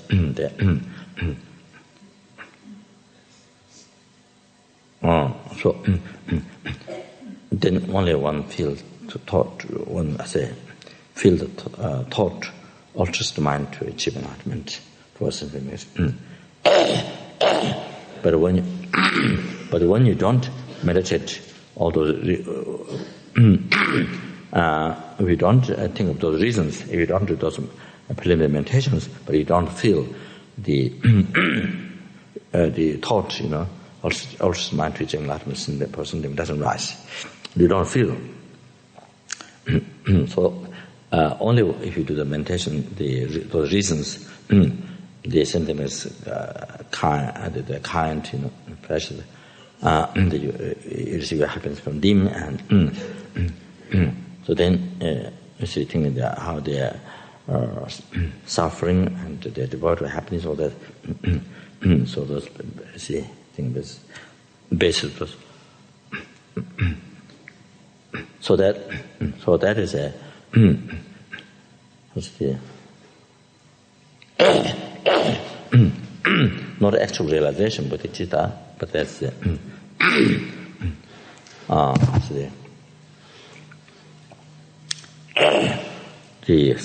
like the cover, the sugar plant. Huh? Called the bar. Bar, that's like the not that's like not actual Buddhist realization, but it's said permission, but so it's like the sugar plant bark. So like not not actual the sugar itself, the plant itself, the actual realization, but it's there, but the cover is the bark, like that. So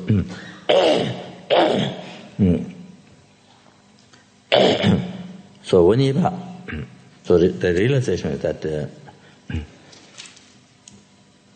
so I think the same is the definition of renunciation of samsara that as explained before is similar, that when you realize you are samsara, like being in the center of fire, being a samsara, you see yourself, that thought seeking liberation comes naturally, spontaneously, day and night, all the time, non-stop, day and night, all the time. So similar, without effort. So similar here,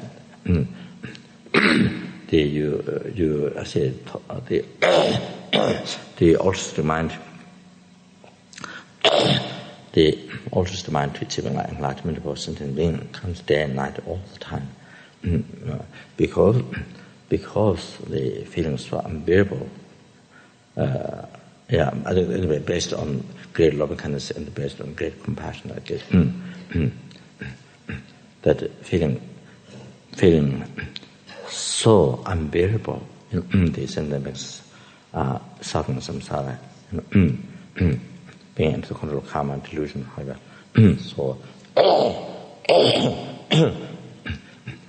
So rising spontaneously without an effort, this attitude to say, the day and night, all the time, and that so whenever similar, so whenever you see, say, the minute when you see, just merely seeing sentient being So what is insect? What is human being? Just merely seeing sentient being. You see, the wish to achieve enlightenment, for that sentient being, without any effort, as a spontaneously rises. You see, just merely seeing the person or the insect, whatever, and you see, just merely seeing that. You see, naturally the thought. You see, the wish to achieve enlightenment. You see, for that something. So you see,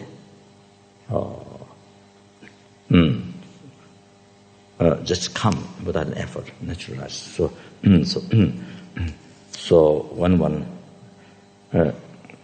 whenever that effortlessly rising, the effortless experience is, rising bodhicitta, then all the time, then that is a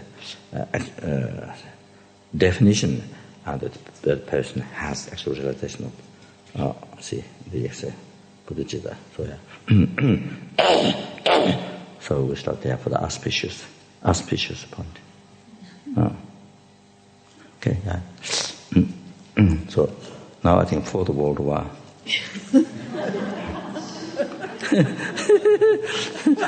Fourth, third is gone.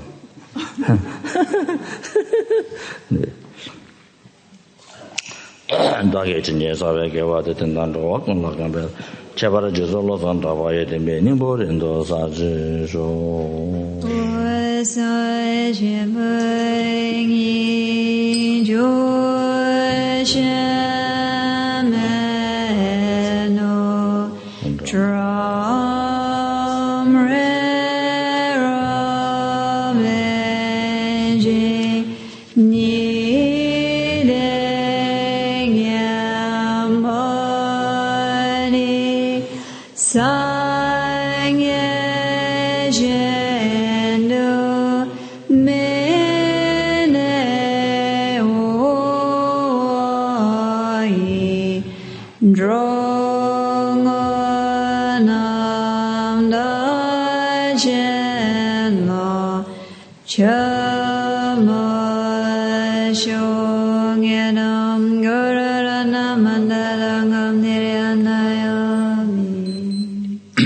There's chai offering there. There's chai offering.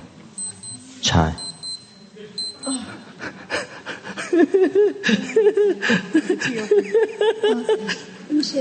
We haven't done the Muhammad. What? We haven't done the Muhammad lineage prayer. Oh, I see. I think we do that. We do this.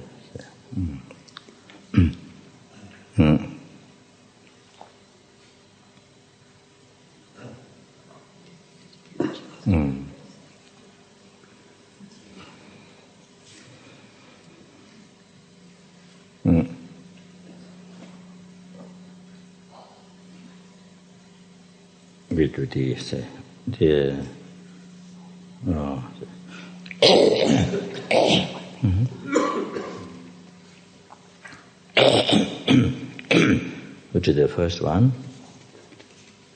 And the first one, which is the first, second, third. Then we jump. Then we do big jumping. Jump to the last page. Okay. The last line.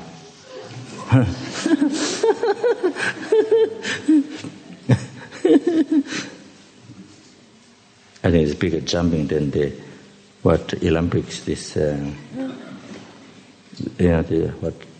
tall guy, the tall guy, Pulpo. Anyway, this is running, no, that's jumping. Sorry, no mistake. Yeah. Okay, so that and then here we do the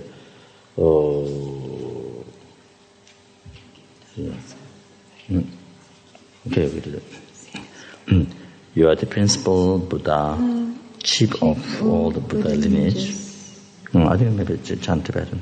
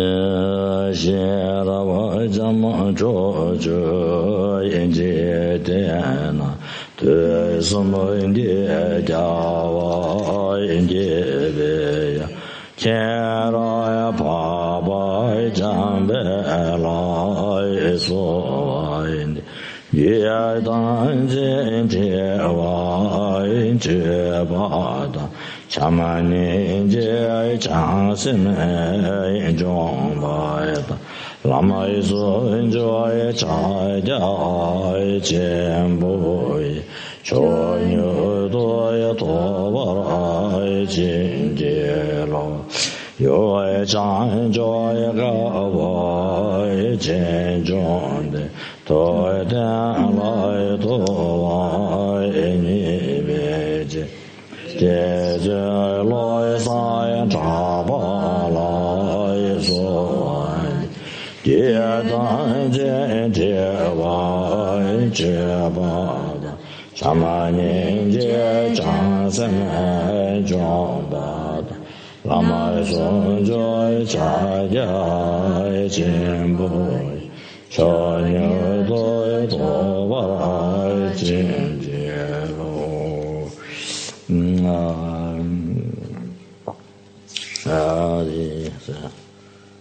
the last page.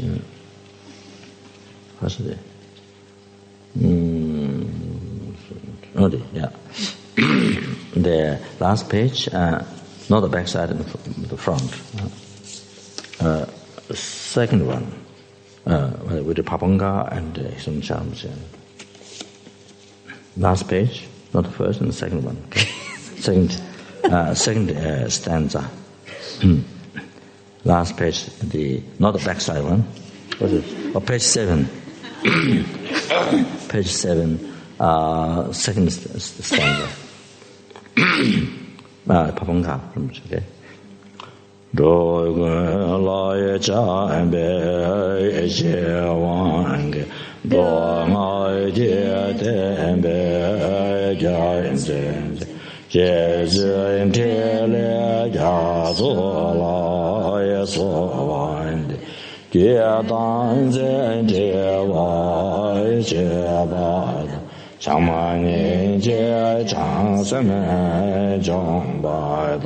Lama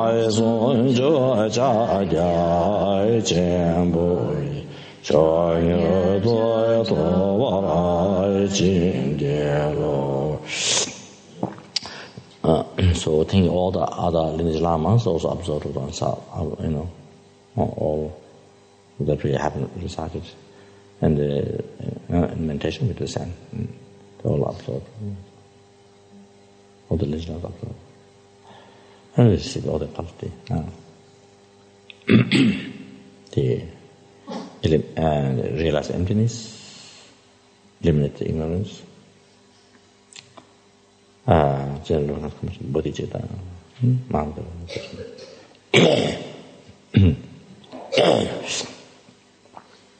the clear light,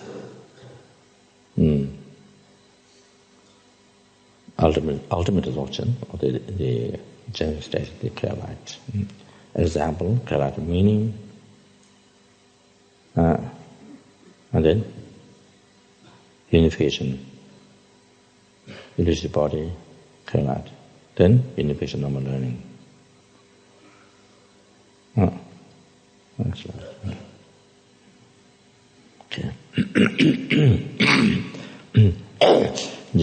Java Nibe Yato Jeje Kai Dendia Do Charaya Paveni Tenjia Lo San Ye Je La Suande Ye Dan Je Je Wai Je Bada Chamane Je Chang Seme Jong Bada Lama Sun Jo Cha Ja Chen Boy Cho Nyo Do Ya To Ba Chin Je Lo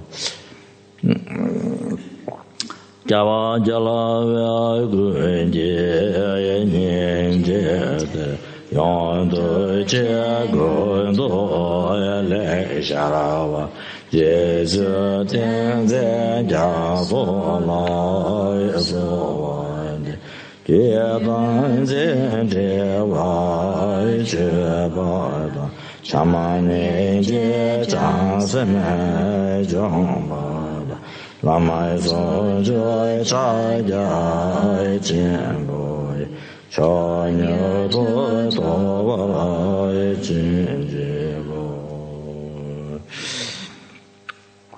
Je Zhu Do Gong Me Ya Den Sa Ro Te Den Je Du Je Ya Ban Do Ja Tian Jian Za Wei La Ma La Yi So Wan De Jie Dan Jian Jie Wai Jie Ba Da Shama Ni Jie Chang Se Me Zhong Wai Da Lama Sun Jo Cha Ja Chen Bo Cho Nyo Do Do Ba Ra Jin Ji Jie La Ma San Je So Ya Dong Wa Da Ne Ko Wa Lai Shen Ba Ya Lo Ba Da Ma Zhe Ge Zhe Wei Ge Jie Lama Do Mo Da Ya Do Mo Ya Ma Yin Bai Sun Jo Cha Ja Chen Bo Cho Nyo Do Ya Do Wa Ra Jin Jie Pa Jie Jie Gu Dang Yan Da Ge Pa Jie Jie Sung Da Da Ge Pa Jie Jie Du Da Yan Da Ge Te Ye Me Jie Do Jin Jie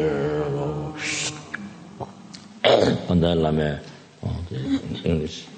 May I not arise heresy even for a second in the actions of glorious Guru. May I regard whatever actions are done as pure. With this devotion, may I receive the blessings of the Guru in my heart.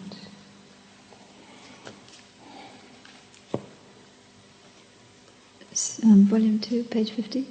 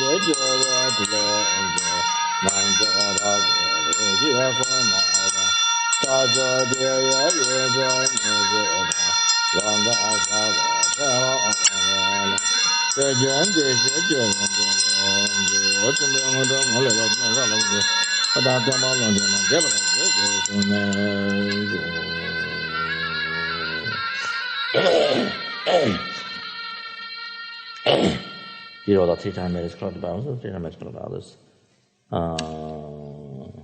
May the bodhisattvas be generated once in a heart. Say, the ones of family members and all of us here.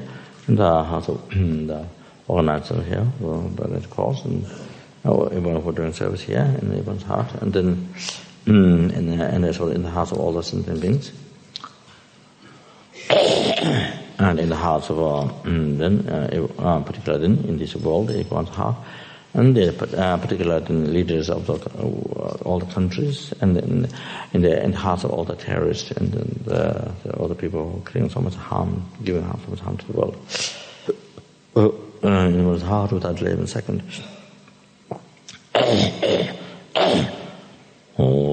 Chanchu Sumjo Rinpoche Maje Banam Jejuroche Yewa Nyamba Ameba Kone Gongdu Ameba Sho Chanchu Sumjo Rinpoche Maje Banam Jejuroche Yewa Nyamba Ameba Kone Gongdu Ameba Chanchu Sumjo Rinpoche Maje Banam Jejuroche Yewa Nyamba Ameba Kone Gongdu Ameba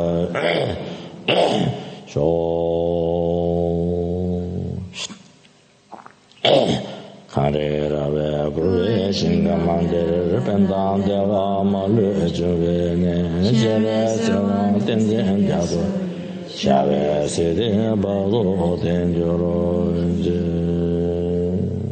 May the glorious good lives be long and stable. May all beings equally in its standard space of happiness. May I and others without exception accumulate merit and purify negativities, and may be blessed to quickly attain Buddhahood.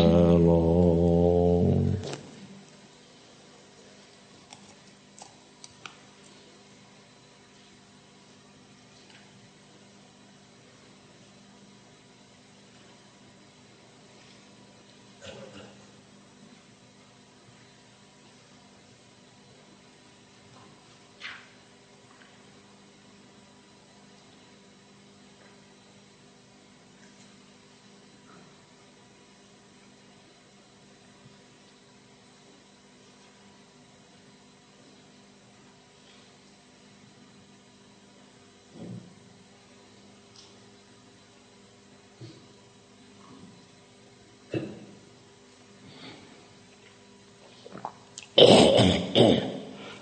you want to pass? But marriage correct by myself, marriage correct by others. So I able to offer limits as benefits and the being teaching of Buddha, similar Lama Zopa. By the same called with me, as Lama Zopa has from now and in all my future lifetime, in every second to be like that.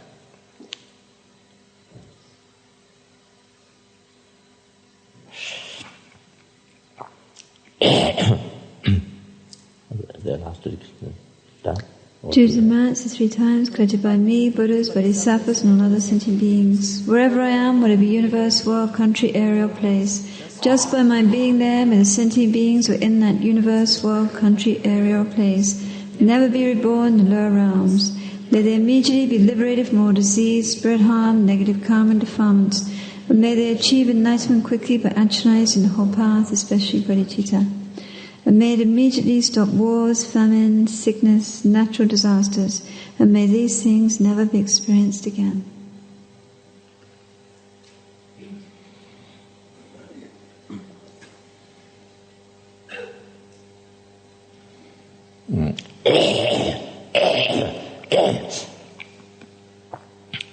At least at this, and then may I also become the conclusion then.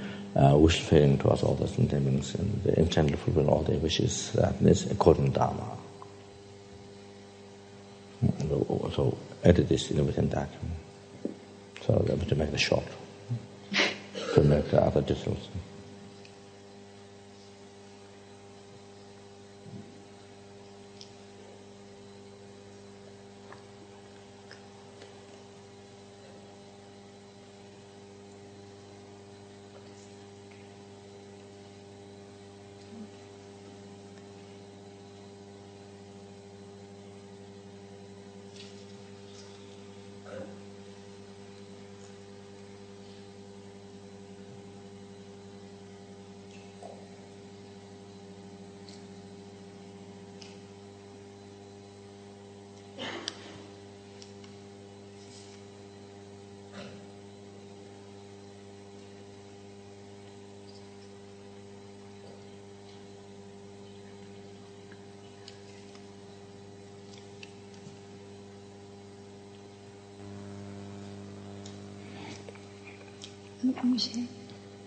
There's one name of a lady who's dying, and we've been asked to do prayers.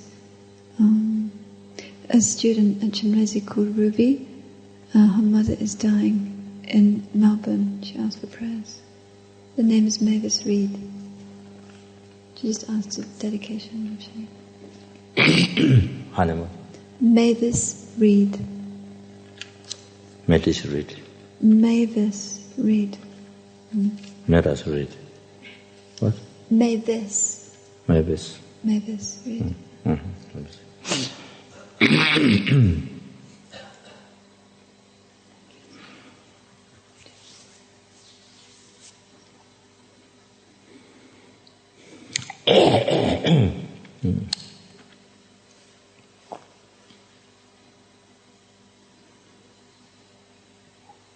Did you pass? Because you managed to manage those.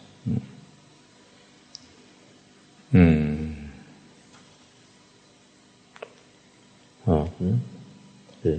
Mavis Reed. On the nun's mother? On the student's mother? Student's mother.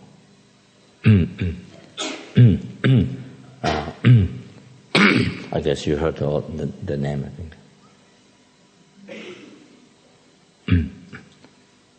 So the name that I mentioned, that one.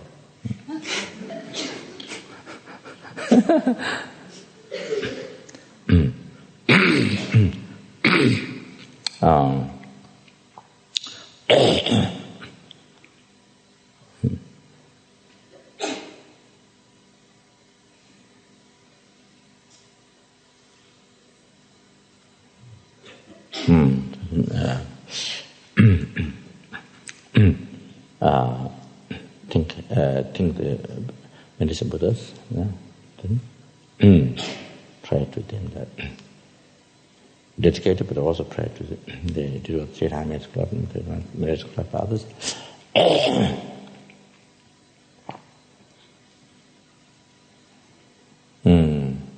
That was give all the merits, all the powers, present, future merits collected by oneself. All those so many times in each session, limitless scars of merit we collected. Even with each prostration.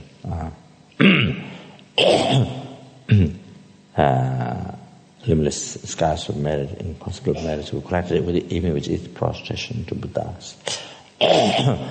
So all the merits collected today by taking precepts, everything, and all the people. So we give everything to the student mother, the person who's dying. Give it to her.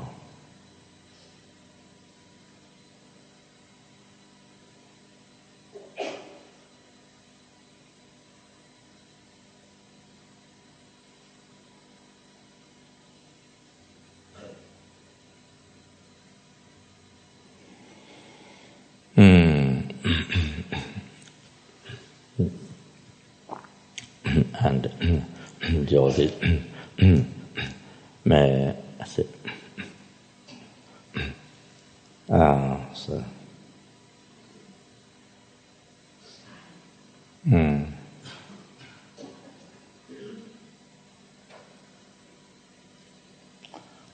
whatever the best thing to happen to her.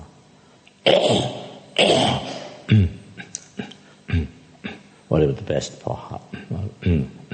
Or to recover, to be alive.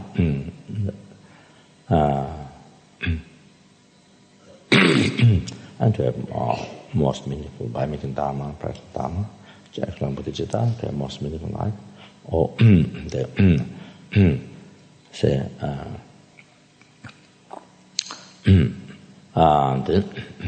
if she can pass away, then to die with with the virtue taught, without any fear of death, and compassion towards the living, faith to Guru Buddha Sangha, and she born immediately without an obstacle to be born Pure Land Buddha, where she can become enlightened, or receive perfect human body immediately after that by meeting perfect Prabhupada Gurmana teachings. May she achieve enlightenment as quick as possible. The same thing to happen. All those same thing to happen. All the numberless helping, those animals, intermediate beings, all those beings, same thing to happen. Immediately to be liberated from all those sufferings and reincarnate Pure Land where they can be enlightened, or may they receive perfect human body, and by meeting Prabhupada Gurmana teaching, may they achieve enlightenment as quick as possible.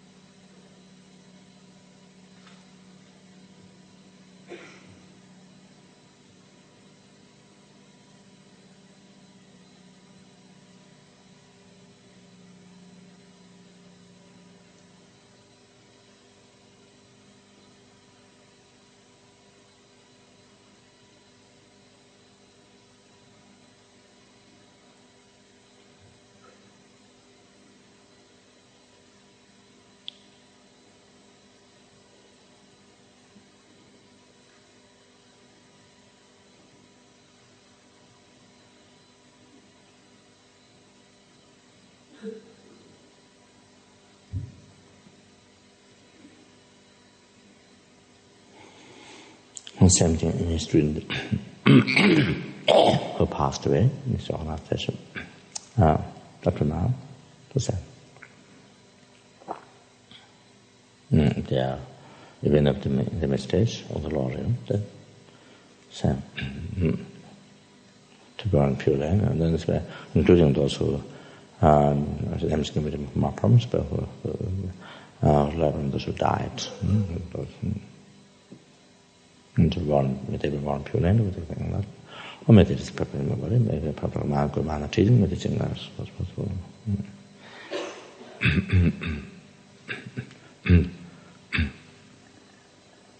And then same any human being who today who died, any human being who died today, anyone who died today, the same to them.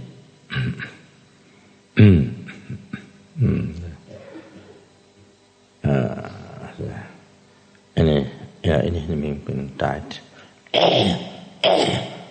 today in this world, and so generally anyone who died, so any human being who died in this world, who died, so, if they are still, if they are, in the message of the Lord, then immediately upon pure land, or they can be enlightened, or receive everything in the body. By the people of Command teaching, maybe it's not as much as possible.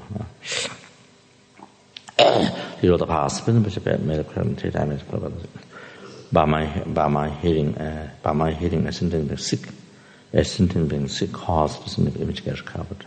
By my hearing a sentient being died, caused the sentient image to be born pure land, where the sentient became enlightened. The sentient beings who are born human beings, but no opportunity to practice Dharma. May they meet public call mana guru, mana teaching, by putting teaching in practice, may they achieve enlightenment as quick as possible.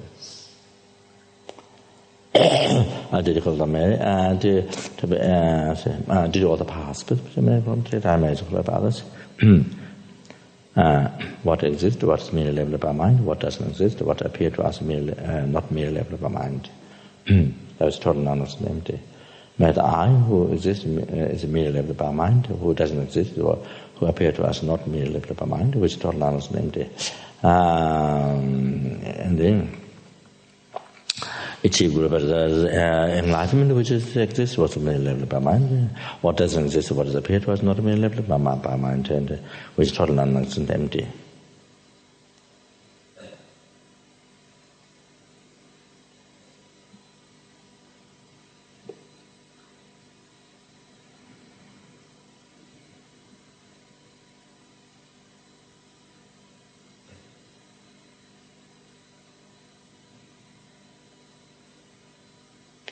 Lead all the sentiments. Lead all the sentiments.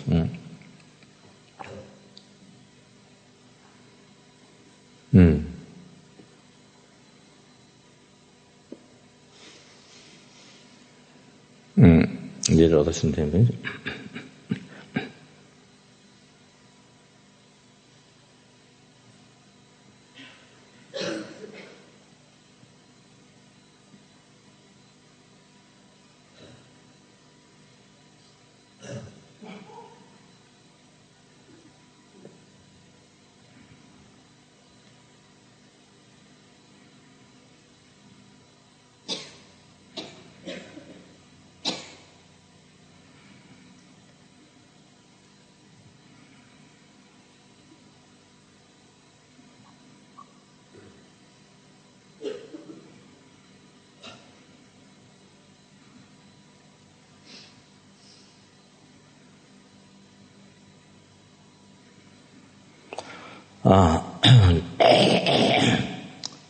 Lead all the sentient beings.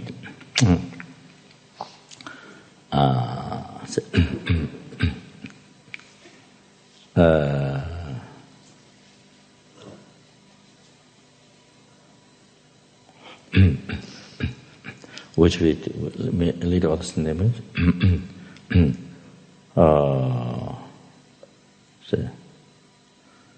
Whom we think exist, do not exist. Whom we think don't exist, they exist.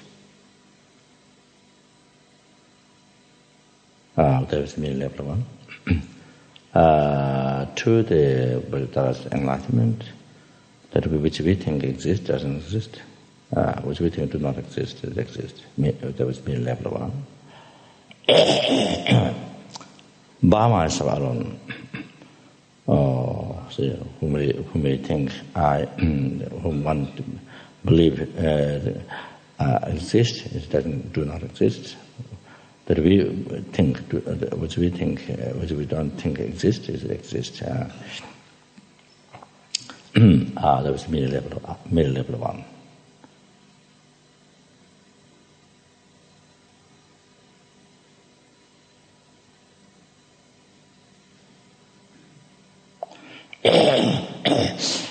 Did all the merits to be able to follow holy extent of the Buddhism and Buddhism and Gosha realizes. I did all the merits in some ways, some Buddhists take the merit. Do the possible, the miracle, his own holy wishes immediately. And they made the material project. The every constructors could complete abundance world in the medieval comes. We must be every enlightened or something as good as possible. Then, say, may able to actualize all the projects and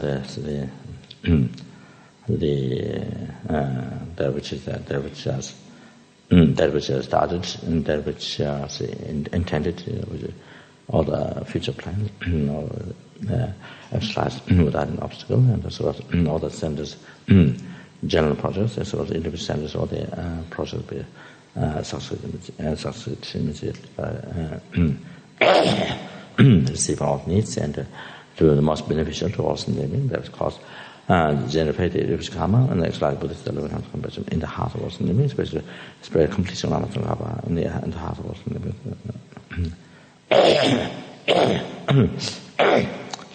So I will provide without any obstacle, provide the support for everything and for monasteries and the sanghas east and west, the holy objects and the social service and the centers and everything, without any interruption.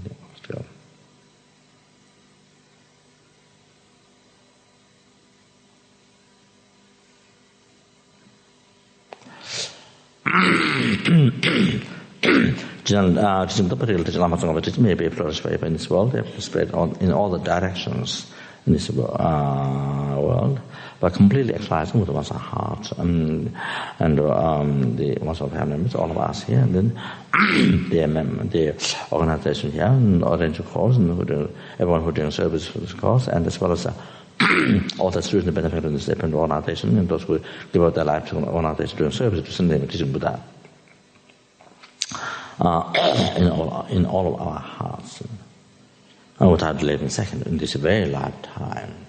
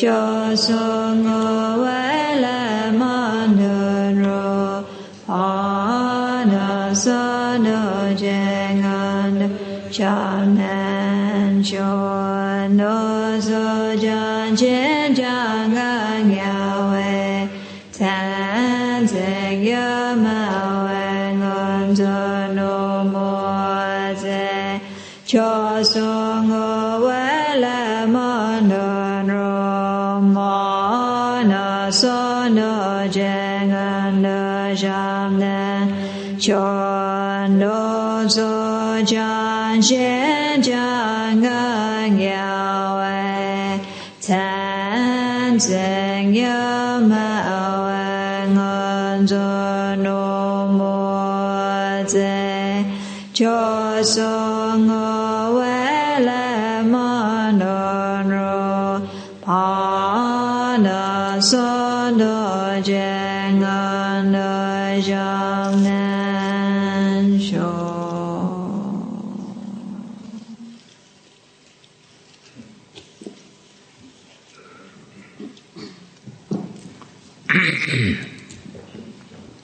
Good morning.